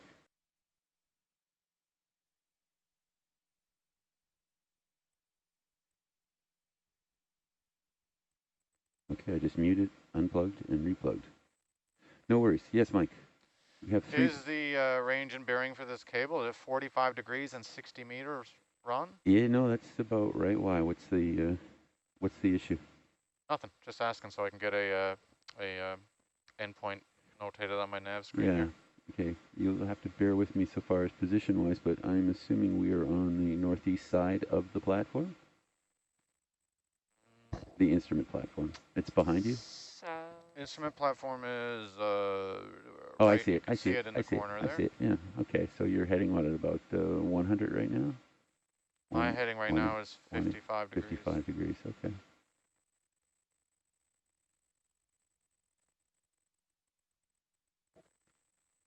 Okay. Bump that camera down here, Kim. So we're on the other side of it. Yep. All right. Good. Waiting on a bit of viz here.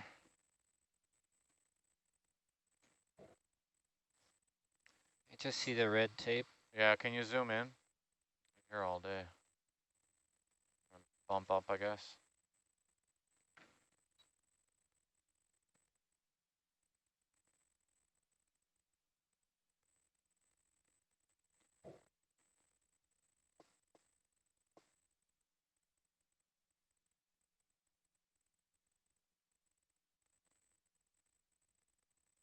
So the CTD monument is off to your left, correct?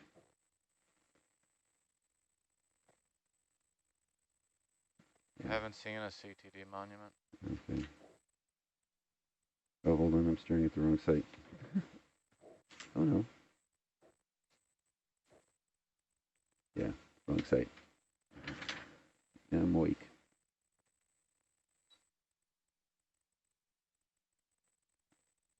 Sweet. Yeah.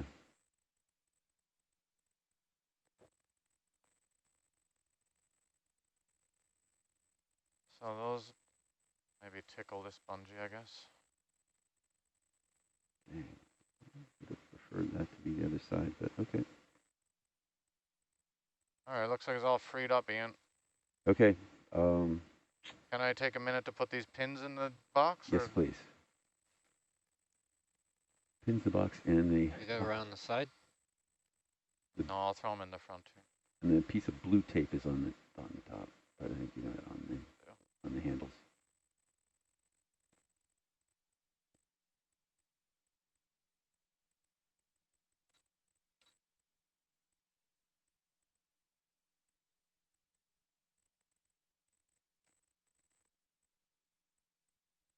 Getting on the... Okay. Hey.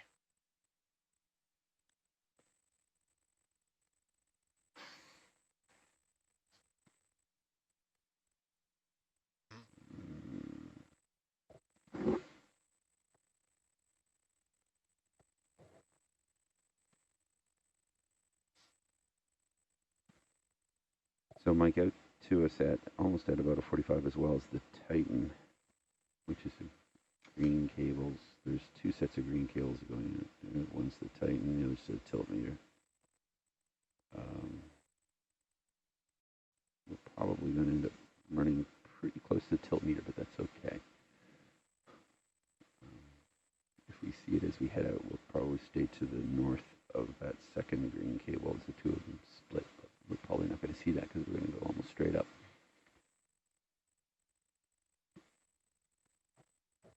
I'm talking to myself on this, by the way. Dreaded purple. Close that box, Kim. Done. So how this is laid, Mike, I think we could probably just go straight up. Straight up. Straight up 60 meters. Are you talking in the water column or? In the water column. Okay. Yeah, in the Just water making column. sure we're talking about the same thing. No horizontal change of our position. And then we'll, well, let me debate that a bit. Let's a little bit up and forward so that we get slightly past the instrument panel. I don't want to drag, if we snag the bundle, I don't want to drag stuff across the bottom here. Sure. But I also don't want to tangle it up with the instrument platform. So, yeah, pretty much almost straight up. Visibility would be better up there anyway. Sorry, I was listening, but yeah. 60 meters up and 60 just meters drive up. ahead a little bit to clear the platform and then stay still till I get up? And then, yeah. And then lay it? Yeah, and then we'll start coming back down and laying it. At a 45-degree bearing? Yeah, at a 45-degree bearing. Gotcha. So I think the key here is for us not to drift either towards the platform or in any other direction. But yeah, straight. But we got good bottom lock. Excellent. So I tried to eyeball it. I'm going to keep an eye on here. This one I'm more sure of because I can measure it, right? Yeah. But that's fine though. Yeah. Okay. Yeah. Just keep screen something like that. I'll just watch the delta. Yep. Perfect. Okay. Okay. Coming up.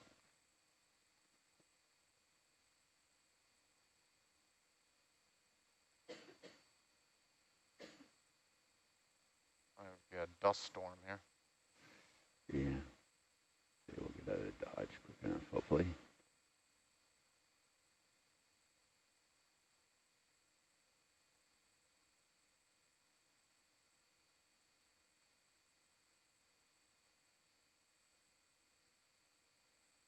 Hopefully you're a little bit lighter now. Yeah. Yeah. That should help keep the dust down.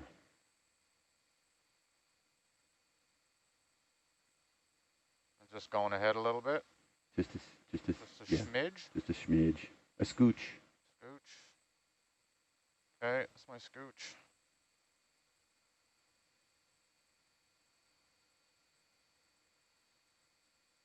There's your dust storm. Yep. 45 degrees.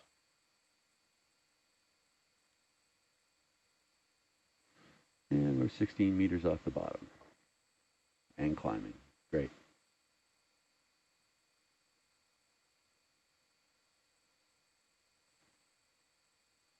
Can we see in Herc at all, or in Argus, if cables No, below? it's No. pretty murky.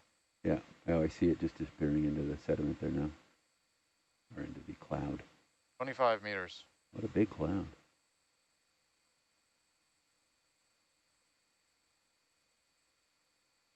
Nav, how are the hits coming down on the US Bell beacon on the hydrophone platform? Think we have a good position? We did not have good position. It took us a while to find it. Is that what you asked? No, the hydrophone platform that we deployed autonomously with the mooring. There was a USBL beacon on it. There's a target for it. Okay. It's north of here. As we were coming down, were you getting any hits off of it? Yeah, Rennie was watching it. Oh, okay. But they were pretty scattered. 40 meters. Okay. So we can try and ping that if we need to, but Okay. I don't know how helpful it'll be. All right. Thanks, Aaron. I was curious.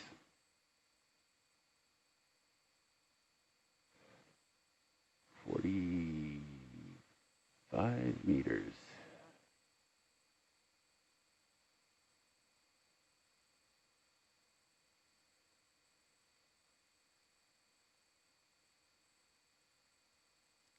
$50.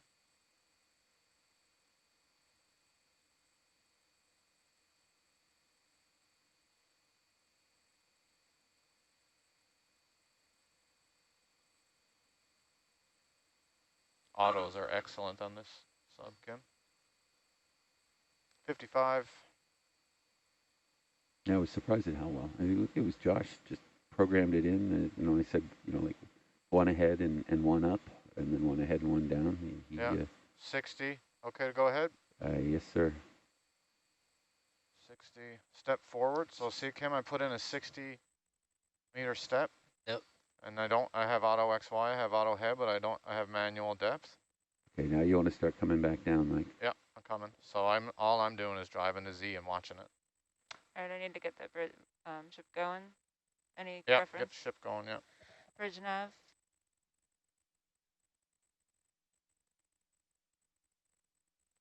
Just watch the delta, Kim, and turn I have a Argus's head around. 30-meter step bearing 045.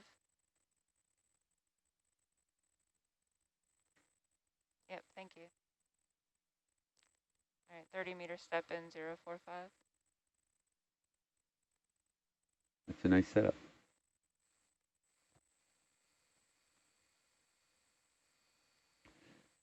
Mike, you and I will be back here in a week. Yeah. Oh, let me take that back. In 9 days. 50 meters altitude. Come down a bit faster.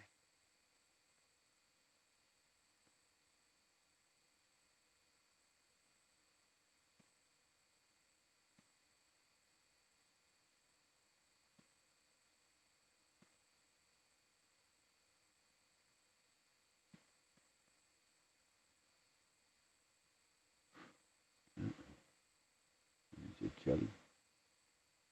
So, did you all get much of the vertical transect this morning? Was that an exciting time?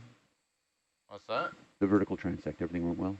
Yeah, it's not very exciting. We I'm going to have to sure did. slow my forward progress here. Okay. Going too fast.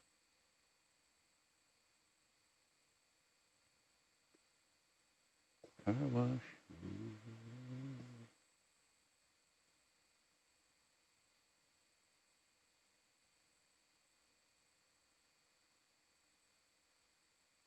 Argus is going to get spun around, Kim. Just let him go. Okay.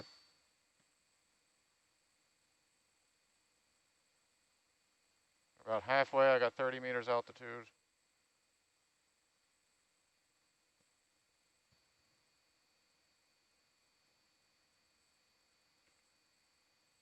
So now when we get there, we'll just get a position of this, and then we'll go hunting. Yeah. Yeah, there's nothing there yet, right, Ian? Correct. I'm just going to come down and just lay it down. Correct. That might be a little far, that target. But let me measure. yeah, if we overshoot a little from the. Okay, you're at about 55 meters from the node now. Oh, okay. Sorry. Come down as fast as I can. And Yeah, go come down as fast as you can now. As little as I can. There's Argus getting swung around 20-meter altitude.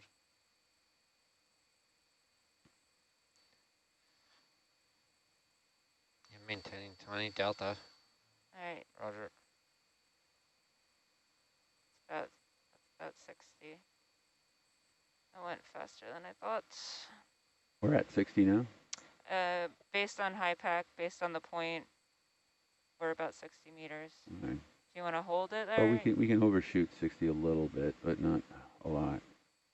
Okay, the ship has Like 10 5. more meters in there. Still got 13 meters altitude. Yeah. 60, yeah. Come on down. Coming down. Right, yeah. I'm going to stop the ship. We're going to be continuing off in that direction though, right? Maybe I'll let it finish. 8 meters. 5. Bottom. I'm just going to hold at 5. Just drop it here. Yeah. Well, and we'll get a position. Yep. Nothing below us of circumstance. We're not going to drop it on somebody's head or anything. It's just soft sand.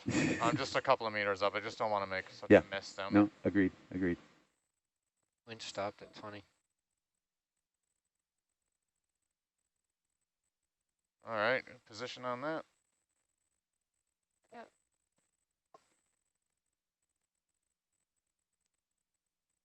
Let's make sure we get a good solid position. We're running off DVL now? Yeah. Or no?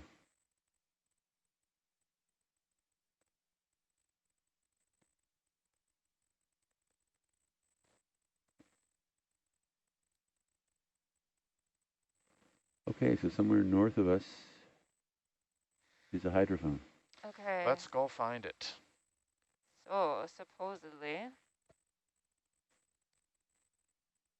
it is... It's way over there. At 325, 45 meters, supposedly. We can try to ping it, but not sure how helpful it will be. Well, let's head in that general direction. The nice thing about it here is there's nothing else here, so we'll be good for hopefully getting a sonar hit when we get somewhere near it.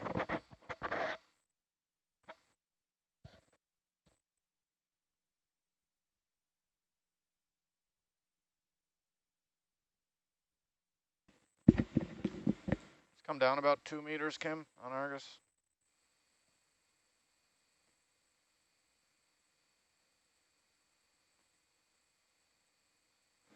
Sorry, Nav, I missed that. What was the range on it? What? What was the range you thought we were away from it? The range, it looks like about 45, 46 meters at 333. Okay. Do we got anything in the sonar, Mike? Come down a little bit lower and I'll let you know. You range out the sonars. I mean, that float will be out in up in the water column. Oh, how high is it? Sorry, let me do my math here. I think it's about. I saw it on deck. I mean, it's sitting on the bottom, isn't it? There's a big float on it, Yeah, though. there's a big float above it. That big orange. Right. Yeah, so it's the platform should be about, actually probably be flush almost. I thought they said there was only 2 meters maybe up, like 2 meters? I thought they no, said no, no, 10. no, I'm saying 2 meters with the heavy weights under it, but that should have buried itself right in. So probably the float will be at about 4 meters, 3 meters, 4 meters, 4 meters. Sorry, where are you telling me to do that? You think it's less than 50 meters away? Oh, yeah. Oh, right, distance-wise? Yeah. Well, Aaron hopes so, and I do too. You got Something there. Got a target at 25 meters. There's Let's try. something there. And something at 50. Okay, let's try the 25 They're meter. both in line anyway. So. Okay. Let's hope it's the 25 meter one. So you're gonna go along 333? Yeah. All right. Ready for a step? Yep. Bridge nav. Oh, it all disappeared. Actually, it's kind of nice between Argus and Herc. You got options with the. I got that in the mezzo Wait, too. stand by. Nice. Yeah. I accidentally screwed up the scale there. There it is. Dead ahead. All right, still good? Yep. Yeah, okay. Yep. Bridge nav. 10 meters, bearing 333. Thank you.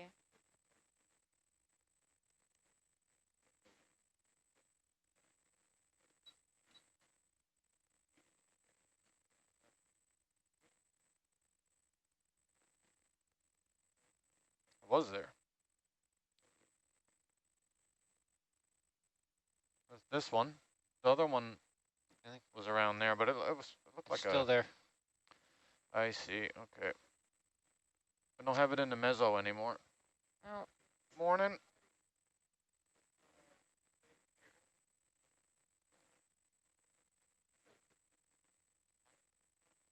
Oh.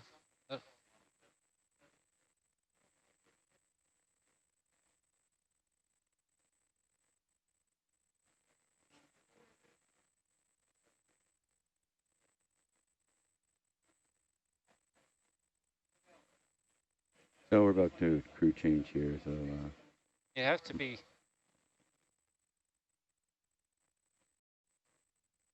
Mike is just briefing Josh, and Kim is also briefing Josh. They're just gonna hand over Harrian and then yeah, Josh take over. Yeah, I was just letting everybody else know. 4 to 8 is heading off for breakfast, and the 8 to 12 will be starting. And hopefully we'll find the hydrophone platform soon. We've got a couple of targets, one about 20 meters away. Another one, I think, it's about 40 meters away.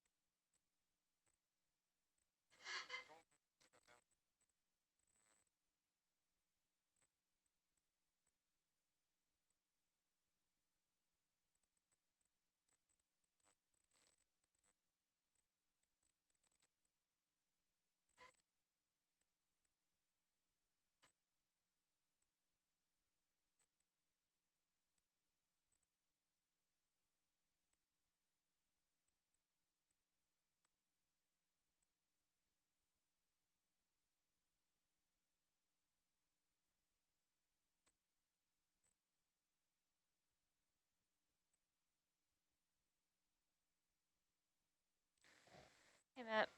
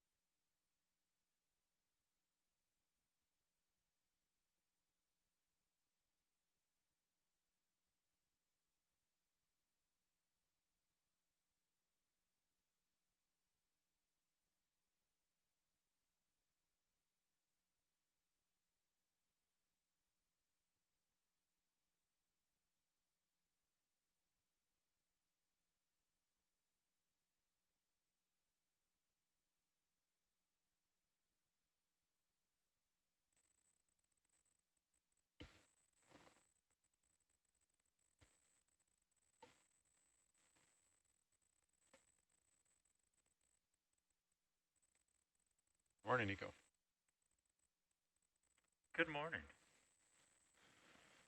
I'm guessing the hydrophone is right in front of me about 10 meters away.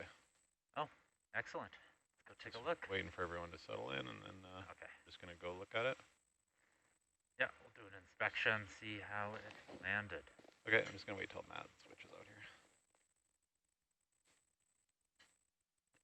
It's that right there, John. Yeah. Don't quite. At least showing on a missile. Yeah, I came down a little bit. I'm 2.3 meters off. I saw it a couple of times, but it keeps going away.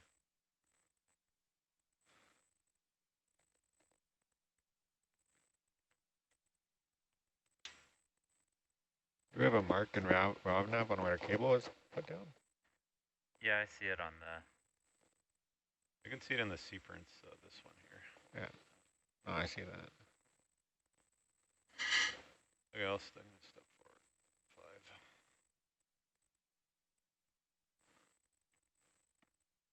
Might need to move the ship to get there. Yeah.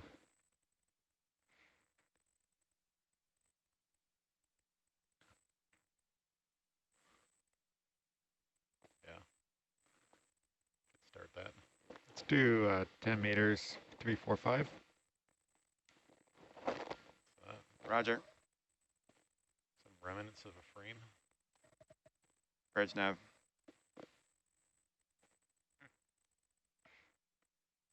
Sure what that is. Rest a 10-meter step bearing 345, please.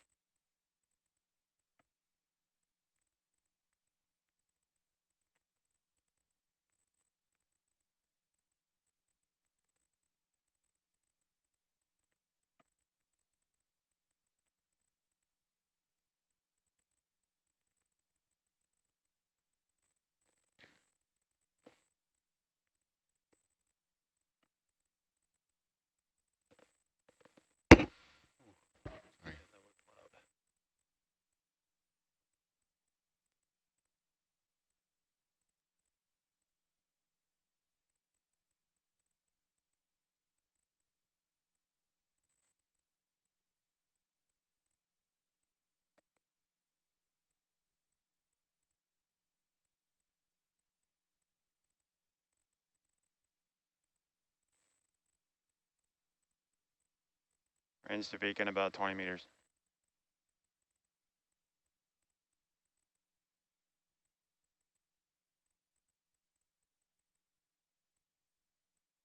Right on a 7.5.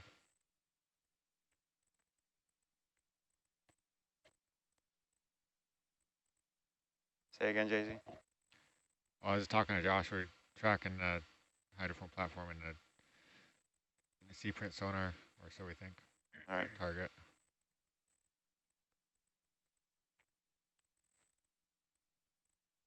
Yeah, you think that would...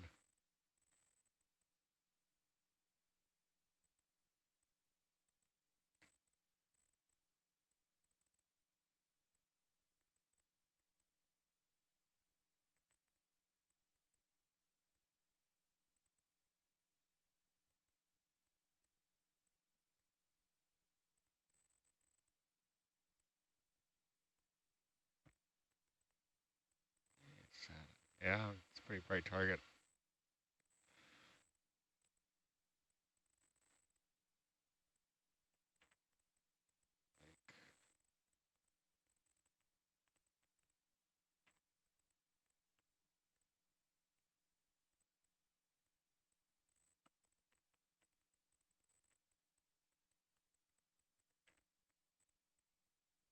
You're muted.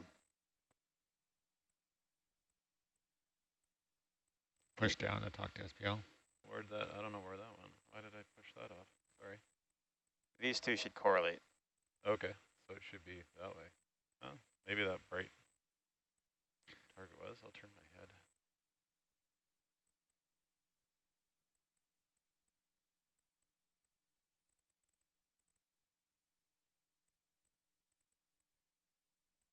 Yeah, I'd expect to see a pretty decent target. Yeah.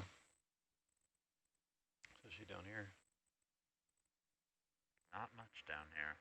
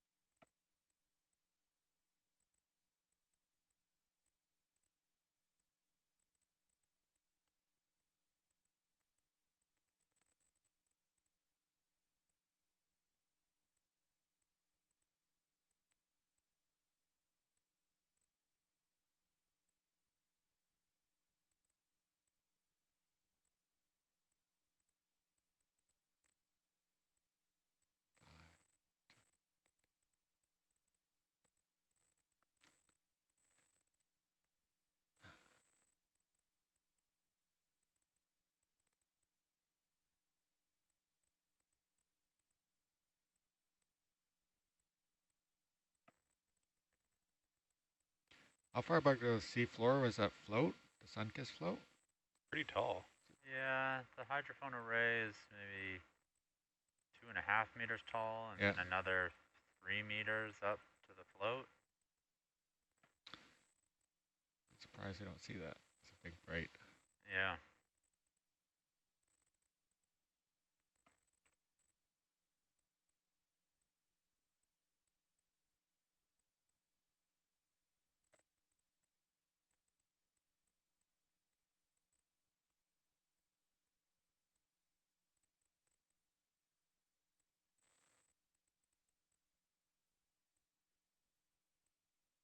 Yeah, it's probably 6 or 7 meters off the floor.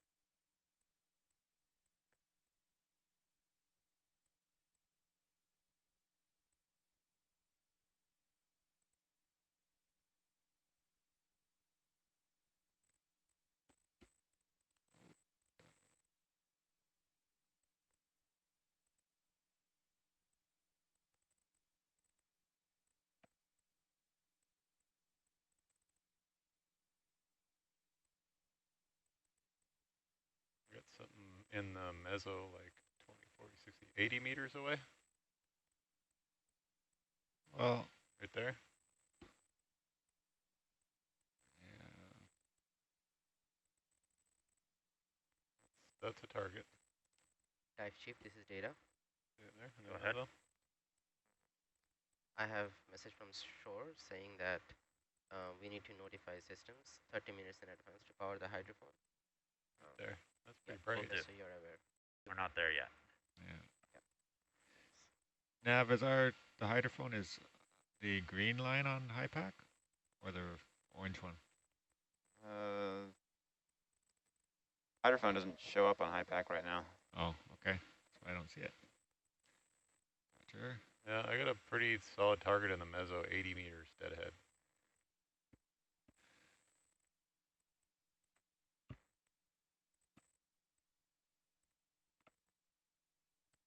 Yeah. Should go look at that. It's not going away. Nope, it's just ringing every time. Yeah, I'd say it's likely. Yep, let's go look at that. Okay. On my heading. Do you need a step? Yeah, for sure. Yeah. Start with 10, bearing 050. Yeah. That's Bridge nav. Request a 10-meter step, bearing 050, please.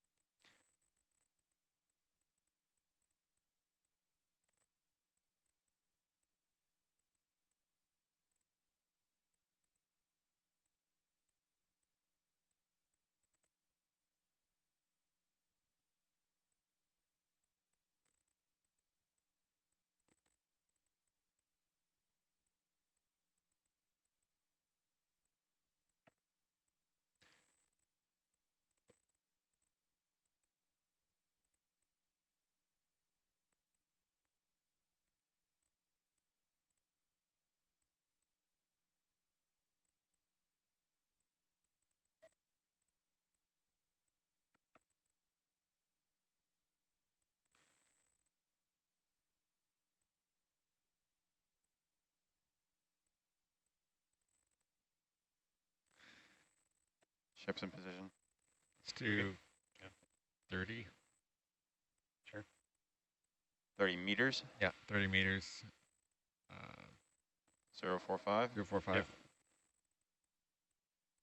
Roger.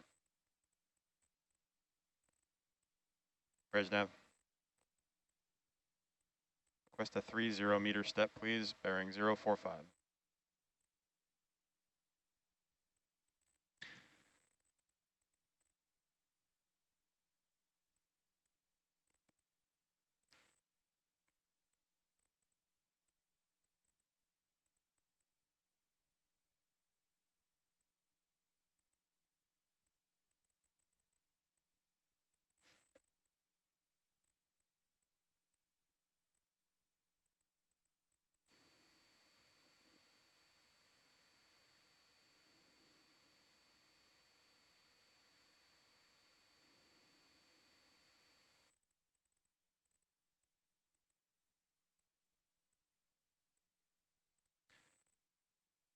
Nav, do you know if we dropped a waypoint where they put down the end of that cable?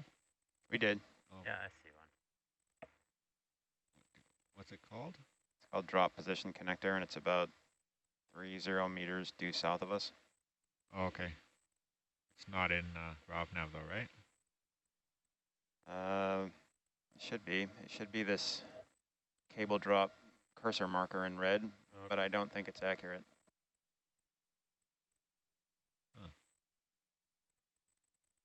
Okay. We're going to need to know where we're going once we... Yeah, we need to move this guy. We need to go to the end of that cable.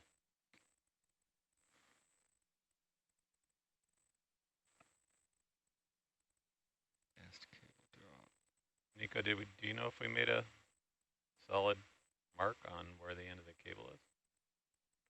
I see it here on high pack? Looking at high pack? Yeah.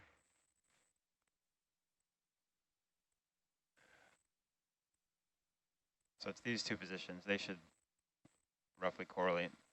Okay. Okay. That's cable drop.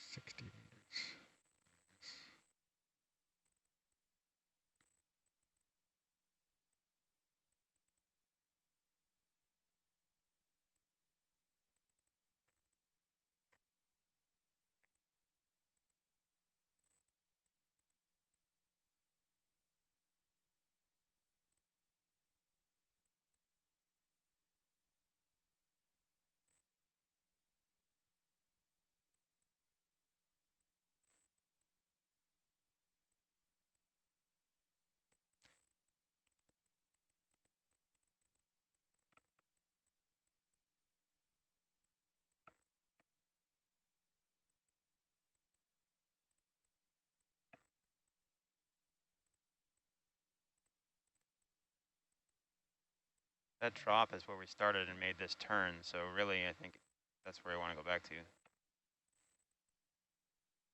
Oh yeah, is that where they? Oh yeah, I see they laid it out. Just That like would that. that makes more sense. That makes more Yeah. sense for sure. Yeah, should drop a little. Because if they set their DVL, Mike said they set their DVL off of something down there. That's right. They reset it twice at the junction box. At the cork. Yeah. So it looks like that's what they did, and then he laid the cable out. So that bitch, it's right there. So I don't know when this got laid, but this correlates with a high pack target. Okay. Yeah. Can we make a mark there? Drop a waypoint there. Yeah. that fly path lines up with what's showing on HIPAC as well. Okay. Yeah. Thanks, Matt.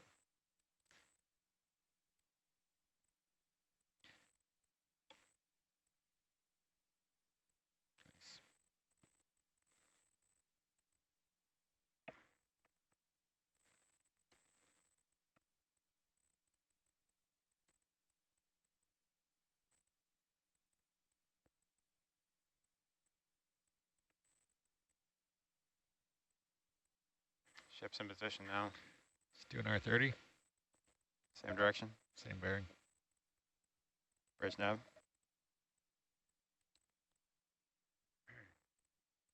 30 meter step, please. Bearing 045. So no luck, huh?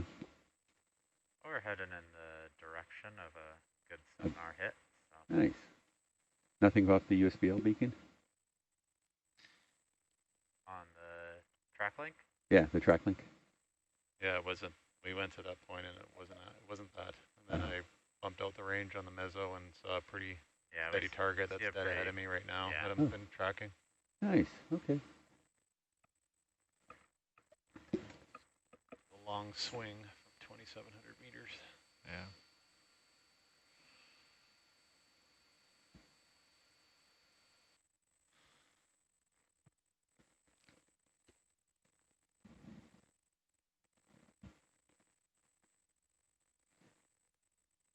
Mike downstairs said he called me honey, and then I realized he was just asking for some of the Adrian Round honey.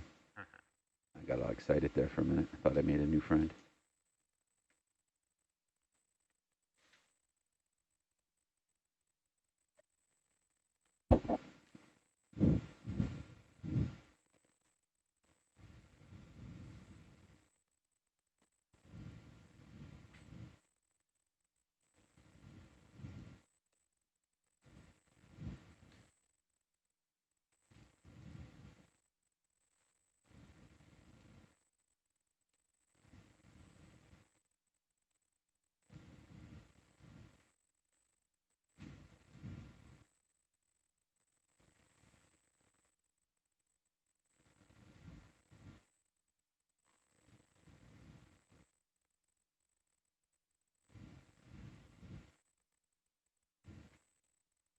Meters away.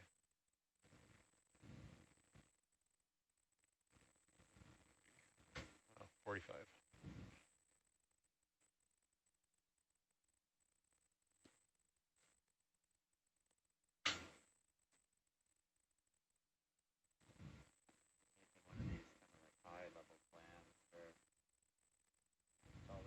Yeah. Mm-hmm. We did 230s. It was when we saw it at 80. 80. It's great, Nico. Thank you. So really only maybe another 10. Yeah. Settle out.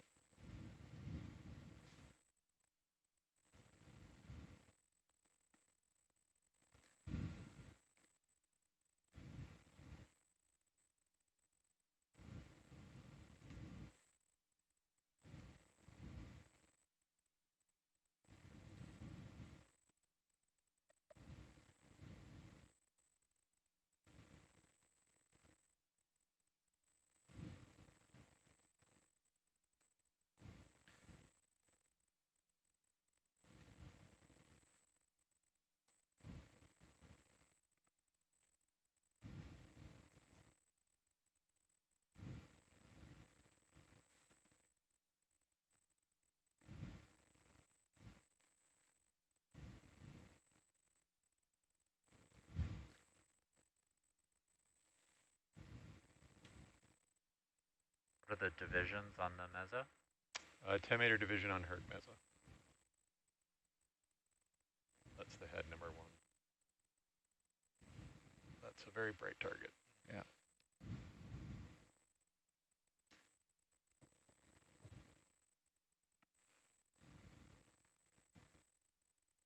Ooh, what's that? Settled in now. You still interested in another 10? Yeah, one more 10. What do you think that long straight thing on the right was? Piece of Bridge pipe? nav. Looks like it. Yeah, what do you think that was, Josh? Piece of pipe? Take a look, bottom right screen. Request a 10 meter step bearing 045, please.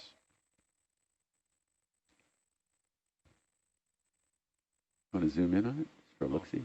Sure. Well, we're ship If we're waiting for well. the if we're waiting for the ship to move.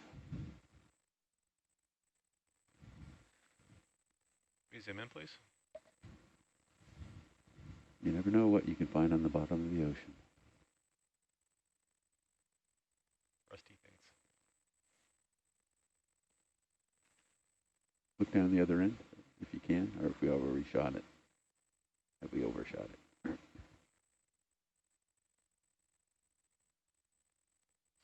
Stay, I don't want to dust anything out.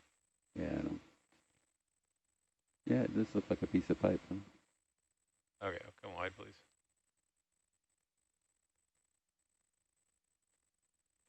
Thank you.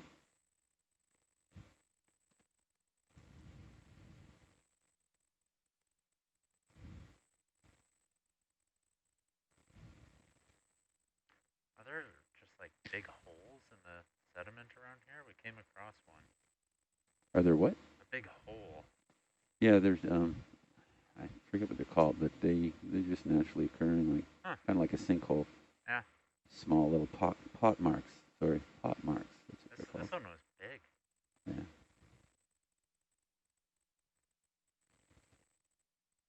There it is.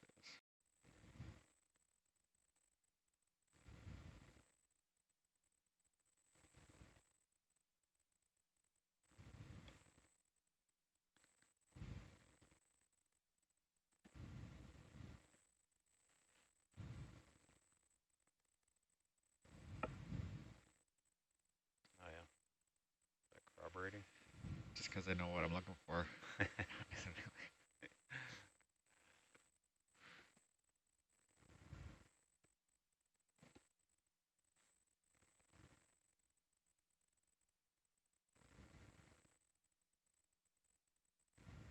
Ship's in position.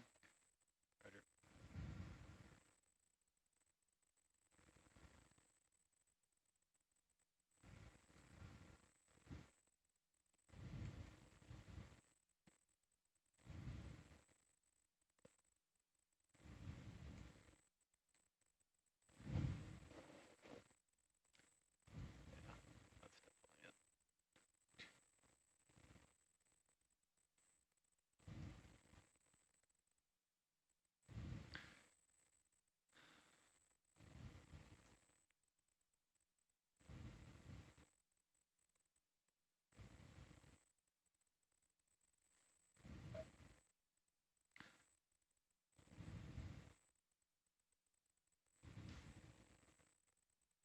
We should do another 5.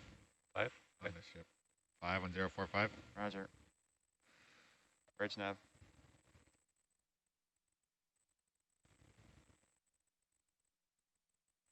Five-meter step, please, bearing 045.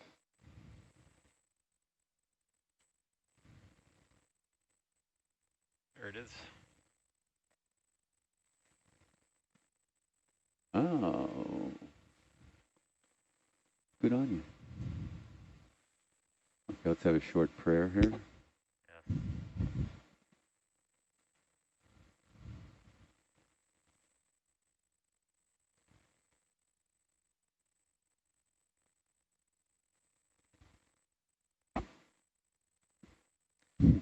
Like zoom in on that shackle up top. Looks good, I think. That float's going straight up. Yeah, that's going straight up. Oh, good. It's not stuffed in the dirt too far, so that's good. Excellent. Feet did their job. Nice.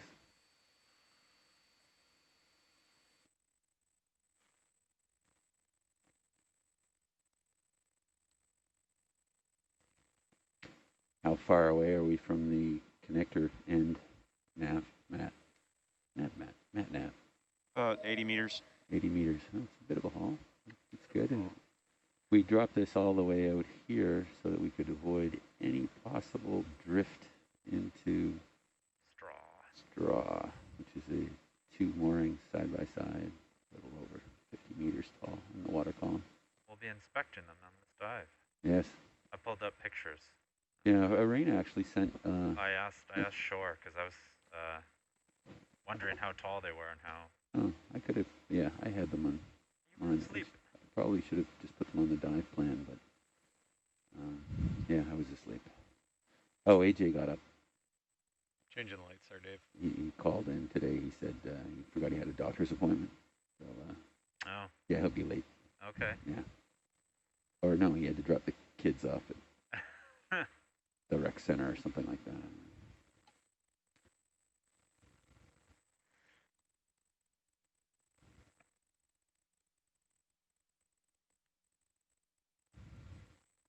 Now this is data. Go ahead. Just want to request you for orientation as well for this hydrophone. This is not the final position. This is just where we located it. No, we don't want an orientation here. No. Thank you. All right, so it's floating above the seafloor. Yeah, that's to be expected.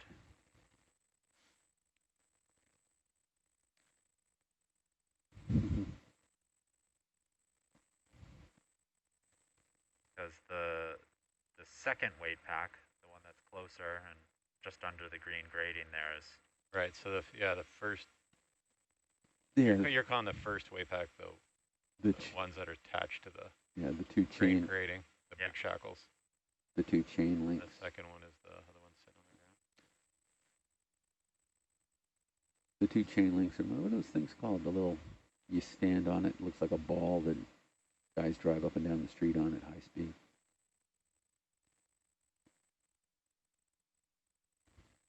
Looks good though. Yay.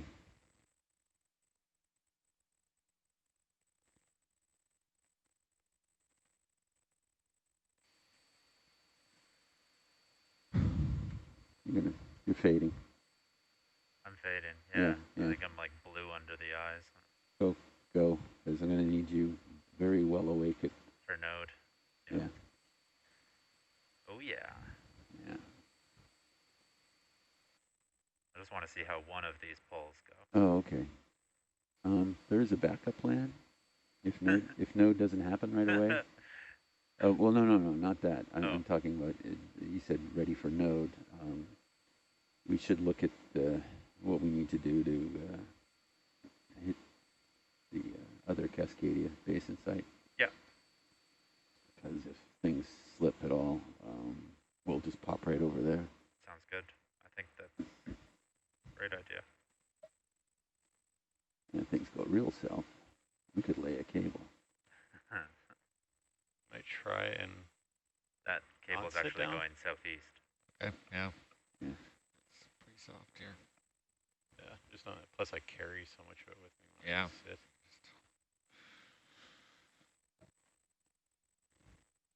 You gonna try a grab on the fly with these, John? Yeah, I'm just gonna try and come in real slow, not sit. Cause if I sit, then I just carry all the mud with me Yeah. everywhere.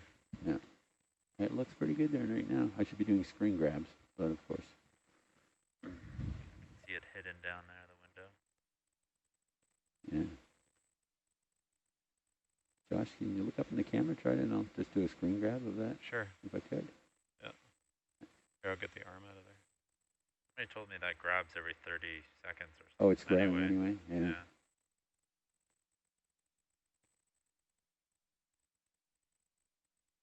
You want the lasers? They're on. Yeah. I'm okay with that. Right. I'm not. Terrifying size.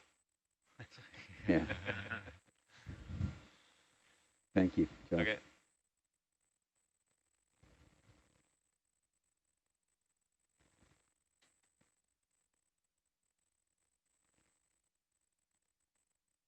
Hopefully we got some nice shots of that vent at Faulty Towers the other day. That was amazing, amazing colors. Yeah, we got some good Argus shots there too. Yeah. I'm gonna email Doug, guess he's the one who rigged up a bunch of these weights and stuff. Tell him it's in view right now. Doug's in view? Oh, no, sorry.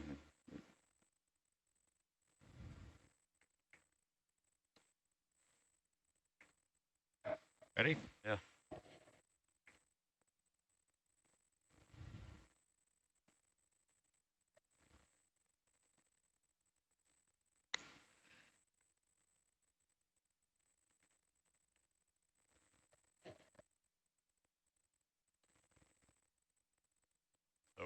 should just grab that yellow pole and then just pull back.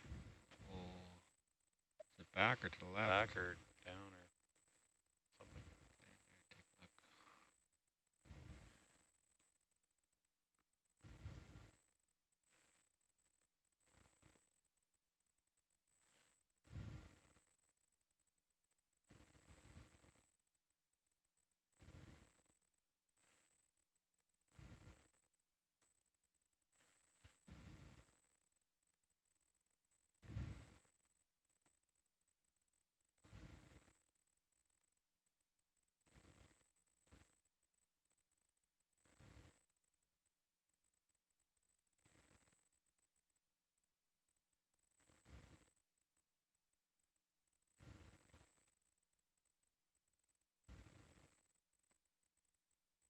Good.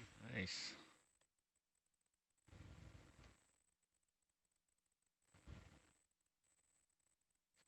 What do you want to do? Throw that in a box. Put it away right away? Sure. Get some light. Back up a little bit. Seemed to work well. Yeah, went well. Yeah. Nice. Always good to collect a few of these. Mark was looking for a couple the other day.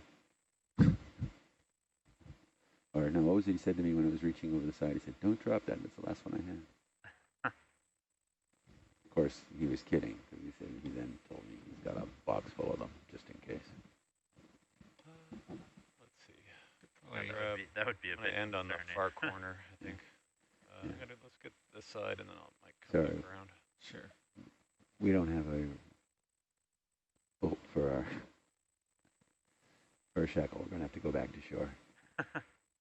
That would be like coming out here without a socket set. I know. Right? Like, who would possibly send an expedition without packing a set of sockets? I just can't imagine that ever happening. Well, let me rephrase that. I didn't used to be able to imagine that ever happening.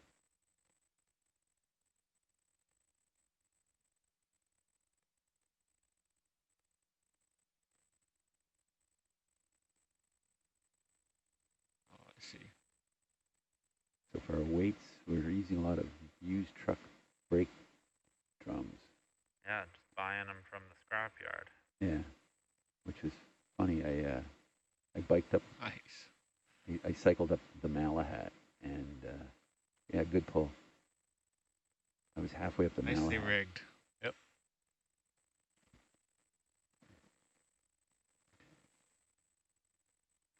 Thank you, Doug and I'm gonna Chad. come back around. Yeah.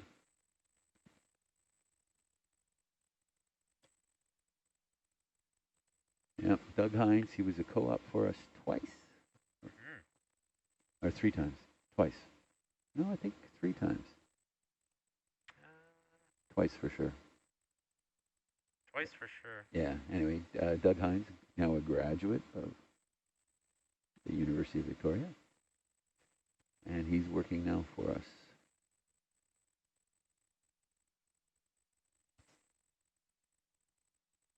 Hopefully already registered as a engineer in training.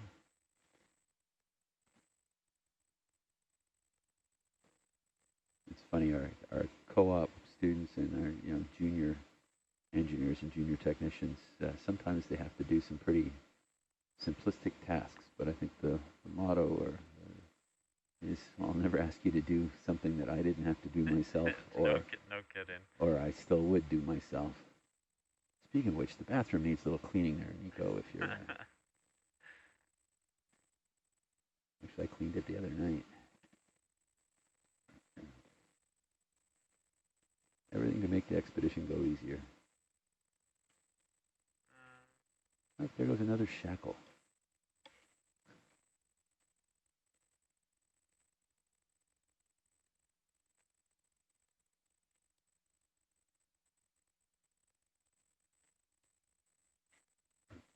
Yeah, if we were feeling like it, we could grab some of those shackles. No. We're not feeling like it? I'm not feeling the need to disturb the mud. I think we would just disturb the mud a lot. They're safe here. We'll mark the position and come back, pick them up later on another expedition. Absolutely. Yeah. Well, we got to get these brake drums too. Right. I want those back. So this area will actually become part of the newer marine protected area for the government of Canada. Oh, really? Yeah, it's already, it's on paper, it's there. They haven't enacted everything with it because I think that requires Parliament to approve or pass something. Anyway, pretty sure Cascadia gets covered in the MPA as well. I'm going to get tugged there a little bit. The way of protecting. Those almost look like black tie wraps down there, don't they? They do, but they're not. No, they're not.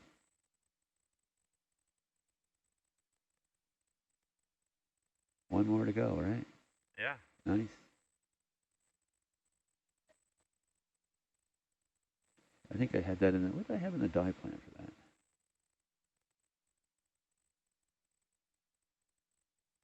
After this? No, for this part. Time budget? No, I was thinking. All right, yeah.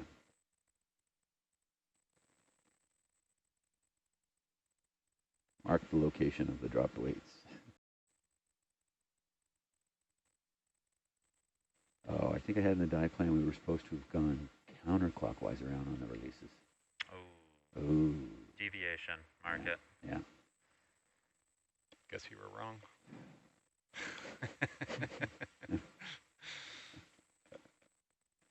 Just kidding. Nice. Nice. All right. I like the one orange sock up at the top. Yeah. So you color code it. Well, hopefully we're free. What's that one line still hanging there? That's not. It's just kind of hooked around it. Once you lift it up, it should pull through. We'll find out fairly quickly. Yeah. If it's way too heavy to move. All right. We'll head to the top. Okay, so would you want to, we'll just leave the beacon on for now and get it at the other end, or do you want to get it now that we have Yeah, that's not a bad idea. Get it up now. I was just going to say, I like that suggestion, Josh. Okay, and the drawer, the side drawer is empty now? It should be, yeah. Gone, the larval... Yeah, it's empty. Okay, we'll grab the beacon then. Improvement to the dive plan. Deviation. Well, no, it's a really, we should have, yeah. So this will put... Josh has a lot of experience down here. This could be a little harder doing without sitting down, but I'd rather leave the dust here, I guess. Because we want to put, in the Magnum, we want to put the handle. Right. Okay. Could try and fly it in and then hold.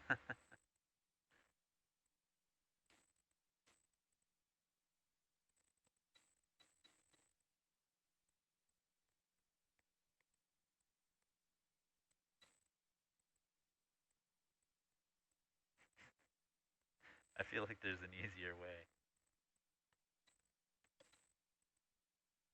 Sorry, I was talking to Ian, not you. Got a headphone tangle back here.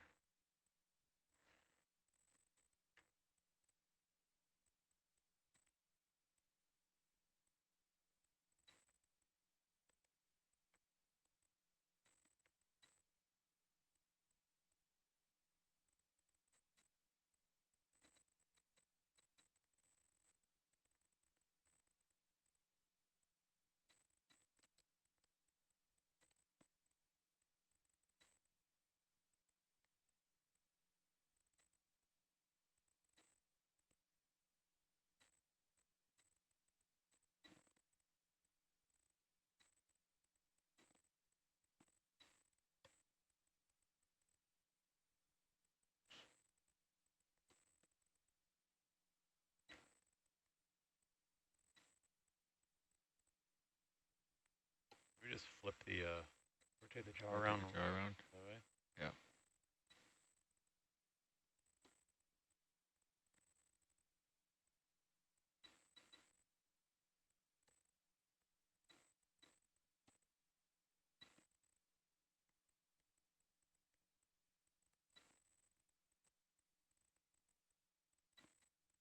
show me bubble on the jaw? Yay. You gonna go to bed soon here, Nico? Absolutely. All right, go, please. I'm falling asleep just looking at you falling asleep. I may have had a mini shut-eye during a bit of the transect, I think. Yeah, I had a great, like, I finally went to sleep at about 3. Yeah. Yeah. So, I didn't get up till 7. Oh, That's like 4 hours. Not bad. It's a lot for me. I don't know what I'm going to do all day. Went down to the gym. I ran a bit on the treadmill. Been around this way. Yeah, I didn't watch how you rigged this one. It's just 2 pull pins. One there, one near the bottom. Shoulders drooping. You should bend it together to one pin. We should have done together one. The second one was a late addition. Oh. Can you lift up on the shoulder on the ice on the Magnum, please? Yeah, just trying to figure out. And we'll have to grab those. I weighted them, and we'll have to grab them off because we don't want anything hanging loose on this. Okay, stop for a sec. Oh.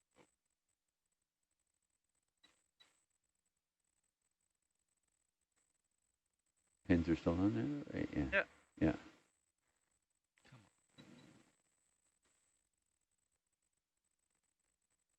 So this bottom one, grab it from the left side and pull through.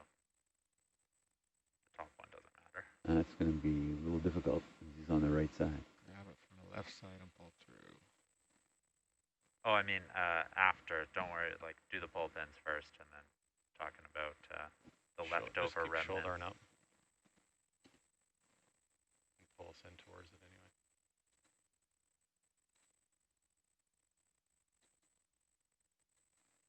So, Nico, one of our viewers at home just logged in and said, why are there what appears to be socks covering those things? Those yellow things are 3 different hydrophones. Okay, I can do the Magnum if you want to get the craft out there. All right. It's just so they look more like bananas. No. It just reduces flow noise off the transducer head. There's not a lot of current out here, but it's just from the flow, just the basically tidal currents coming back in and out, right? Yeah. Oh, you got that? You need a zoom really? Okay, good. Up. Think. Up. Pull up. Yeah. Yeah. Get some shrink wrap on the end of that one? Ditch it on the porch. Yeah, there was. It just pulled off when you pulled it down. Oh, you haven't been around for some of these shrink wrap nightmares, have you? I heard about it, though. Yeah. No more shrink wrap on the pull pins, people. Oh, I meant to add that in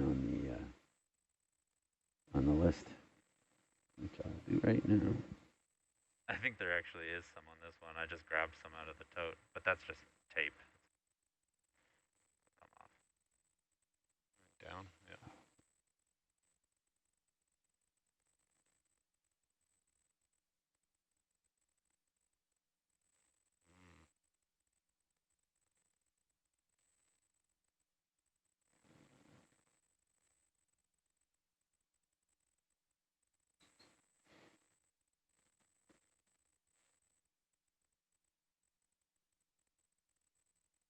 Oh, I already had it. It was number 14.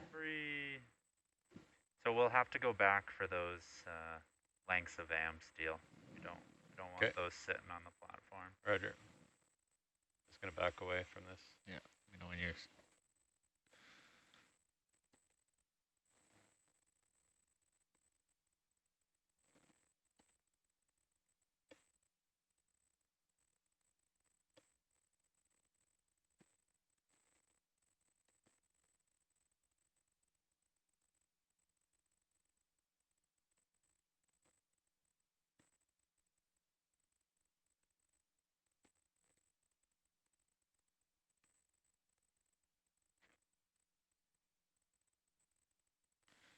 Okay, ready?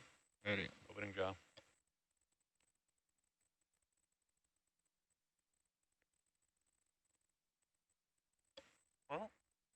I'm going to go to bed. Nice work, guys. Nice job getting that rigged up, Nico. It's mostly done at shore. Yeah. Thank you, shore. Yeah. Doug. Sample tray out. Doug and the team. It's funny, growing up, one of the local bands was Doug and the Slugs. I think they were actually from BC.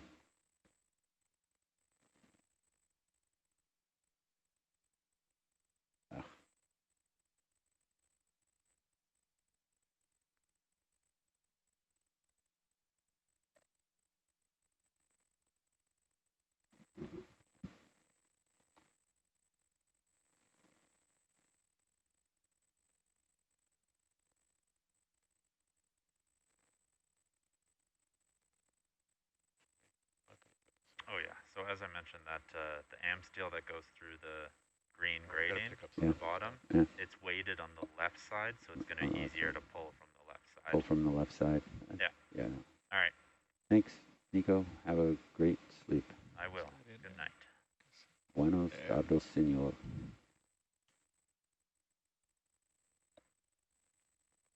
Okay.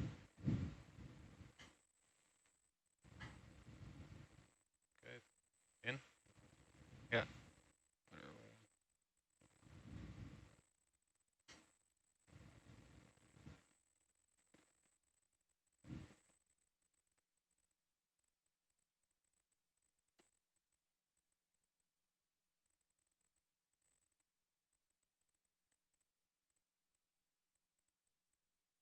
So when I go get some rope. It's weighted on the left side. All right.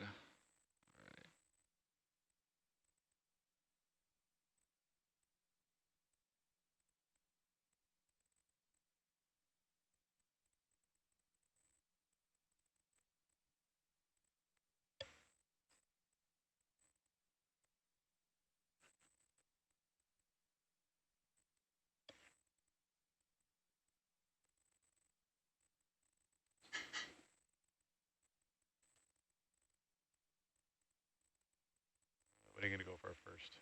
Top one? Sure.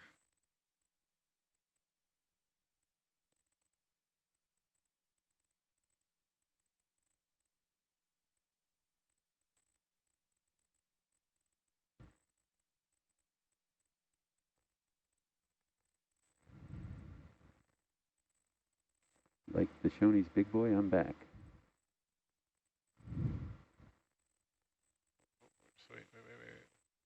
Wait. Wait.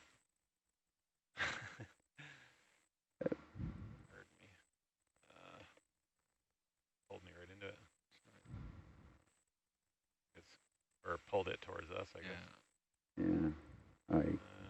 Okay, well, let's go for the bottom one. Yeah, the bottom one, you can see the weight there. He's saying pull it towards the left. Okay.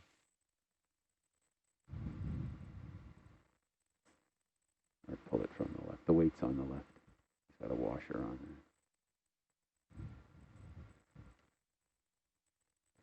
If you grab it, then I'll try and back up a bit, maybe.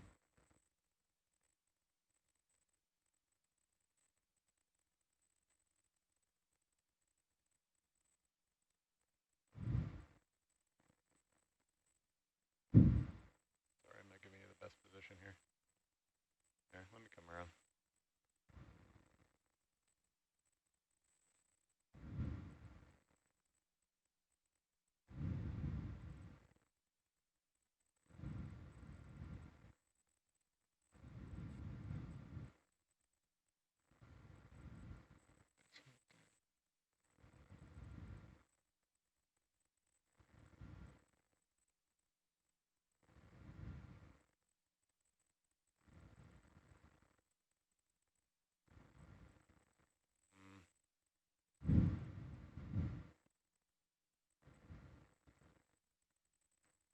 Oh, you're holding onto the weight.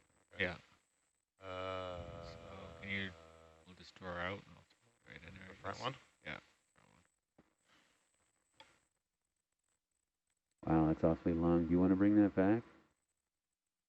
Or do you want to store it here with the weights? Could do. Your call on it. If You think it'll stay? Well, the one end will stay, but then the other end will float up. Yeah, I'm floating. We pick it up later when we pick up the weights on that next cruise. Sure.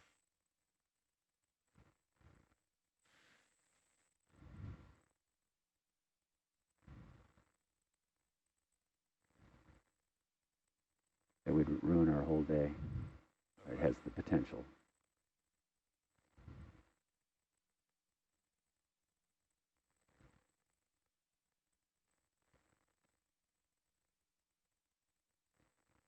Right there. Yeah, it's perfect. Do you think that other one will float away We can during our transit? I'll come around this side of the... Probably not. I'll probably just get snagged somewhere else.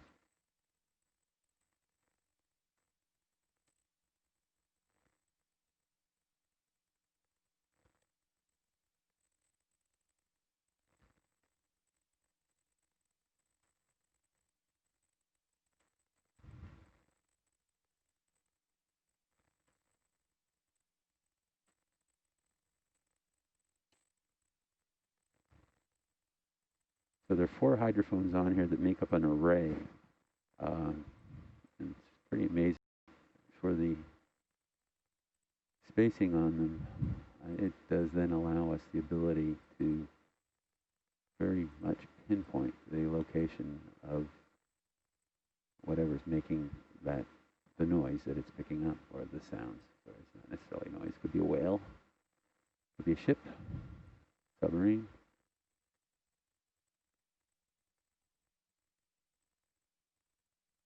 Landslide.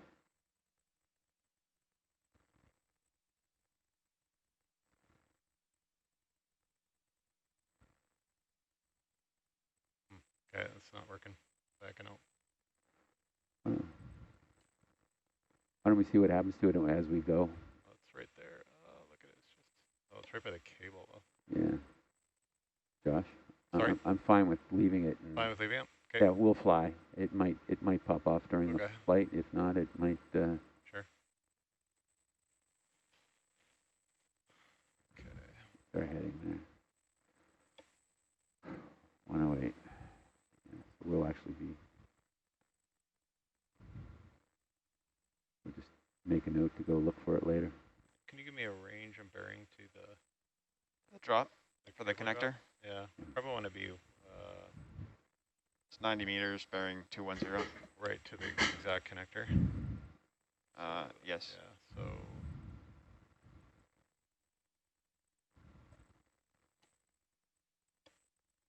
Ian, do you want to fly short of the connector and put this down, or past it a bit? But we want to go past it a bit. Okay, and then off to obviously one side. So we'll have a little bit of slack on the cable to maneuver around, depending on how it lands. We're not sure how much of a pull is left of the other one. We went actually to almost about 65 meters. So I think we should put this in, keep the shoulder up and put it in Magnum. Sure. See, it wasn't 4 meters. Oh, we're still up off the bottom though, aren't we? Yeah.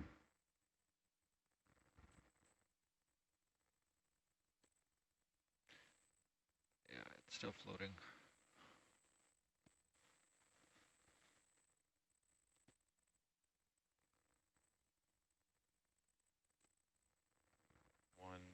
Sorry, I know you told me.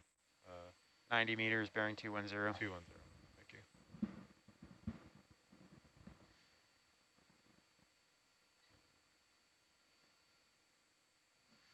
If found, contact iOS.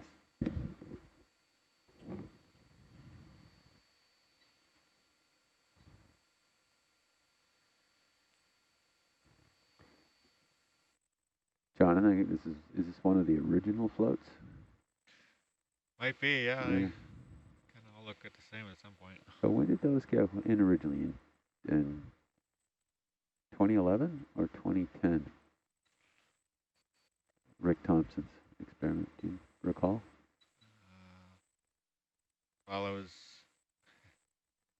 Oh, I don't know. That was, yeah, about Before your time, Before my time, because I think they put the moorings out and then they didn't have a cable there yet. Right, yeah. Oh, they didn't get plugged in for 3 years. Maybe wrist. Or 4 years. 2016 they finally got plugged in. Hair ring, I think.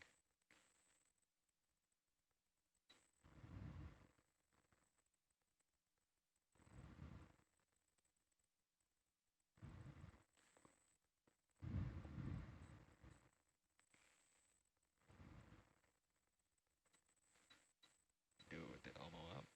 Let's see.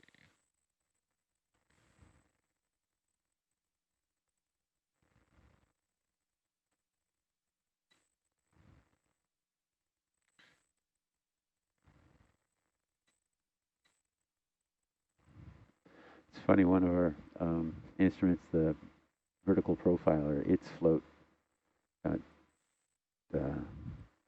caught by a fisherman, a trawler, and was cut free, and it ended up washing up on an island in Alaska. And it just happened that a gentleman from Anchorage, Alaska. A little better on the, oh yeah, that's good right there on the bubble. Yeah. Maybe just go up on the bubble a little bit. On his weekends in Alaska, he flies his private plane with big balloon tires to different islands and just goes, walks the beaches with his family, and they pick up garbage. Bump it, then it's just gonna spin. Okay. So be ready on the close. Ready on the close.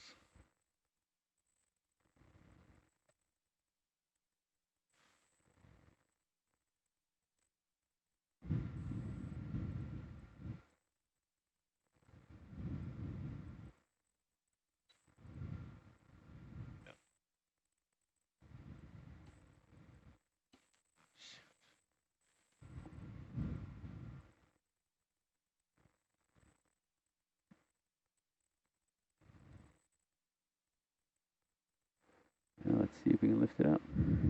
Get my heading first. Yeah. 210.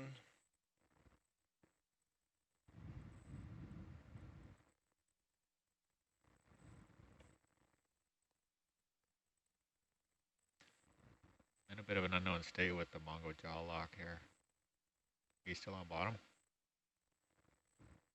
I'm gonna cycle this. You are? Oh, okay. I'm probably. Okay, I think we're good. Okay.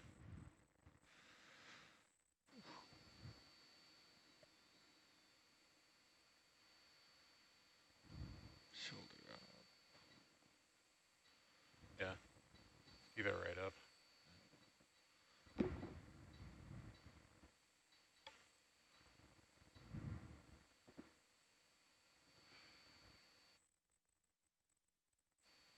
Well, you didn't go down and that came up, so that's a good sign.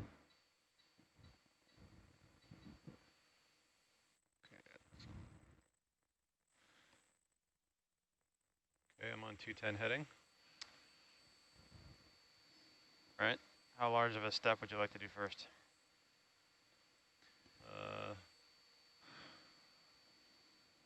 Just start 20 meters. 20 meters, bearing 210, roger. Bridge nav. I'm gonna see if I can come up in a 0 Z bias. Request a 20 meter step, bearing 210, please. And I'm at 2650 depth.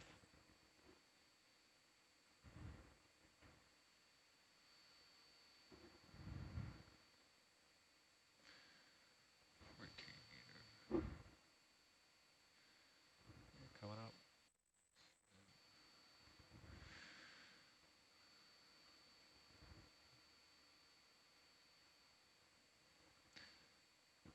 So the VPS float ended up on this beach on this abandoned, unmanned, whatever, unoccupied, uninhabited, there we go, that's the word, island in Alaska. This guy and his family flew in for the weekend of picking up garbage off the beach, and they found the VPS. Okay, with 10 meters or 15? I think. Yeah, Yes. bottom was 11 meters. 11 meters, so you're 10 meters off the bottom now. That's Yeah. 11 meters. Happy with that? Oh yeah, absolutely. Okay. Step forward.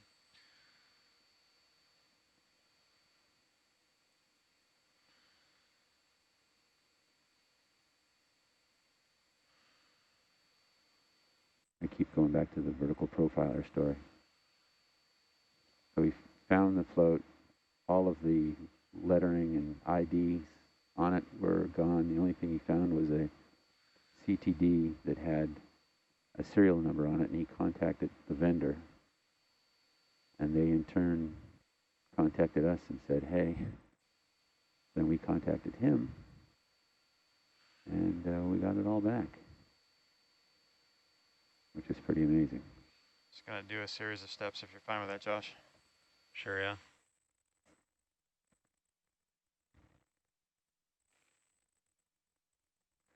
So Josh, when we get it there, we'll land it, plug it in, and then head back to the platform and plug that in, the other end in.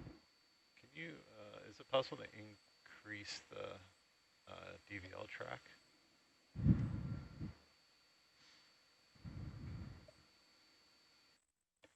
I just want to see his estimated ley line of his cable there.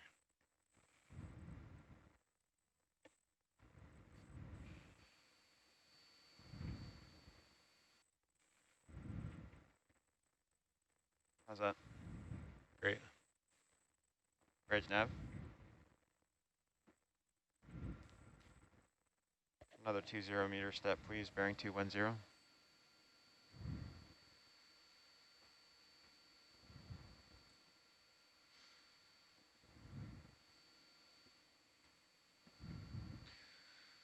Oh, huh.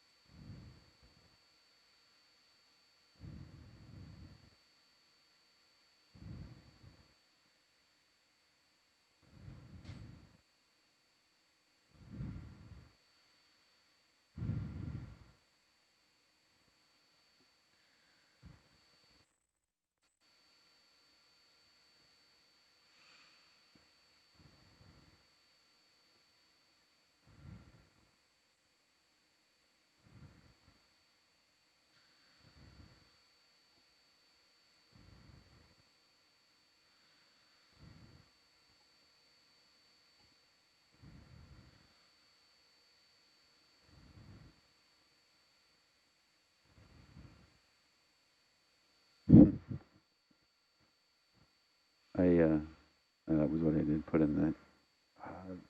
Under the dive plan, I said that where we were, obtained position and heading. I was joking about the heading. Bridge nav.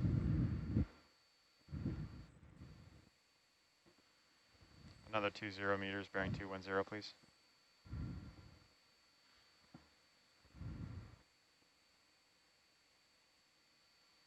So nav, question for you. Sure. So we put the track link beacon on it. Did it work? I mean, was it worth, did we get any useful information out of it at any point in time in the deployment? We didn't really activate it because we found it on the meso first, but we can take a peek at it now. I guess it's more of, the actual deployment. When we dropped it off the side, maybe, I guess Remy was on then? We're not going to get the beacon. It's going to sit in a drawer. Sitting in the drawer now. In the drawer, yeah. Well, there you go. So Josh, I'm just wondering if, you know. It was, well, I mean, it gave us a starting point, I guess. I think if we didn't find any sonar targets, we would have pulled it up and lined up the USBL that's on Herc with the USBL that's on the hydrophone. And we would have found it pretty easily. Okay. I'm stopped here right now. Holding position. Should catch up. Because it was interesting at the deployment at Endeavour how far off. I mean, it clearly tracked the sediment trap.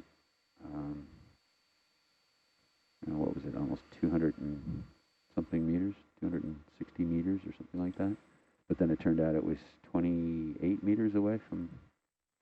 It did fall. The sediment trap went straight down, but the USBL had it drifting off. So maybe that was impacted by the plume.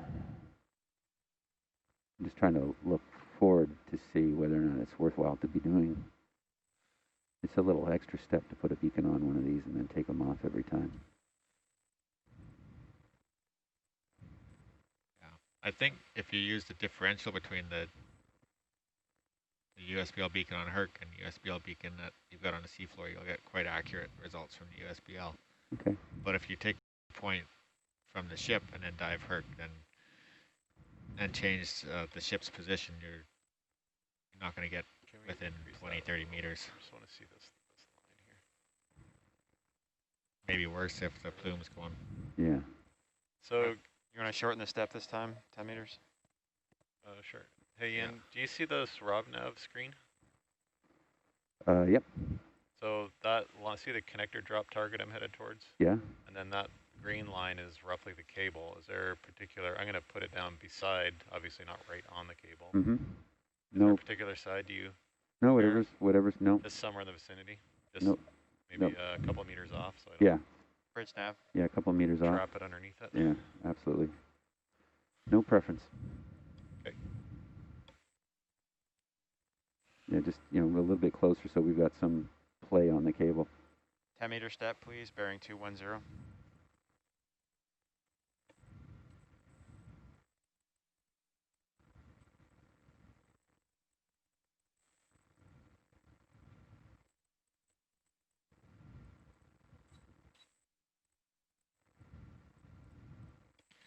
You need to continue to see that cable trace. Yeah, that'd be great. I think I'm going to set it kind of here.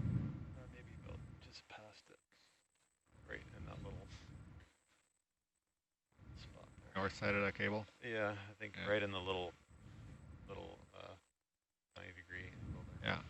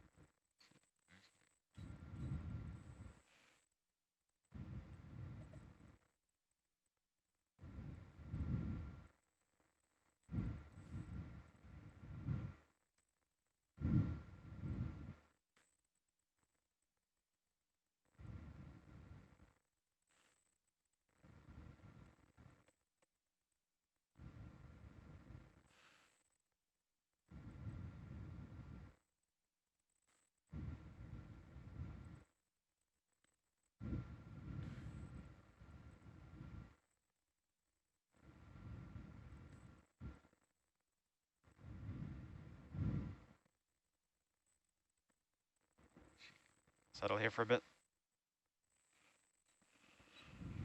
Yeah, how far have we moved since that last mission? How many minutes did you put in?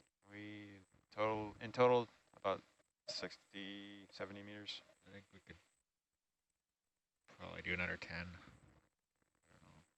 Because we started. Got about 15 to go. We did 65 from there. Yeah, it was about 90 total.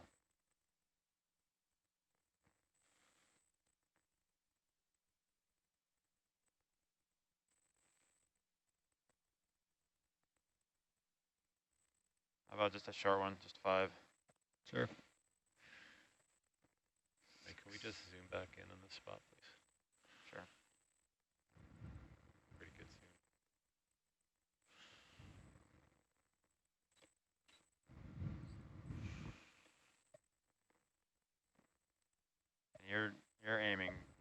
general area? I'm gonna try and put it down just right in there. All right, I can kind of come east a little bit to help with that then. Oh, I got some tether once we just get to that spot. All right.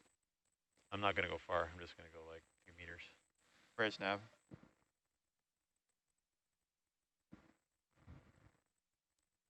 Five-meter step, please. Bearing 210.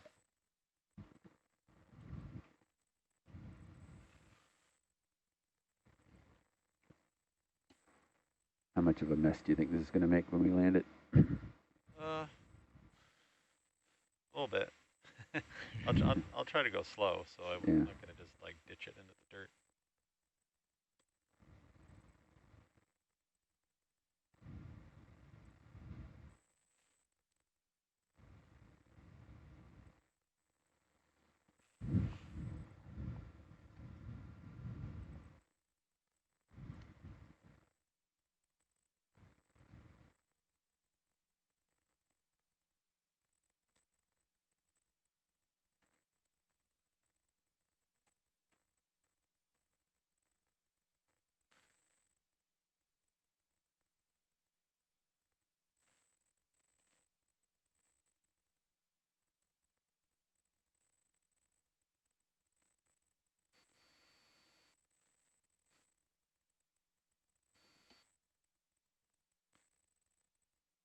Ship move complete.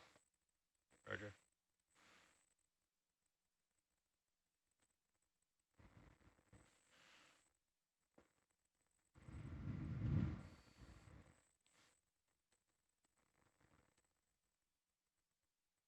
Doesn't look too bad.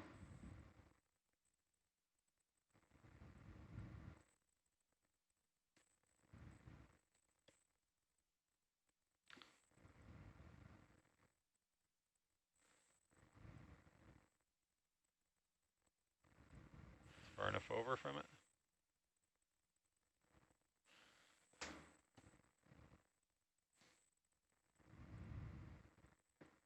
Maybe give it another meter or two. Yeah, I'd give it another. You've got, I mean, it's basically the same width almost as Hercules, the footprint, right? Yeah. I think you can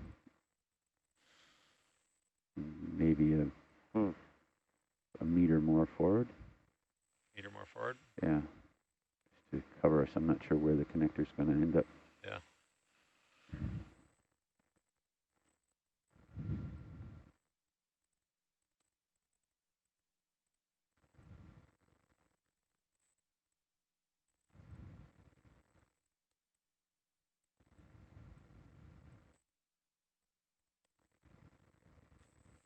Try and come in maybe before I actually touch down. We could come a little bit low with Argus, so we might be able to spot the cable.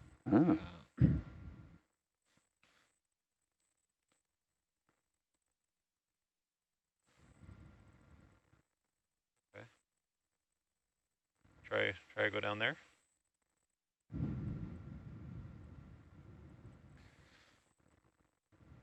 It's good to me. Yeah. Okay, I'll come down 2 meters.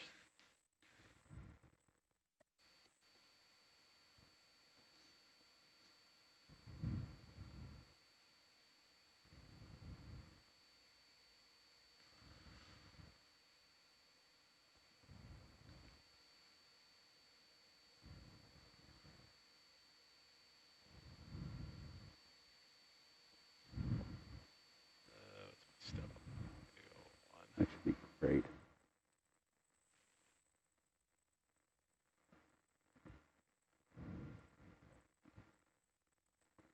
We're basically looking down the line, so the cable would be in front of us, yeah. Port side of her. Yeah.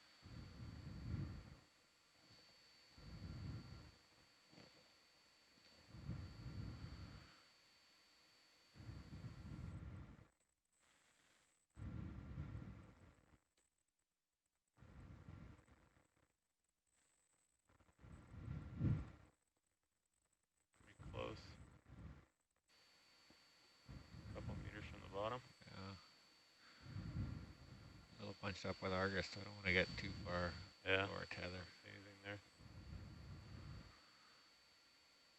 Should be pretty close to the bottom.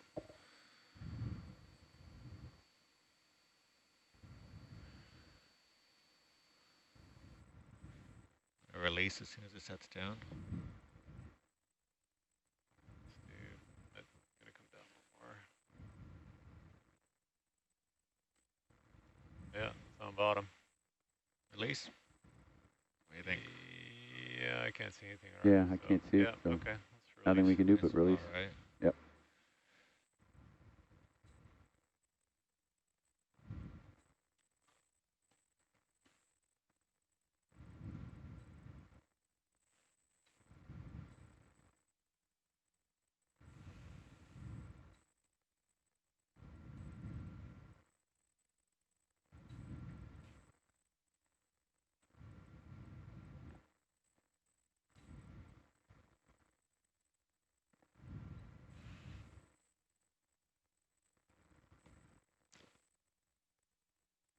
It's cable.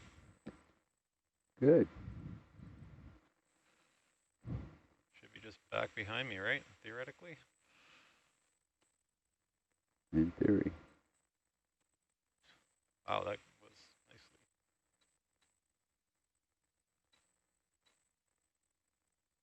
There it is. Bang. Connector? Nailed it.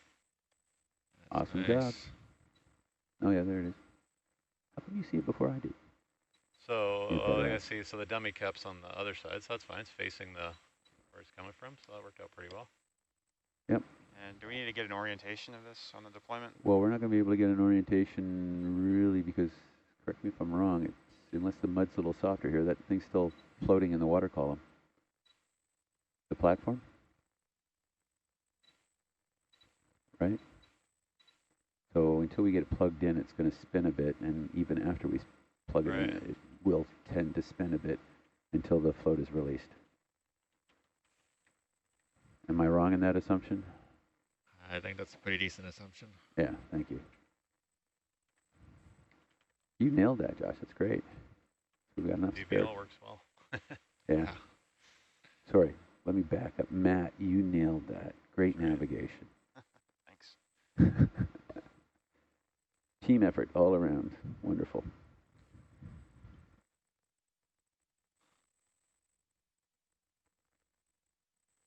Okay, let's go on with.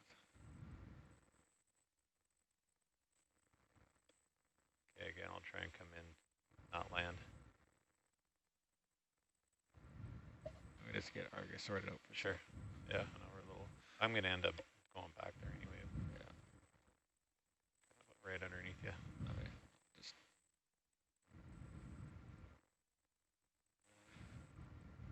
Good enough for now. Yeah, I'll go forward. Mind if I tidy up some of these trails now? Sure, thank you.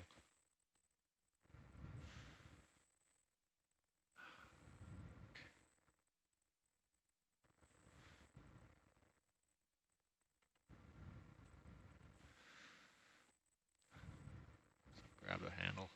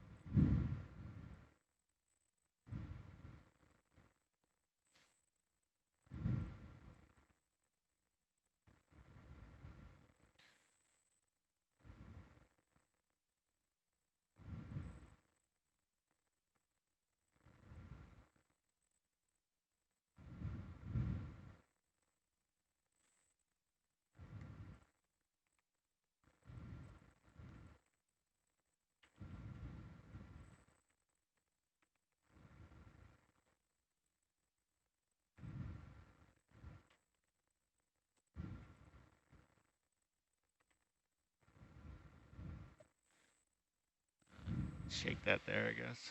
Sure.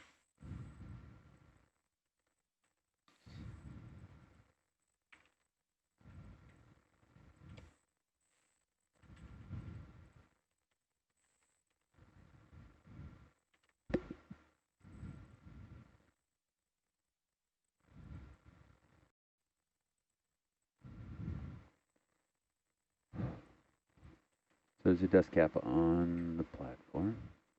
Take it off, throw it in the box. Slide this guy into the Fletcher. Let's get oriented there.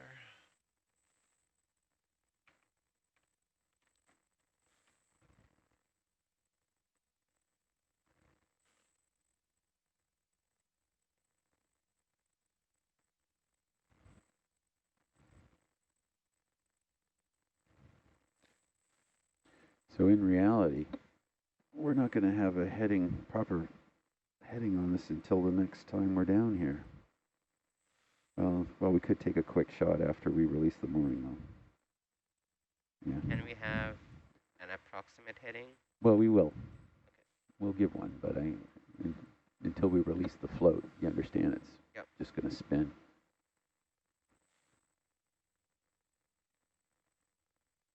So your approximate heading was that way. No, to be about, that's funny, that's like pointed right back, so it's about 45 degrees. But we'll get you better than that. Don't record that yet. Thank you.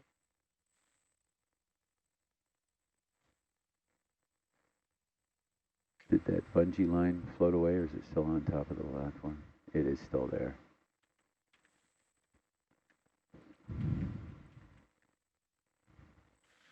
Watch out a little bit, Brian. Sure. Just gonna go set it down.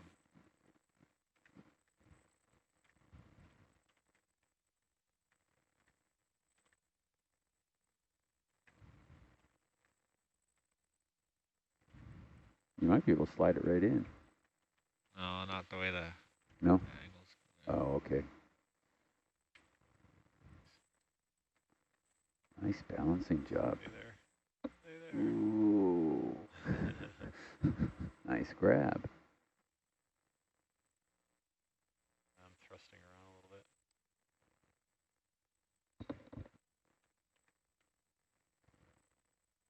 Might be able to maybe get it just like enough to. Well, yeah, it's gonna be all cockeyed. Just the way the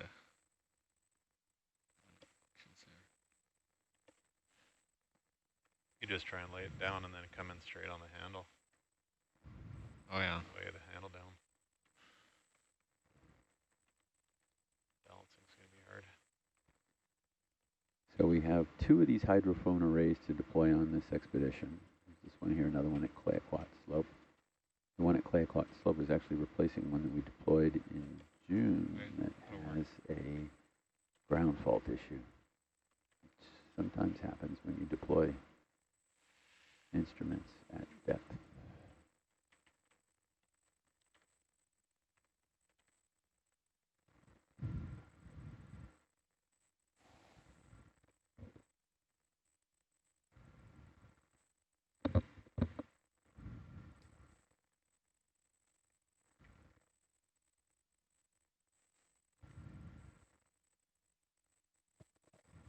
Nice.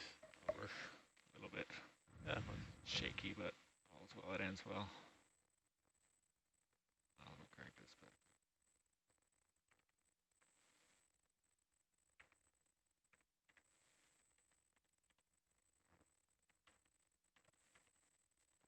Maybe grabbing it very hard.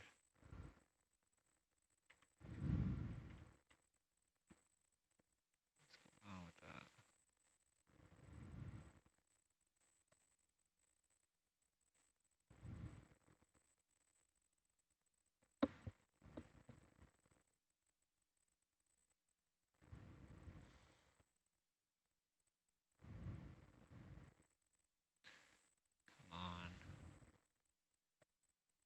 Right back to where you started. So much trouble with that.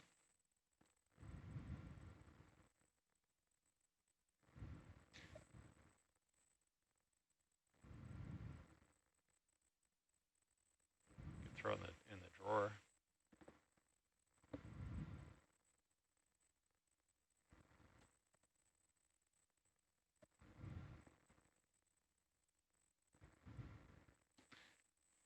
Yeah, I guess. Try that.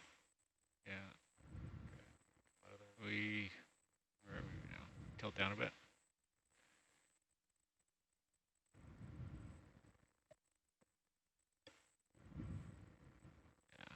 Yeah. Sure. Yeah. Punch the door out.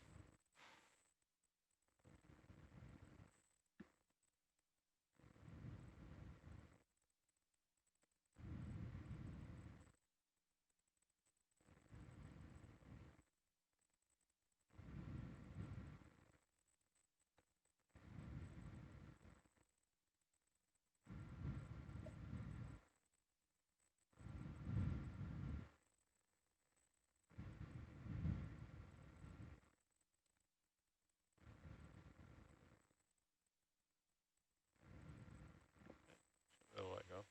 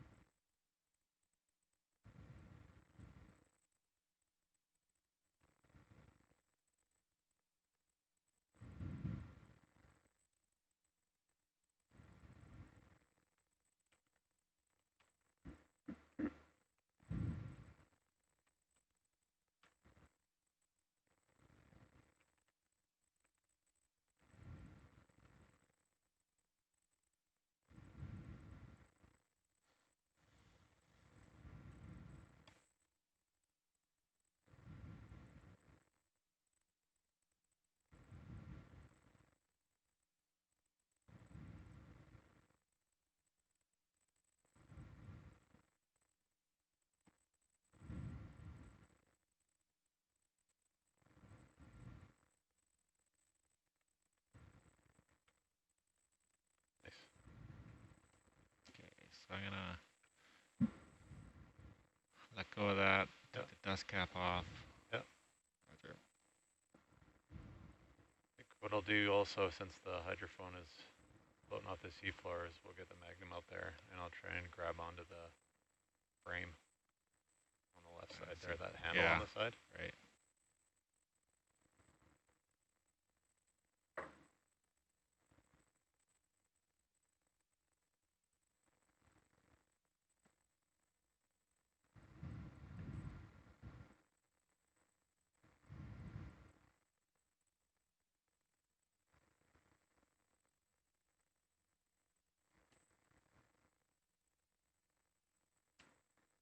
So those of you watching ashore, this is you're watching the exploration vessel Nautilus with ROV Hercules and Argus up above.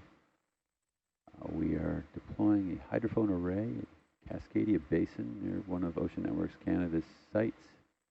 This is a wired, connected hydrophone that goes back fiber optic cable all the way back to Port Alberni, British Columbia, and then to the world. So researchers will be able to monitor Porches out a bit. Ocean noise from this location. We're in about almost 2,700 meters of water. Pressure's down here probably around 4,000 pounds per square inch. So Just give me the 2 tons on you.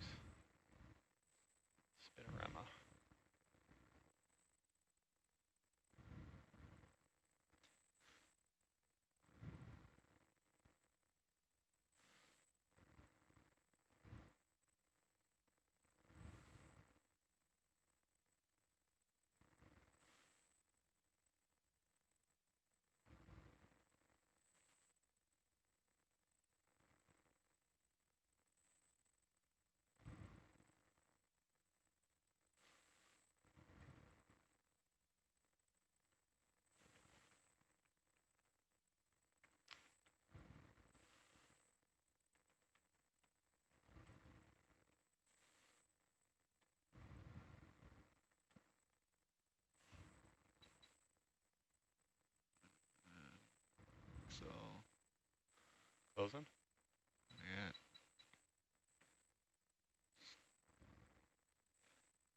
There we go. Nice.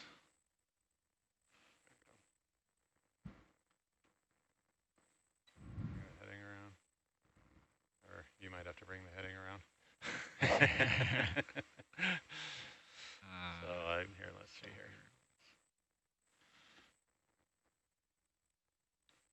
No.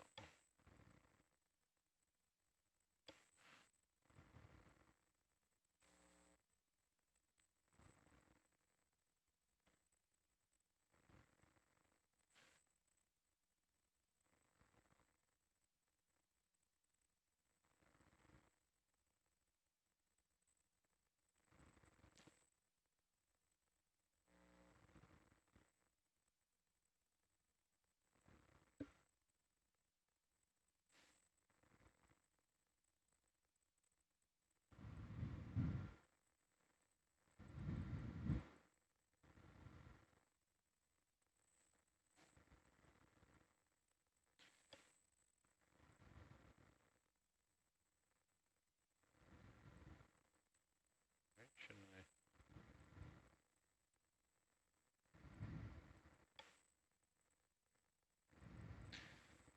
Is that going to work for you? He's a bit of a backhander.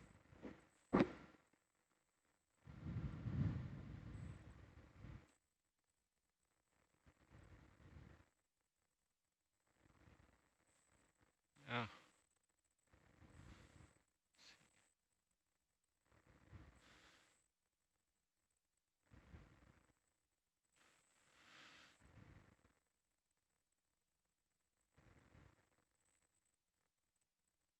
Not the easiest one, but doable. If I can.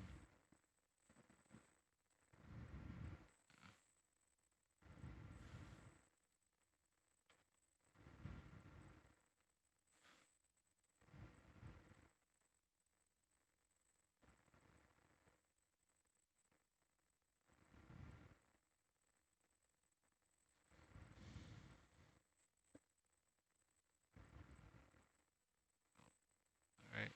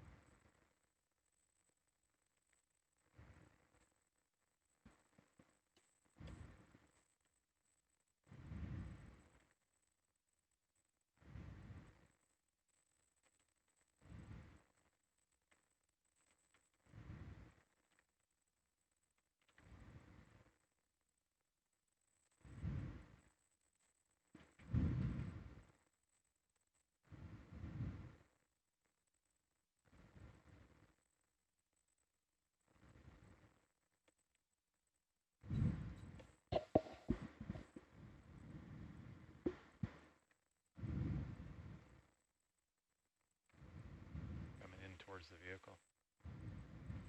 You're pulling like this. Pull straight up. Maybe a little turn, rotate. That way.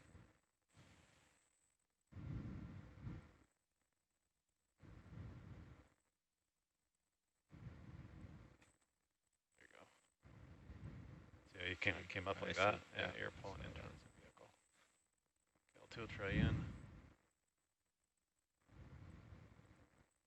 And I thought I would give you a wrist. I did a wrist left, which I thought would turn it more square, but let me see if I can get it. It's not a good angle for you right now. So what isn't that? It's just turning it, so this way. I'm just gonna put the arm in your road.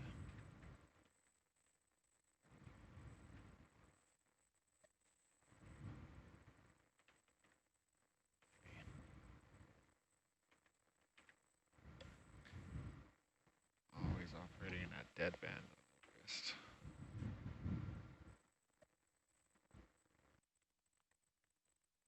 Of course, doubles right bar. I could try bringing it up by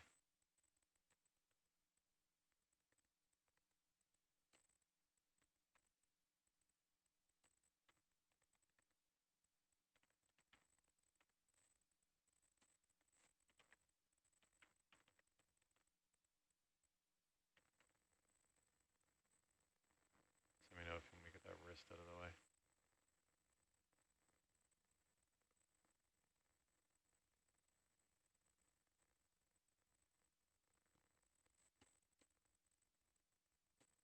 Think I should? Stand by. Okay.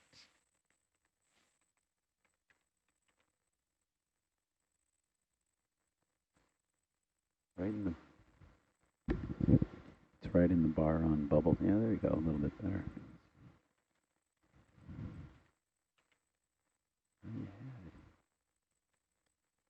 Nice. Yeah. Can we zoom in, please, a little bit on Zeus? Is that's good. Is that better, John? Yeah. See the pin well on the Zeus.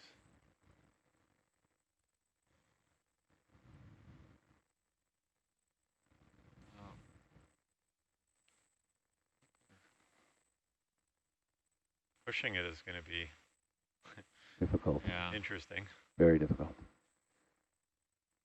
We're probably on far enough that I could try and let go, but just going to push the thing. Oh, you should be on enough that it should stay there.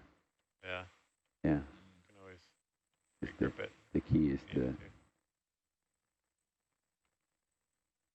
not pull it back off when you let go. You can let go.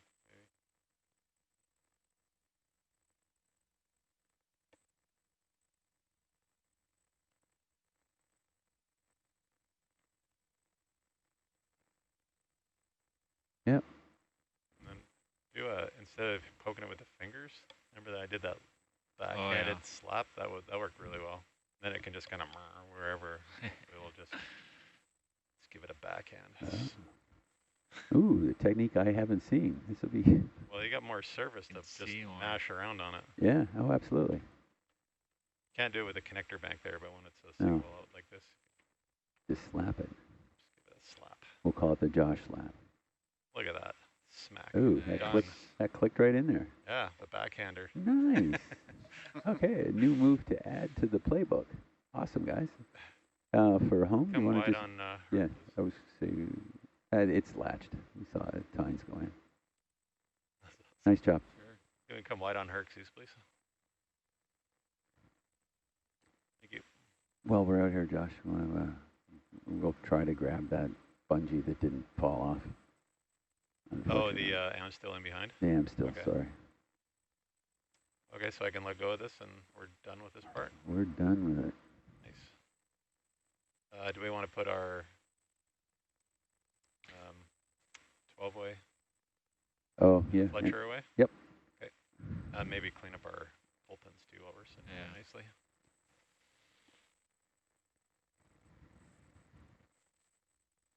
Yep, that's 9A, place in bio box.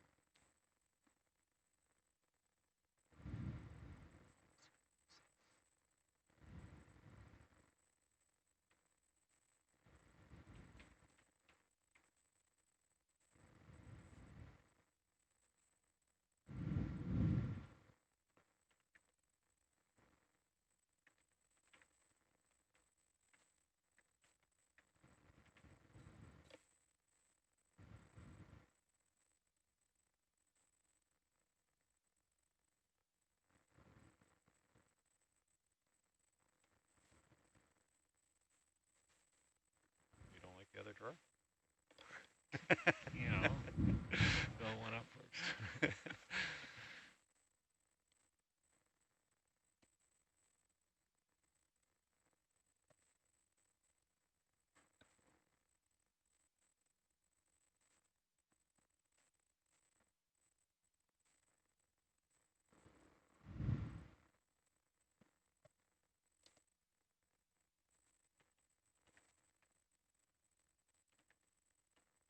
Guess I'll let you see it.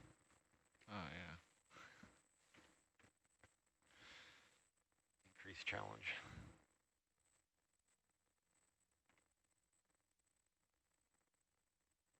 Oh, Fletcher. Wow. Broke the Fletcher. This is a dumb question, Josh, but this is more just cable management later on sort of question. What do you think the odds are that if we swing this around, I think we definitely have turned it around. do you think that it's just going to come right back? We should try it, just because right now the connector's right underneath the platform. Yeah, because we basically spun around since we've been wheeling it around. Yeah. Okay. So whatever you put a wrap on that, let's maybe hold on to Mongo and swing it around and undo the wrap? Or do you think maybe if we let it go, it'll just do itself? No, it won't. Okay. Answering my own questions again. But yeah, it'd be nice to get it so the connector's not under the platform.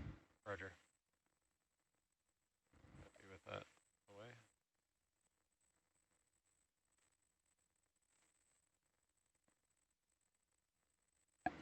Yeah. Ready to let go with Magnum?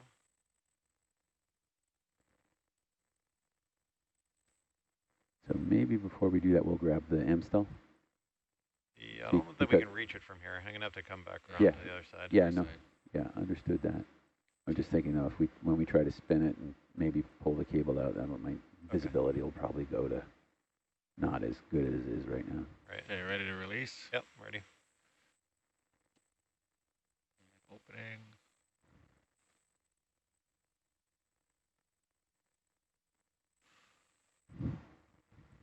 Dive Chief, this is Data. Yeah. John D. from Shore asks why the hydrophone array is still floating. Just show me the... Why is it still floating? Because there's a giant beacon, or sorry, a big float on top of it. Okay. There it goes, spinning.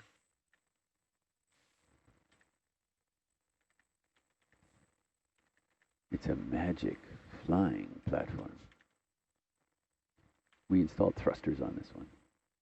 Yeah, we haven't released the float. That's the very last thing. So it's going to be floating like this until almost the end of the dive.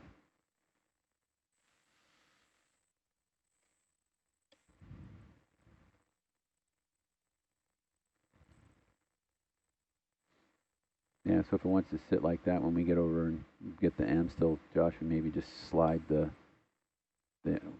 PBOF out from under the leg that we're seeing there now. Right.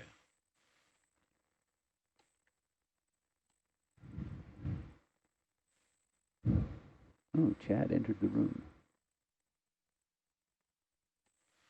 Anyone able to tell me how high the straw moorings are? That wasn't my question.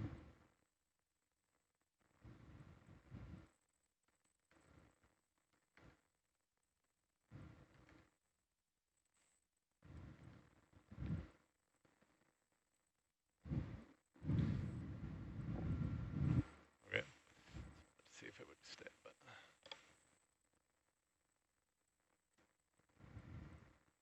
We're going to grab the craft out there and then we'll grab that piece of rope.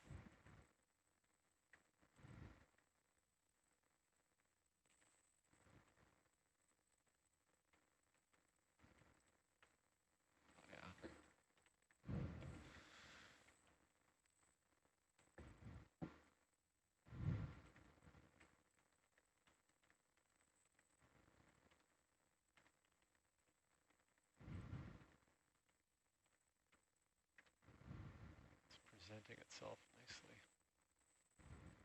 Except you're by the cable, so just watch that. Yeah.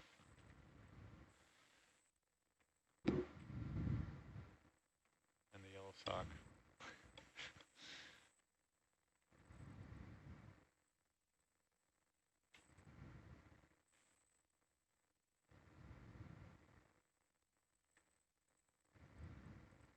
put it underneath again? Yeah, I think so. No. Actually, no, because they don't like anything extra potential noise. Okay. If you drop the weight in, then I'll just trap it with the drawer. The weight's nice in the middle there. Yeah. Let me just get away from this wrong side of it.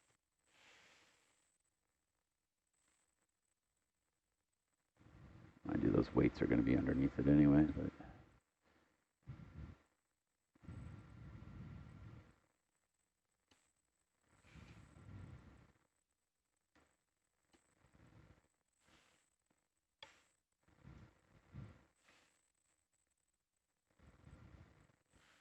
Yeah, I'll put it in this drawer for you. Yeah.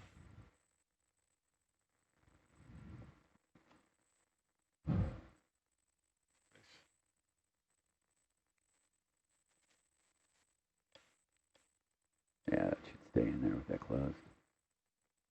Right, we'll just try to pull the orange a little bit out. Okay. Josh, just so it's not under. Pull the orange or try to rotate I would just pull the orange out. Loop here, and then I'll find a spot to grab it. There's a bit of a loop on the seafloor there. Yeah. Right. So that's going over top, so we're just going to grab over there and then do a little twist or something. Yeah.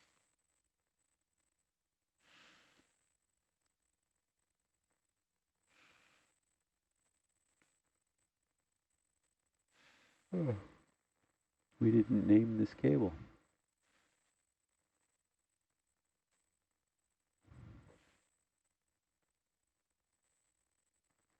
It's the black and red cable.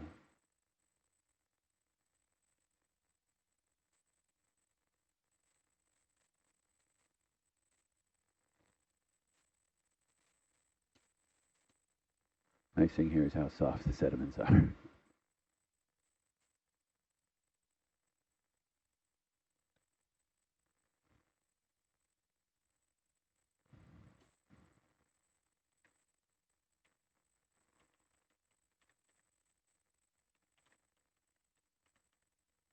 Nice job. That's good. Okay. Excellent, thank you. Hopefully spin back a little bit. We just pulled it. Yeah, it'll be all right. I think it'll be okay. Looks Okay, we got to follow. Miss. We got a good position on this for now, yes? Yes. Okay, let's head for the, follow the orange road. Follow the orange road back. Yeah. To do the other end, right? Yes, sir. All the way to the junction box? All the way to the junction box. I have a path. Which hopefully is what, 55 meters? Just about 60. 60, okay. We might end up having to pull some cable back, Josh. We'll see. Okay, we can start moving the ship. Okay, 20 meters good? Sure. Bridge nav.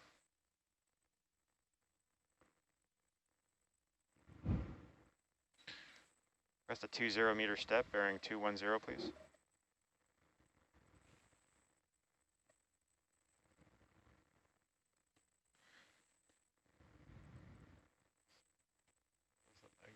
it away right?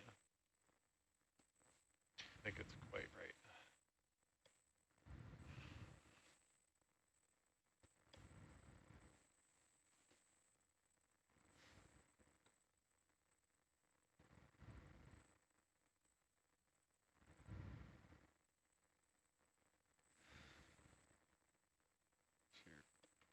Coming down a bit, Josh.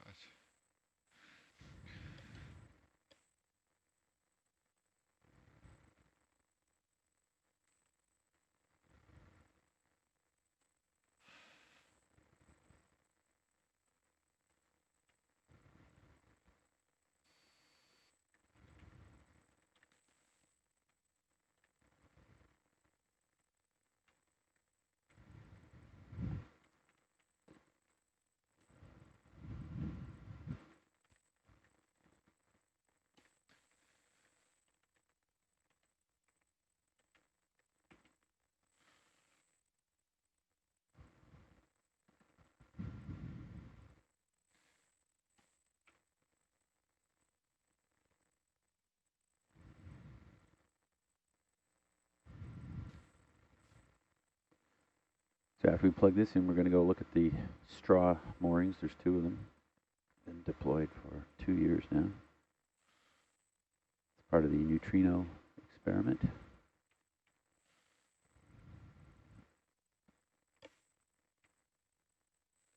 And next month, or not next month, in a week and a half, we'll be deploying what's called straw B, which is another mooring. These moorings there now are 146 meters. Straw B is a lot longer.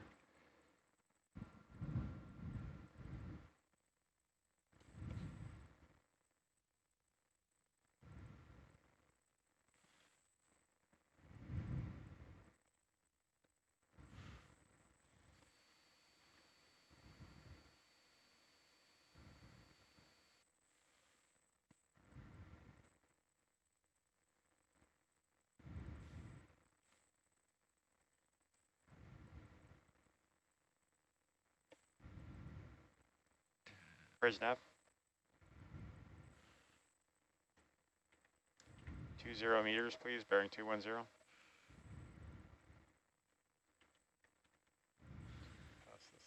Just want to keep that. Yeah. Tether. I started and then I'm like, hands off. So tempting. It's just right.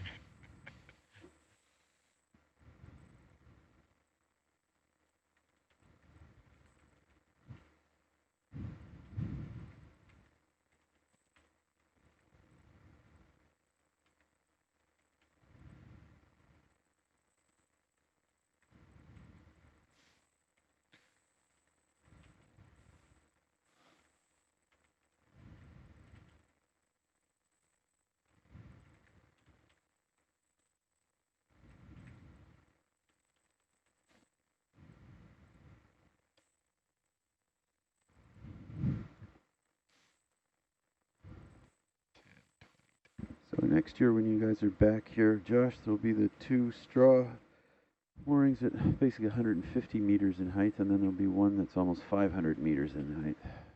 Oh. Yeah. Long straw. That's a long straw, yes. So the team back in Europe is very excited about getting this in next, like 9-10 days from now.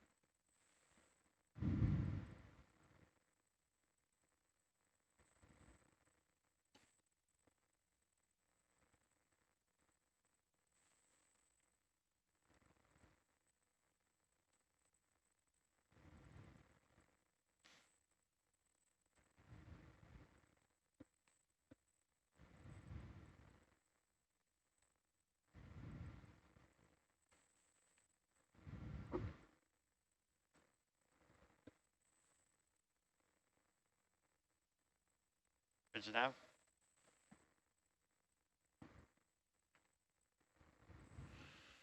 One 5-meter step, please, bearing 210.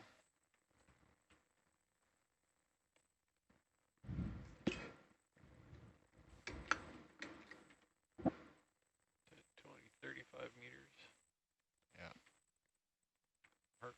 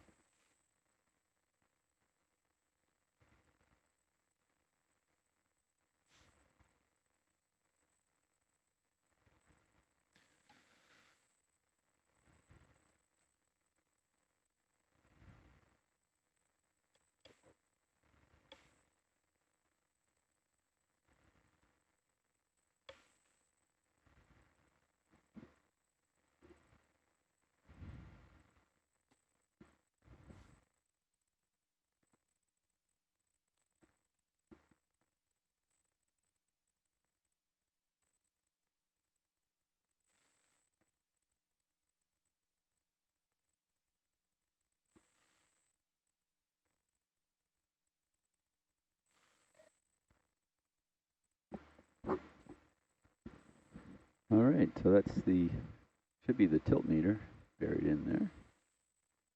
Can we hover over that green cable on our way? That's where it disappears, the very end of it.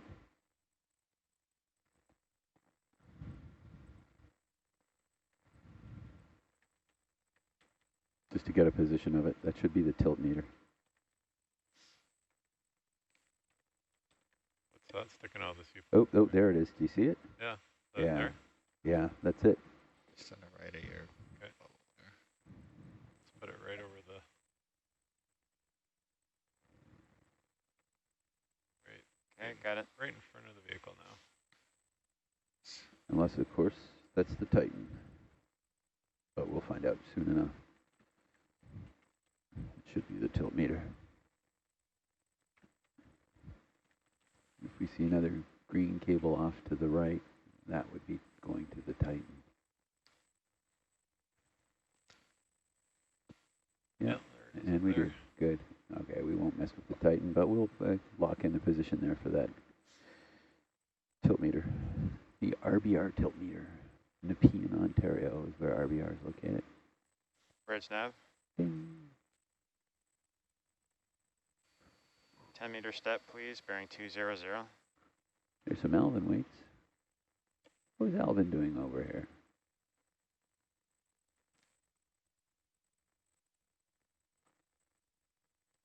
That is a full stack, right? That's not one of yours. No, because I had to put a handle on it. Yeah. I guess they were at the cork.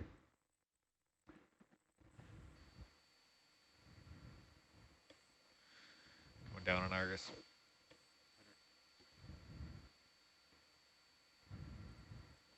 Meters away.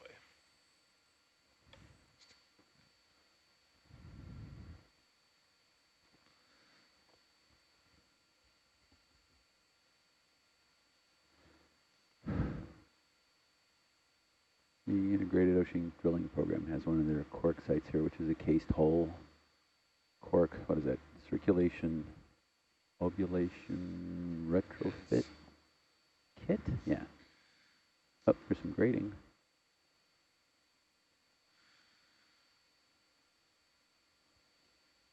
All right. Hope we didn't drag the connector far enough that we don't have enough to plug in.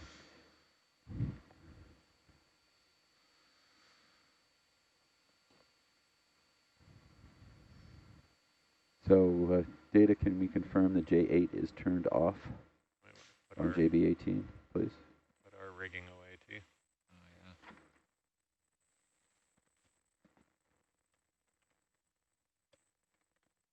And J8's again on the same side as all the green cables, gentlemen. So, this side here, that one, the one, or there's two empty spots. Yeah. Yeah, unfortunately. Connector's buried in there. Do you want us to put our rigging away as well? Yes, please.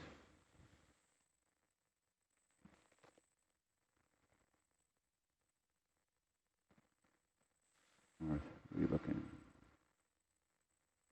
Dive Chief, I have asked for confirmation. Thank you. Stand by on that. Thank you.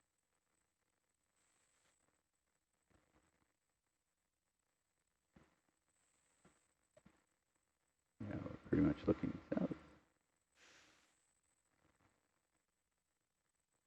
Wow, look at that. We're really close to the connector.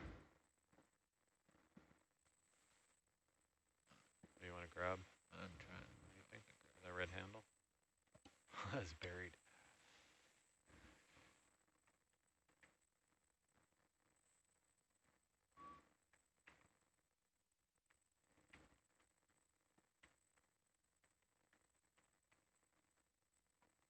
Wow. Spidery mess. Huh. You want to go on the front again, or side? Yeah, we could probably get that in the front.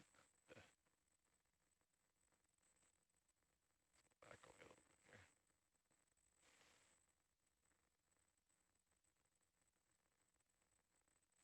here. I'm surprised that 2x4 sticking out the side of the platform still there and hasn't been chewed up by worms yet.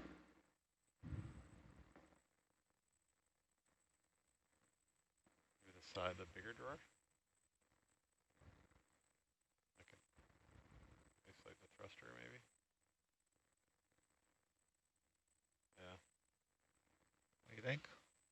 side drawer? Sure. Okay, so let me stabilize this. Starboard vertical. SV. Stabilize a little bit there. Wait, sample. Actually, John, Yeah. we confirmed that J8 is turned off. Awesome. CV18.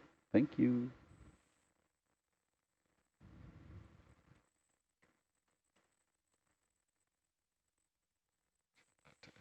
Drag it through all the push cores. Yeah, grab a bunch of push cores with the bungees.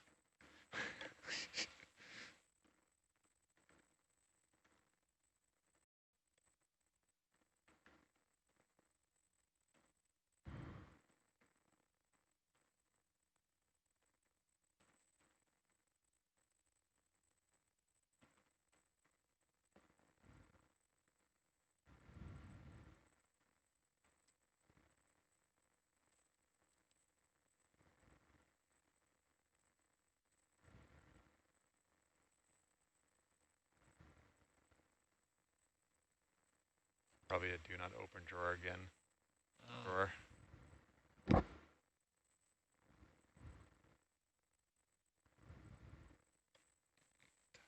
that in.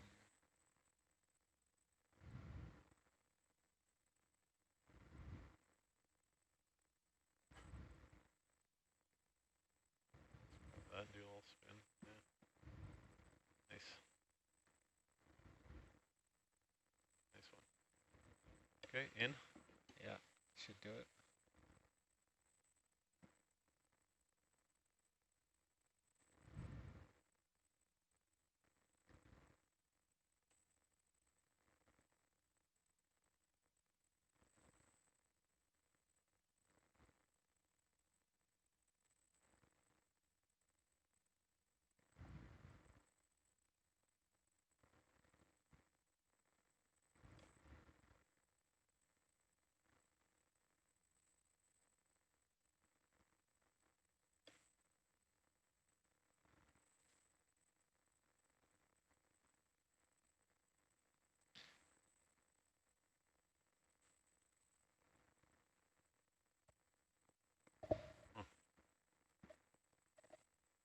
Maybe come out of auto.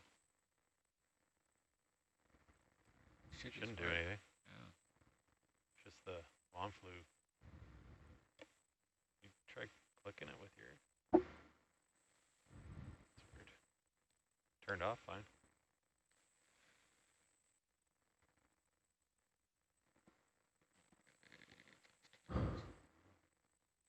Weird. Touchscreen. Touchy. Touchy touchscreen. All right, let's go back to the dig the connector out of the mud. And luck would have it, it's not going very far. And my CDO is kicking in because the panel on this side where we're going to be plugging in J8 is on the far right. There you are. It goes 8, 9, 10, 3, 2, 1 from right to left. I would have thought it would have gone 1, 2, 3, 4, 5, 6. But no, that would have been too easy for us. Let me just, before you shake it too bad, let me just go over here a little bit.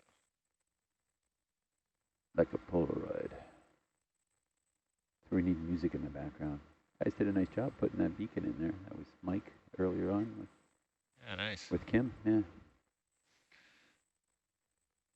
So the beacon, that's the red thing on the corner left leg there, is a Ranger 2 USBL beacon by Sonardyne, which is the USBL system that is used on the Tully. It's a system owned by Natural Resources Canada.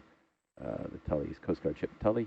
We'll be back here in about 9 days to deploy the Straw B, which is almost 600 meter, 400. I'm going to get in trouble. 468, 66, something like that. Meter tall array. It's the follow-up to the 2 straw moorings which are down here right now, which are about 100, just shy of 150 meters each. We're going to go look at those momentarily after we get this plugged in. Yay! Just pulling that maybe down on the Josh, at some point we're going to pop 2 Niskins just to actually sound, I believe, talking to Fabio, it's more like a test. And we also have some push cores to do, but we'll do the, whatchamacallit first, the neutrino, the straw bee.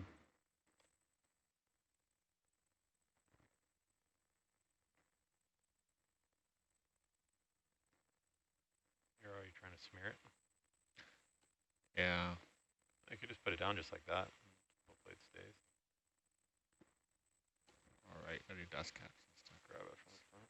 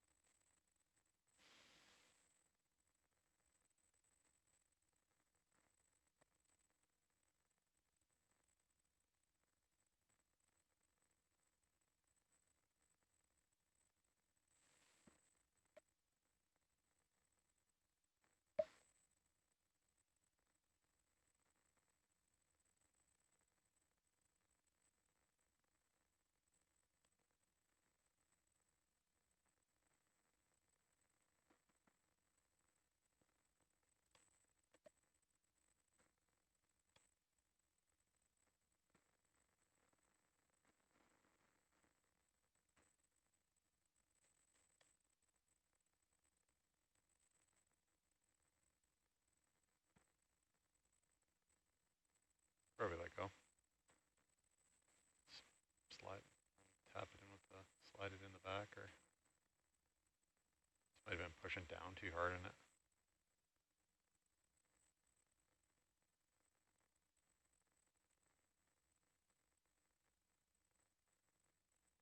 Hockey pucks or something.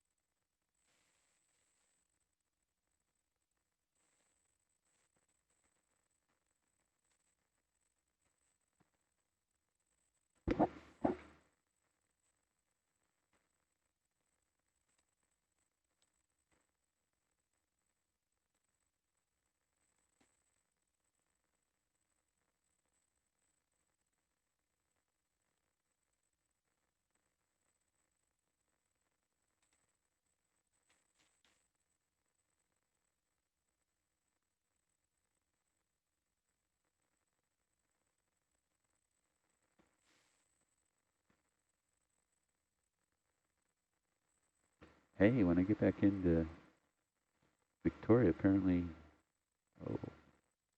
OET has booked me a flight. Because I could check in my flight 24 hours in advance. Where should I go?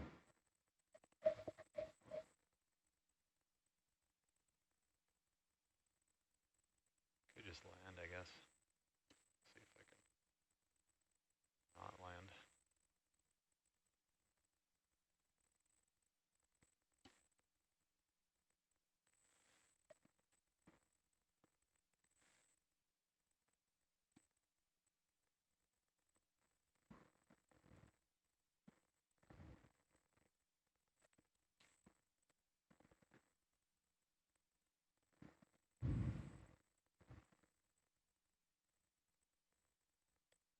Oh, eight's the far right one, Josh.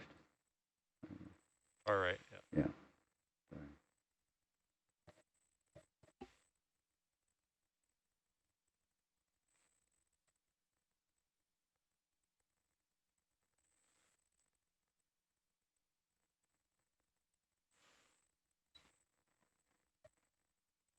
Nice grab.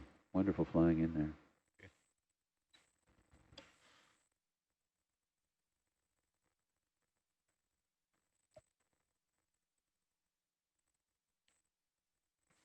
It's interesting to see how far buried in the legs on this are. Set them at about almost 2 feet. Let's end up on this jaunty angle. Yeah.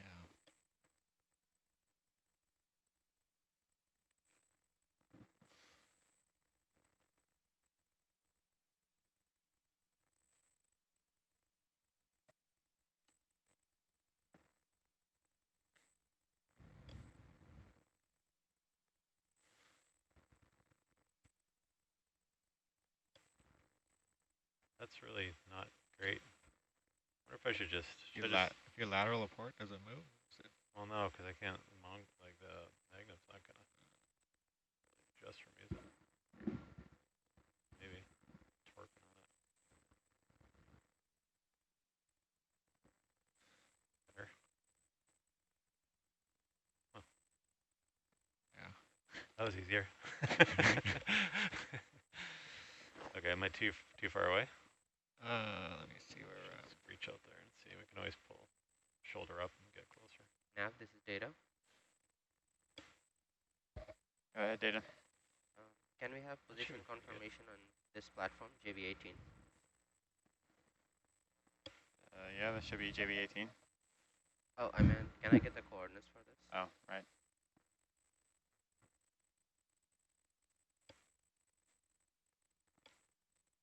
They didn't do that this morning? Oh, they were here.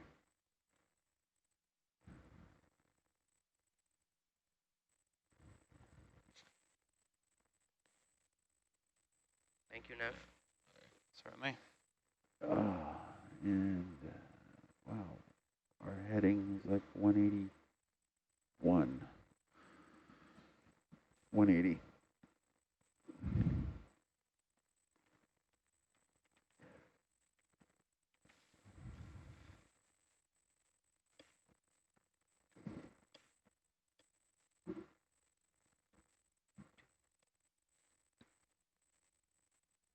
That'll help weigh down everything else that's in there.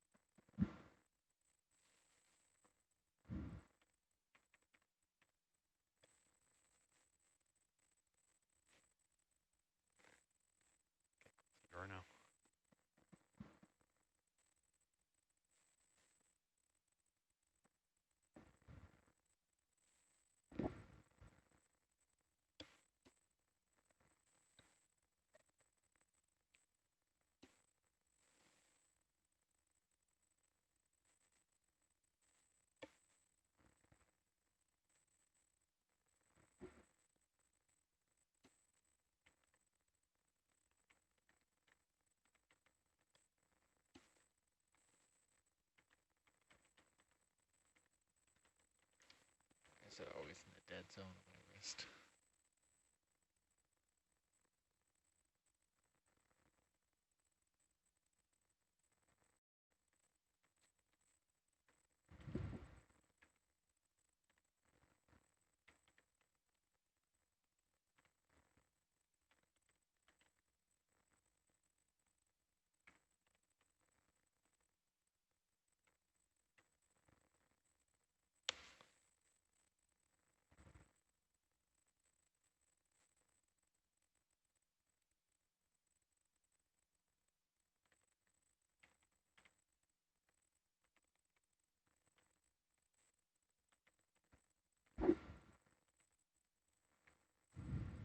You have to shoulder up and elbow out at the same time.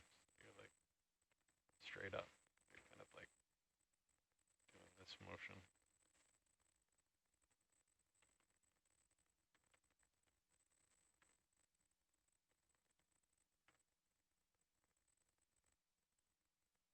Sort of, I don't know. Yeah, it's kind of weird. You can try and get us further away too if you want.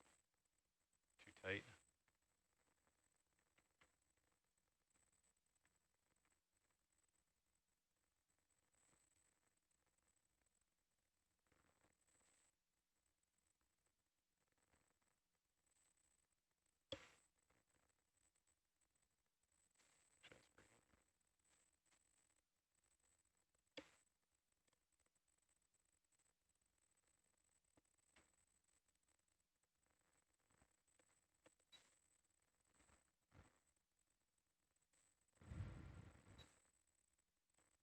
That bungee's right in there.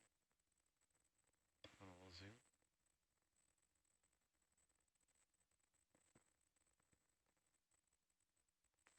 Can you come in on the porch at all, or? No. I can't close it anymore because the the dust cap is trapping it. I missed that. I can slide over a bit more. It's better. How's that? Yeah.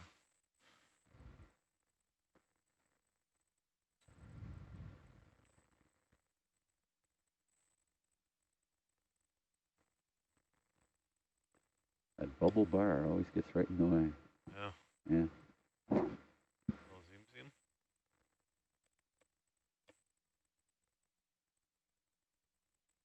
Will you zoom in a little bit, Dave? That's good.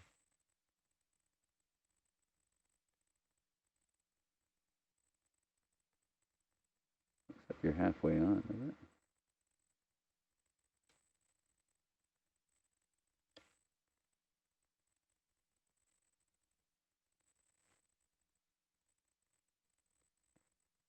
If you're halfway on, Josh, it should stay. Okay.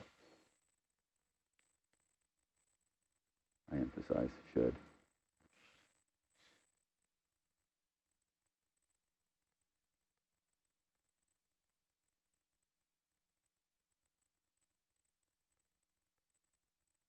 There you go.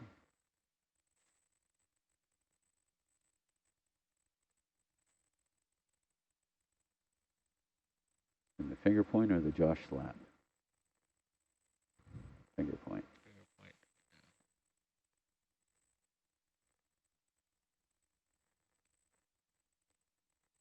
Yeah. Not yet. Not yet.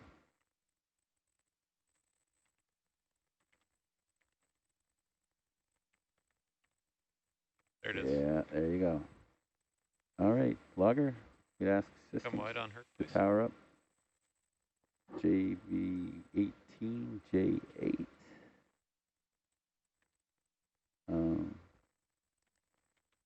Well, we're here, Josh. Yeah. The Niskins that we got, We have 6 5-liter bottles. can we pop 2 of them, please? Yeah. We'll record it as being right here at the platform.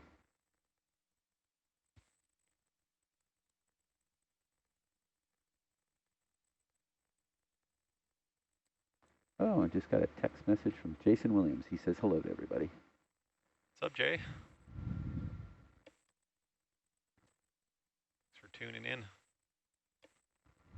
Actually, I take that back. It came in a little while ago.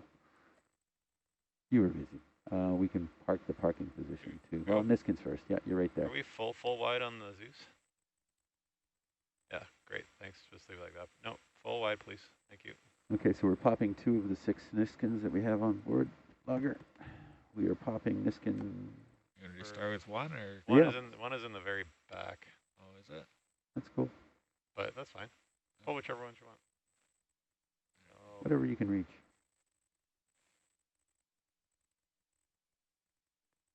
So dry one for the corrosion experiment later on. We'll be taking Niskins there. Yep, popped.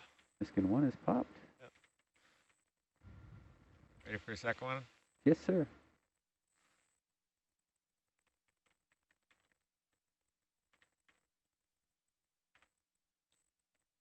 Yep. Can you do another one? Because that little cockeyed looks like the lid didn't really snap. Right. Closed.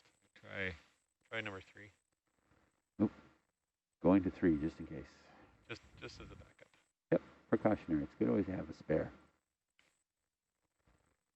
4. I always take a spare tire when I go over the Malahat because it's so dangerous.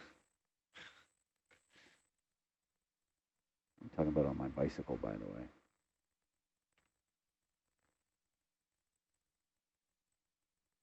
Ooh, that one seems kind of determined. I want to go for the easy one. hard to reach, isn't it? What's that? Just trying to do Number 4 is like cherry. Okay, so Niskin 3. 3.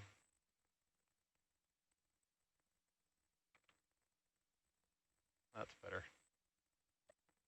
Okay.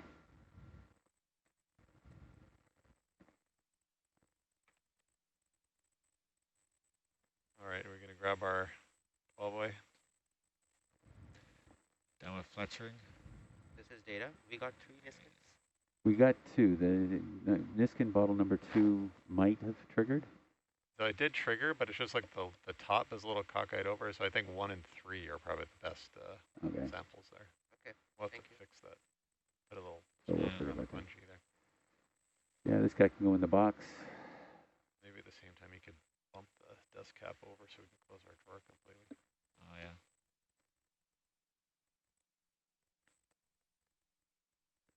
Beacon's already deployed, which is good.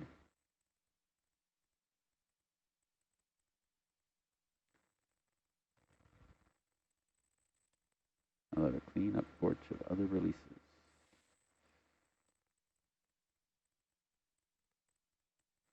Okay, can we confirm the systems the straw moorings are powered down, please? That would be port J9 on JB18. Okay, try out. Contacting systems, thank you. So, oh, I see, it's taller than yeah, it's taller than the edge. So we're off to straw somewhere? Yeah, so to the right of yellow? Due west. Yeah, we're going to hit them both. Well, not yet. We're going to survey them both. Okay. Should be this guy. To the orange cable, Josh is to the right of you there now, going around the back of the platform. That one. Yeah. We'll just follow the orange cable. Mental note, remember it's a little under 150 meters vertically in the water column. Okay. But as we're positioned with Argus back behind us, we should be fine. We might want to position, Matt, you've got a good understanding between the straw, the yellow and the blue? Yeah, so yellow should be equidistant from here to blue. They're both 50 meters apart. Yep, they're 40 meters apart. Yeah, 65 and 86. So I think, judging from where we are, if Argus is northeast of both of them, we could probably position ourselves to just go between the two almost. Okay. Do you follow that? Yes. Yeah. I'll let you get clear of the junction box, and then we can start moving. Yeah. Well, I think you can start. It's going to take a bit for. Dive shift, this is data. Go ahead, Data. System said the junction box is unresponsive, so they'll need to restart the whole junction box. Okay. So I'd ask you to stand by before unplugging J9. We're not unplugging J9. Okay. We are not unplugging J9. All we're going to do is power it down. Okay, yeah. Yeah. It'll take a while for them to power down. Okay, well, we'll head over towards Bridge the nav. straw moorings. It's a precautionary thing to power it down. Request a 20-meter step bearing 270, please. Okay, yeah.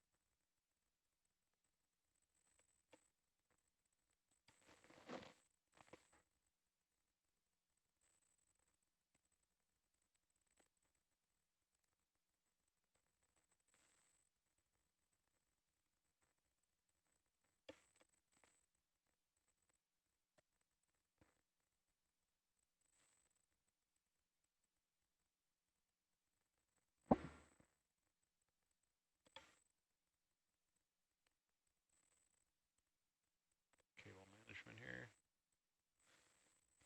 Not bad. Yeah, so the straw cable's the squiggly one on the right there, Josh. Okay. Oh, there's where the two larval platforms are. They're on the other side of the... Yeah, while we're waiting for the ship to move, absolutely we can take some more pictures of the instrument platform.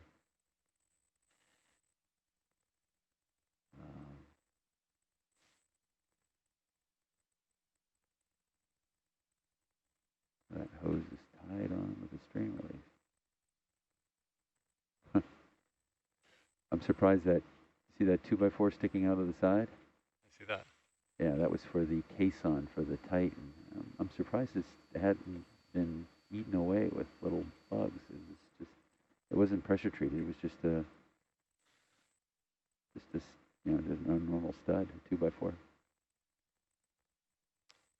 I'm going to walk us a little further south so you can come back and stay clear. Is that right? Yeah. Yeah, we want to step in slow. I'm going to kind of come this way and then over and then back in. Which one are we going to? This is yellow. Yeah, and then that's another one? Yeah, we're going to both of them, the yellow and the blue. The blue one is actually like right here. It's not in ROV right now. Okay. But I was going to try to put Argus in this neighborhood. Halfway between them.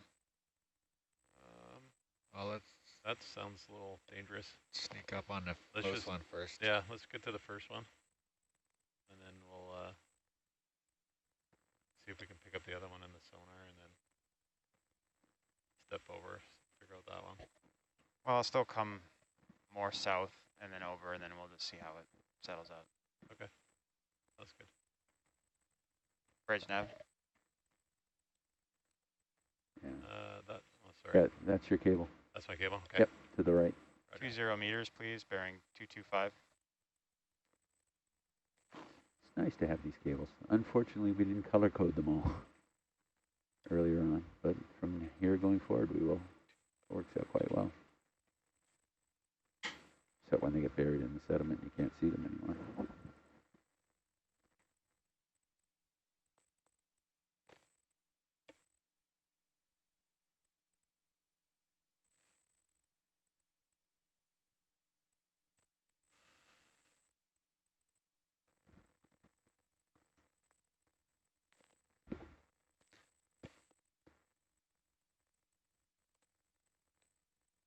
Target 45 meters out. Roger.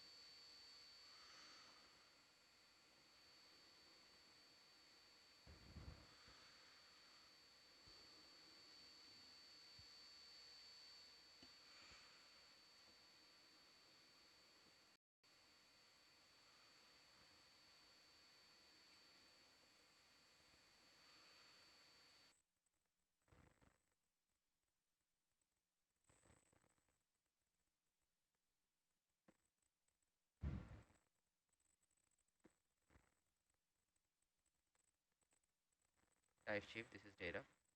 Go ahead, Data. Systems confirmed that J8 is on and J9 is off. Nice. J8, I don't know if at least John Dorotich is there. It'd be interesting to hear if the array's working. So whenever, John, if you're listening, you get a chance to give us an update on it, it'd be great to hear. That's great. Great news.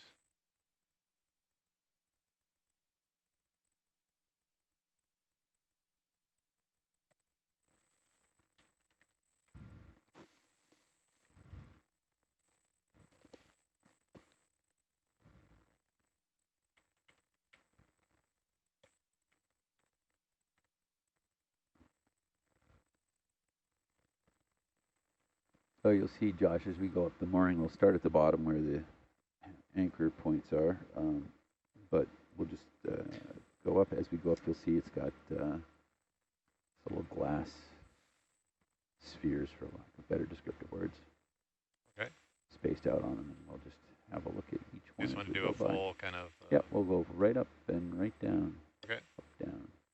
We're about 20 meters away. Cool.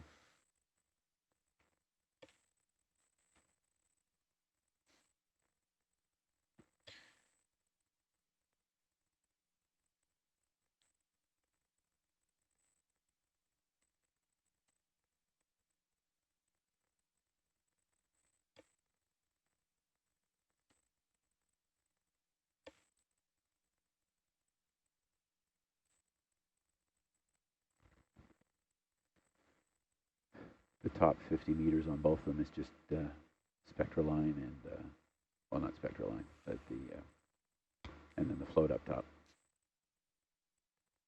Strength member.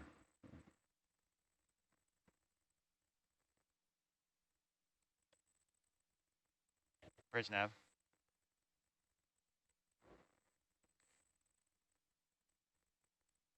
$10 meters, please, bearing 220.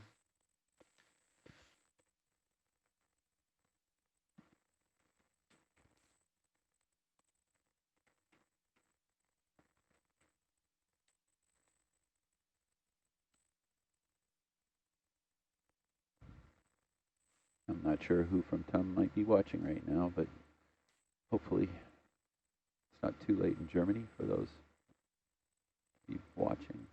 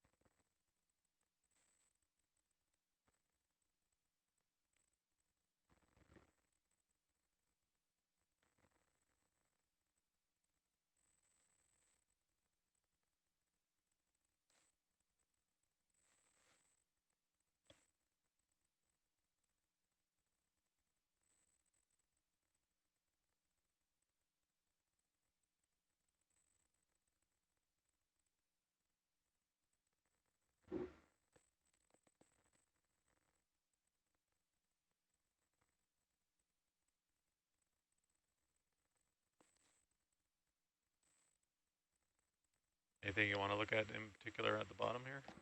Now let's just zoom in and see that nothing's corroding away or otherwise being compromised. Okay, Dave, zoom in, please.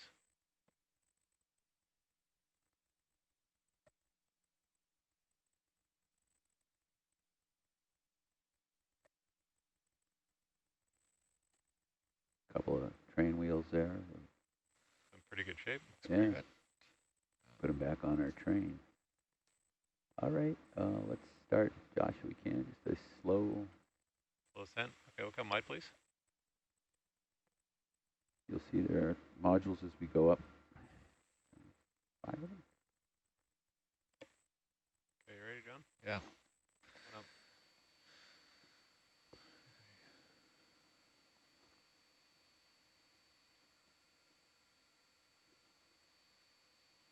Nav, this is Data. Go ahead, Data. Can I have coordinates for the straw site?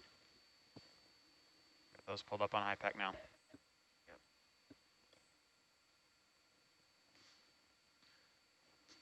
Thank you. Got that. Kind of zoom in there as we go up there, if you could, Josh, just a little bit. Again, we're just looking for corrosional issues or Okay, let's zoom into it, please. growth.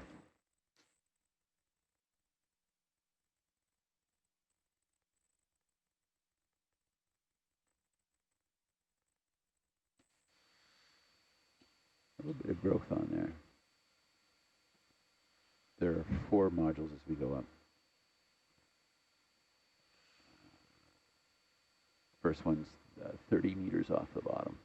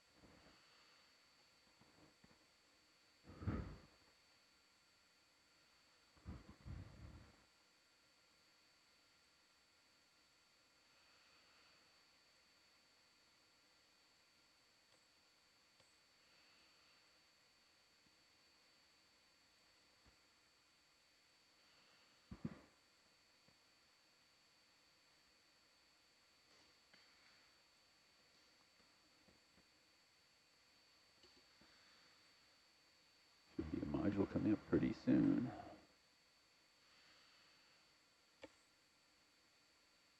We'll slow down at the module and zoom in a bit once we see it, which should be coming into the picture any second. Oh, hold on. You said 30 meters? 30 meters. 18 Sorry, we're at meters 18. We're at 18. Sorry, another 10 meters. My bad. I was looking at Argus. Argus should be able to see it. Yeah. Need a stronger flashlight. Yeah.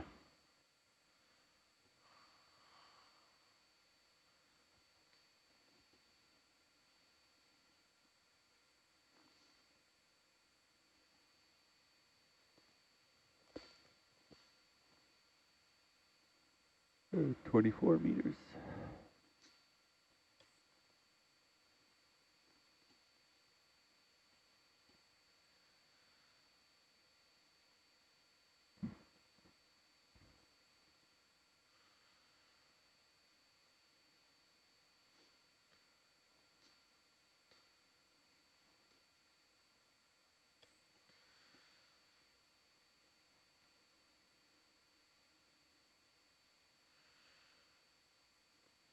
Yeah, that's right.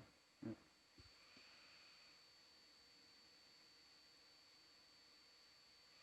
Coming into view. All right, if we could slow and zoom in on this, would be great. Thanks. Or stop, actually. Yep. Thank you. Number 104.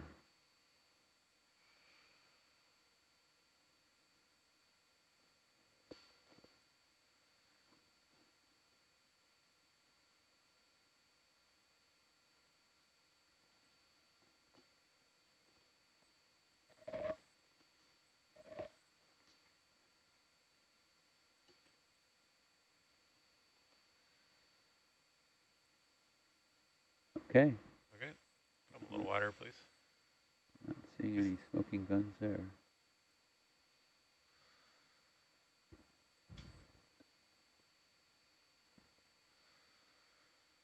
Coming up some more. Yep.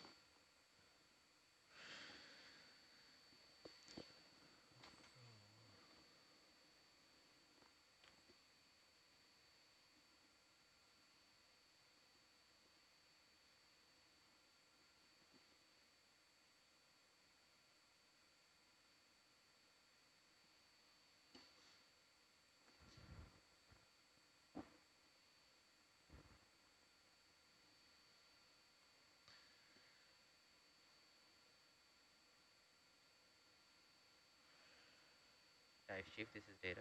Go ahead, Dave.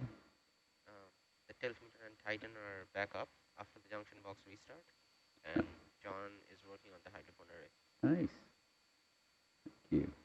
Who's telling you that? Sure. Loggers. Who's on shore this morning? Megan and Adrian. Megan and Adrian. Yep. Oh, hi, guys. Actually, Ian says hello and thank you, which hopefully they're hearing as well. So, redundant message being sent to shore. All right. Next one's at 50 meters, Josh. And there it is. So we'll do the same thing here. We'll stop and zoom in, have a little look around at it. Closer. Go zoom in some more, please, Dave. So whenever we come by this into the straw, we need to make sure that it's powered down because they're basically looking for light. These sensors are basically high-powered light detectors. So we're evaluating this site for a potential neutrino detector. Which, if it proceeded, I think it means 4 more junction boxes down here. And a bunch of cables going up. I think it's a 1 kilometer in the water column.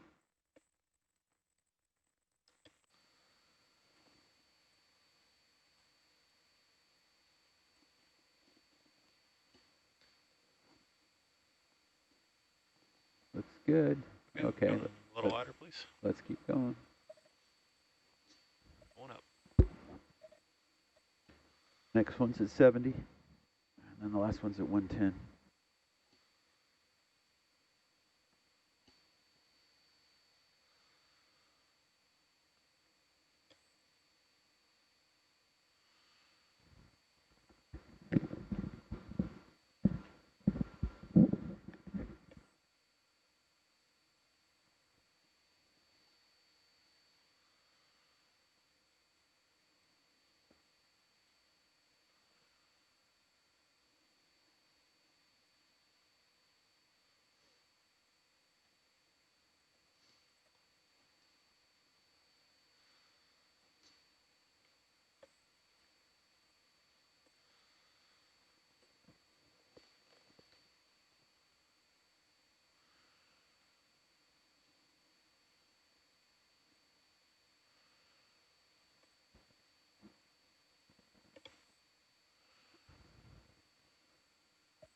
So these 2 moorings, which are again spaced almost 40 meters apart, 39 meters apart, are oriented to face each other. So these instruments, these detectors that we see are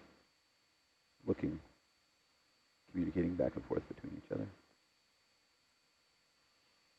All right, 70 meters. We'll zoom in a bit more, please, Dave. Great, thank you. Can we go a full zoom in the top? See the top glass sphere there? Yeah. That one looks like it's got more sort of growth on it, doesn't it? Yeah, look at that.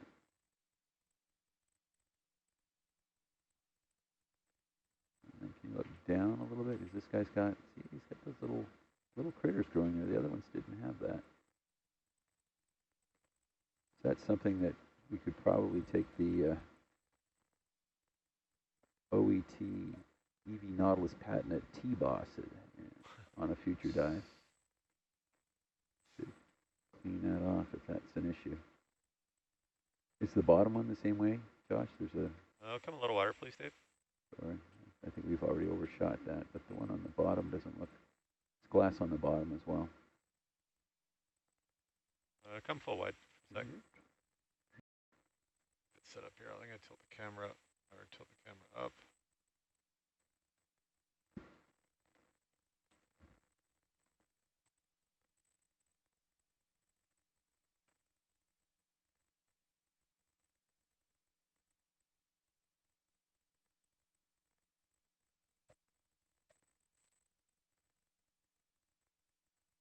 Try zooming in there.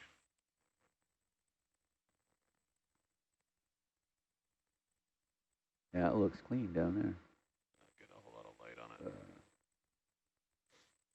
Yeah, it looks cleaner. Yeah, interesting. Okay. Yeah, come wide, please. Thanks, Josh. Yeah. And Dave. So we'll go up to 110 as the top instrument. Now, if anybody on shore knows, I'm reading this, Fabio says it's the mollusk egg cases. Mollusk. Okay, coming up. I'm not going to go all the way up to the float. That's another 50 meters above the last instrument. I think this is just a survey to check the instruments. If someone is thinking otherwise, please speak up now.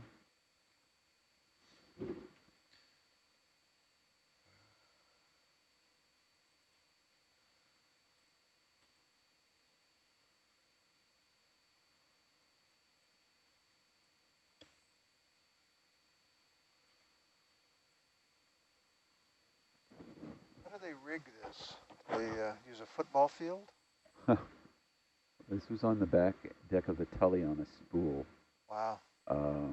Yeah, it was a fun and interesting. It was Paul McCowan was the lead engineer for us on it. It was quite the elaborate production to deploy this. We lowered it down. We lowered them both down on the ship's wire. But yeah, that was, as I said, 2 years ago. The PIs were very happy with the results. We were expecting this to be down here for 2 years. We're keeping it down now. It's not going to be recovered. And they, I think about 9 months after we deployed it, they already wrote their first paper.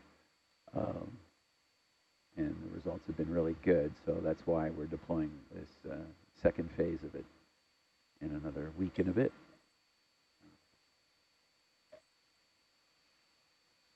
And then, as I said, if the second phase looks good and funding's in place, there's a potential for a very large neutrino array out here.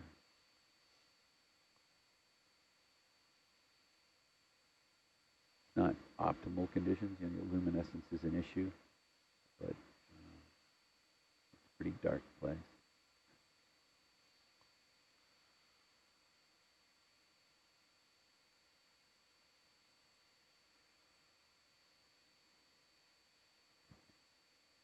But that's why I said as we get operate around here, we always have to shut this down.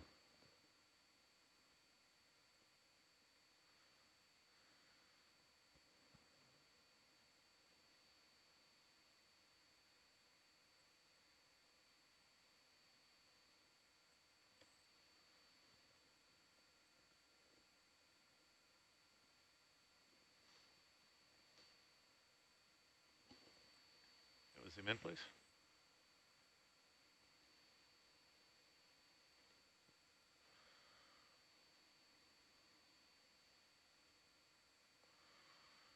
Great.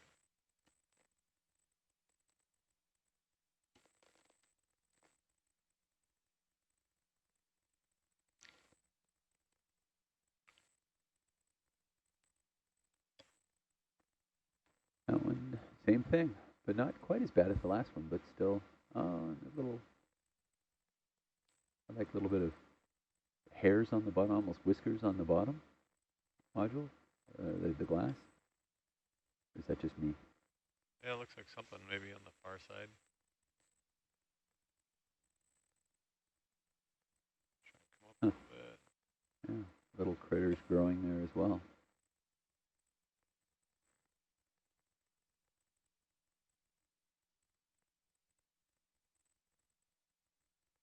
Okay. Yeah, it's okay. Sort of the same situation. Yeah. Okay, well, come wide, please. Go. Oh, we lost bottom. So that's 110? I'm at 2552 water depth. Yeah. So that was the last. That's the fourth. Okay, so if we can, Josh, is it possible as we come back down, we're going to look again, but can we adjust our position to be able to look from a different angle at all? Look from a different angle on the way back down? Yeah, if you're comfortable with that. I could do like straight on the instruments. Yeah, that would be great. Like side, I don't want to, I can't come around the other side, but. No, on this side. That would be great. Something like that? Yeah, absolutely. That's Yeah, perfect. Thank you. No problem. Okay, so we want to survey back down to seafloor? Yep, same spots, same stops. Okay. Do you want to... Zoom We're done with this part? Go down to the next one, or do you want to have another look at this? No, that's good. Okay. Thanks. Okay, going down.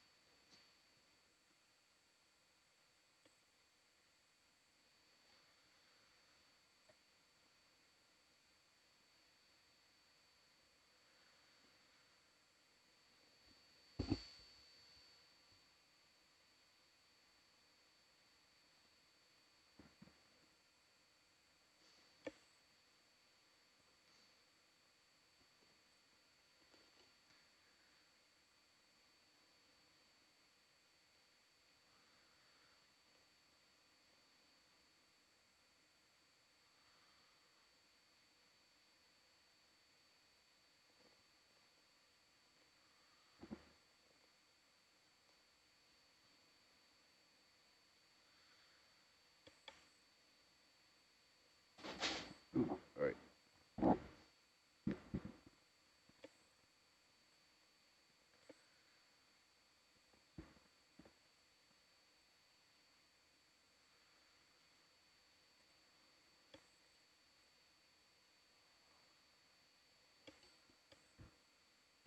Hey, Nav, how much of a offset did we end up in positions between historic from last year or 2 years ago and now? It's about 10 meters. 10 meters? Okay, that's not bad. Considering we're 2,700 meters of depth.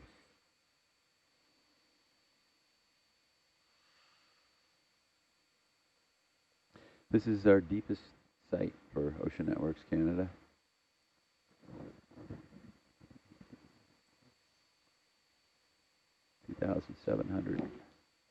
Almost 2,700 meters. So 2654, I think it is. 2656, 2661. Pressures down here, little, I think right around 4,000 pounds per square inch. The weight of the water on top of you at this, it would crush pretty much anything that walks around on the surface, except for Hercules.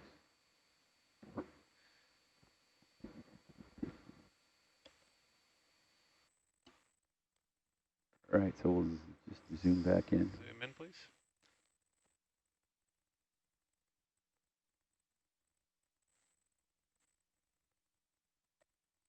If you can get right in on that top, it would be great. Okay, let's go for a little zoom there.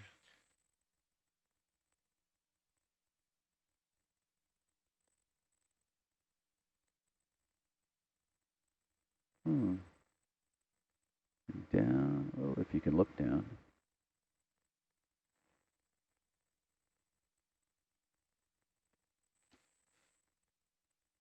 Yep, that's by far the worst of the four, as far as growth. Thanks, Josh. Okay. Okay. Come full wide.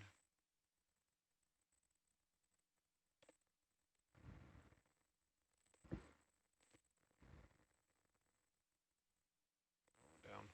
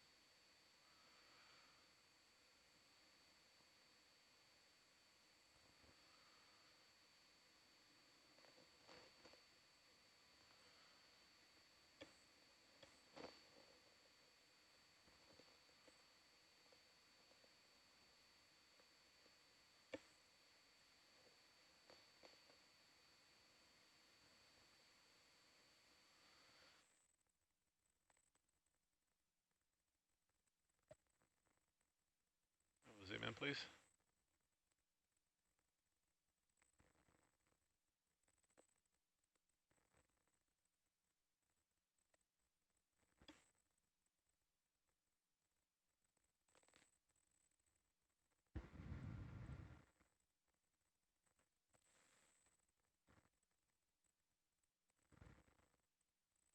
Happy with that?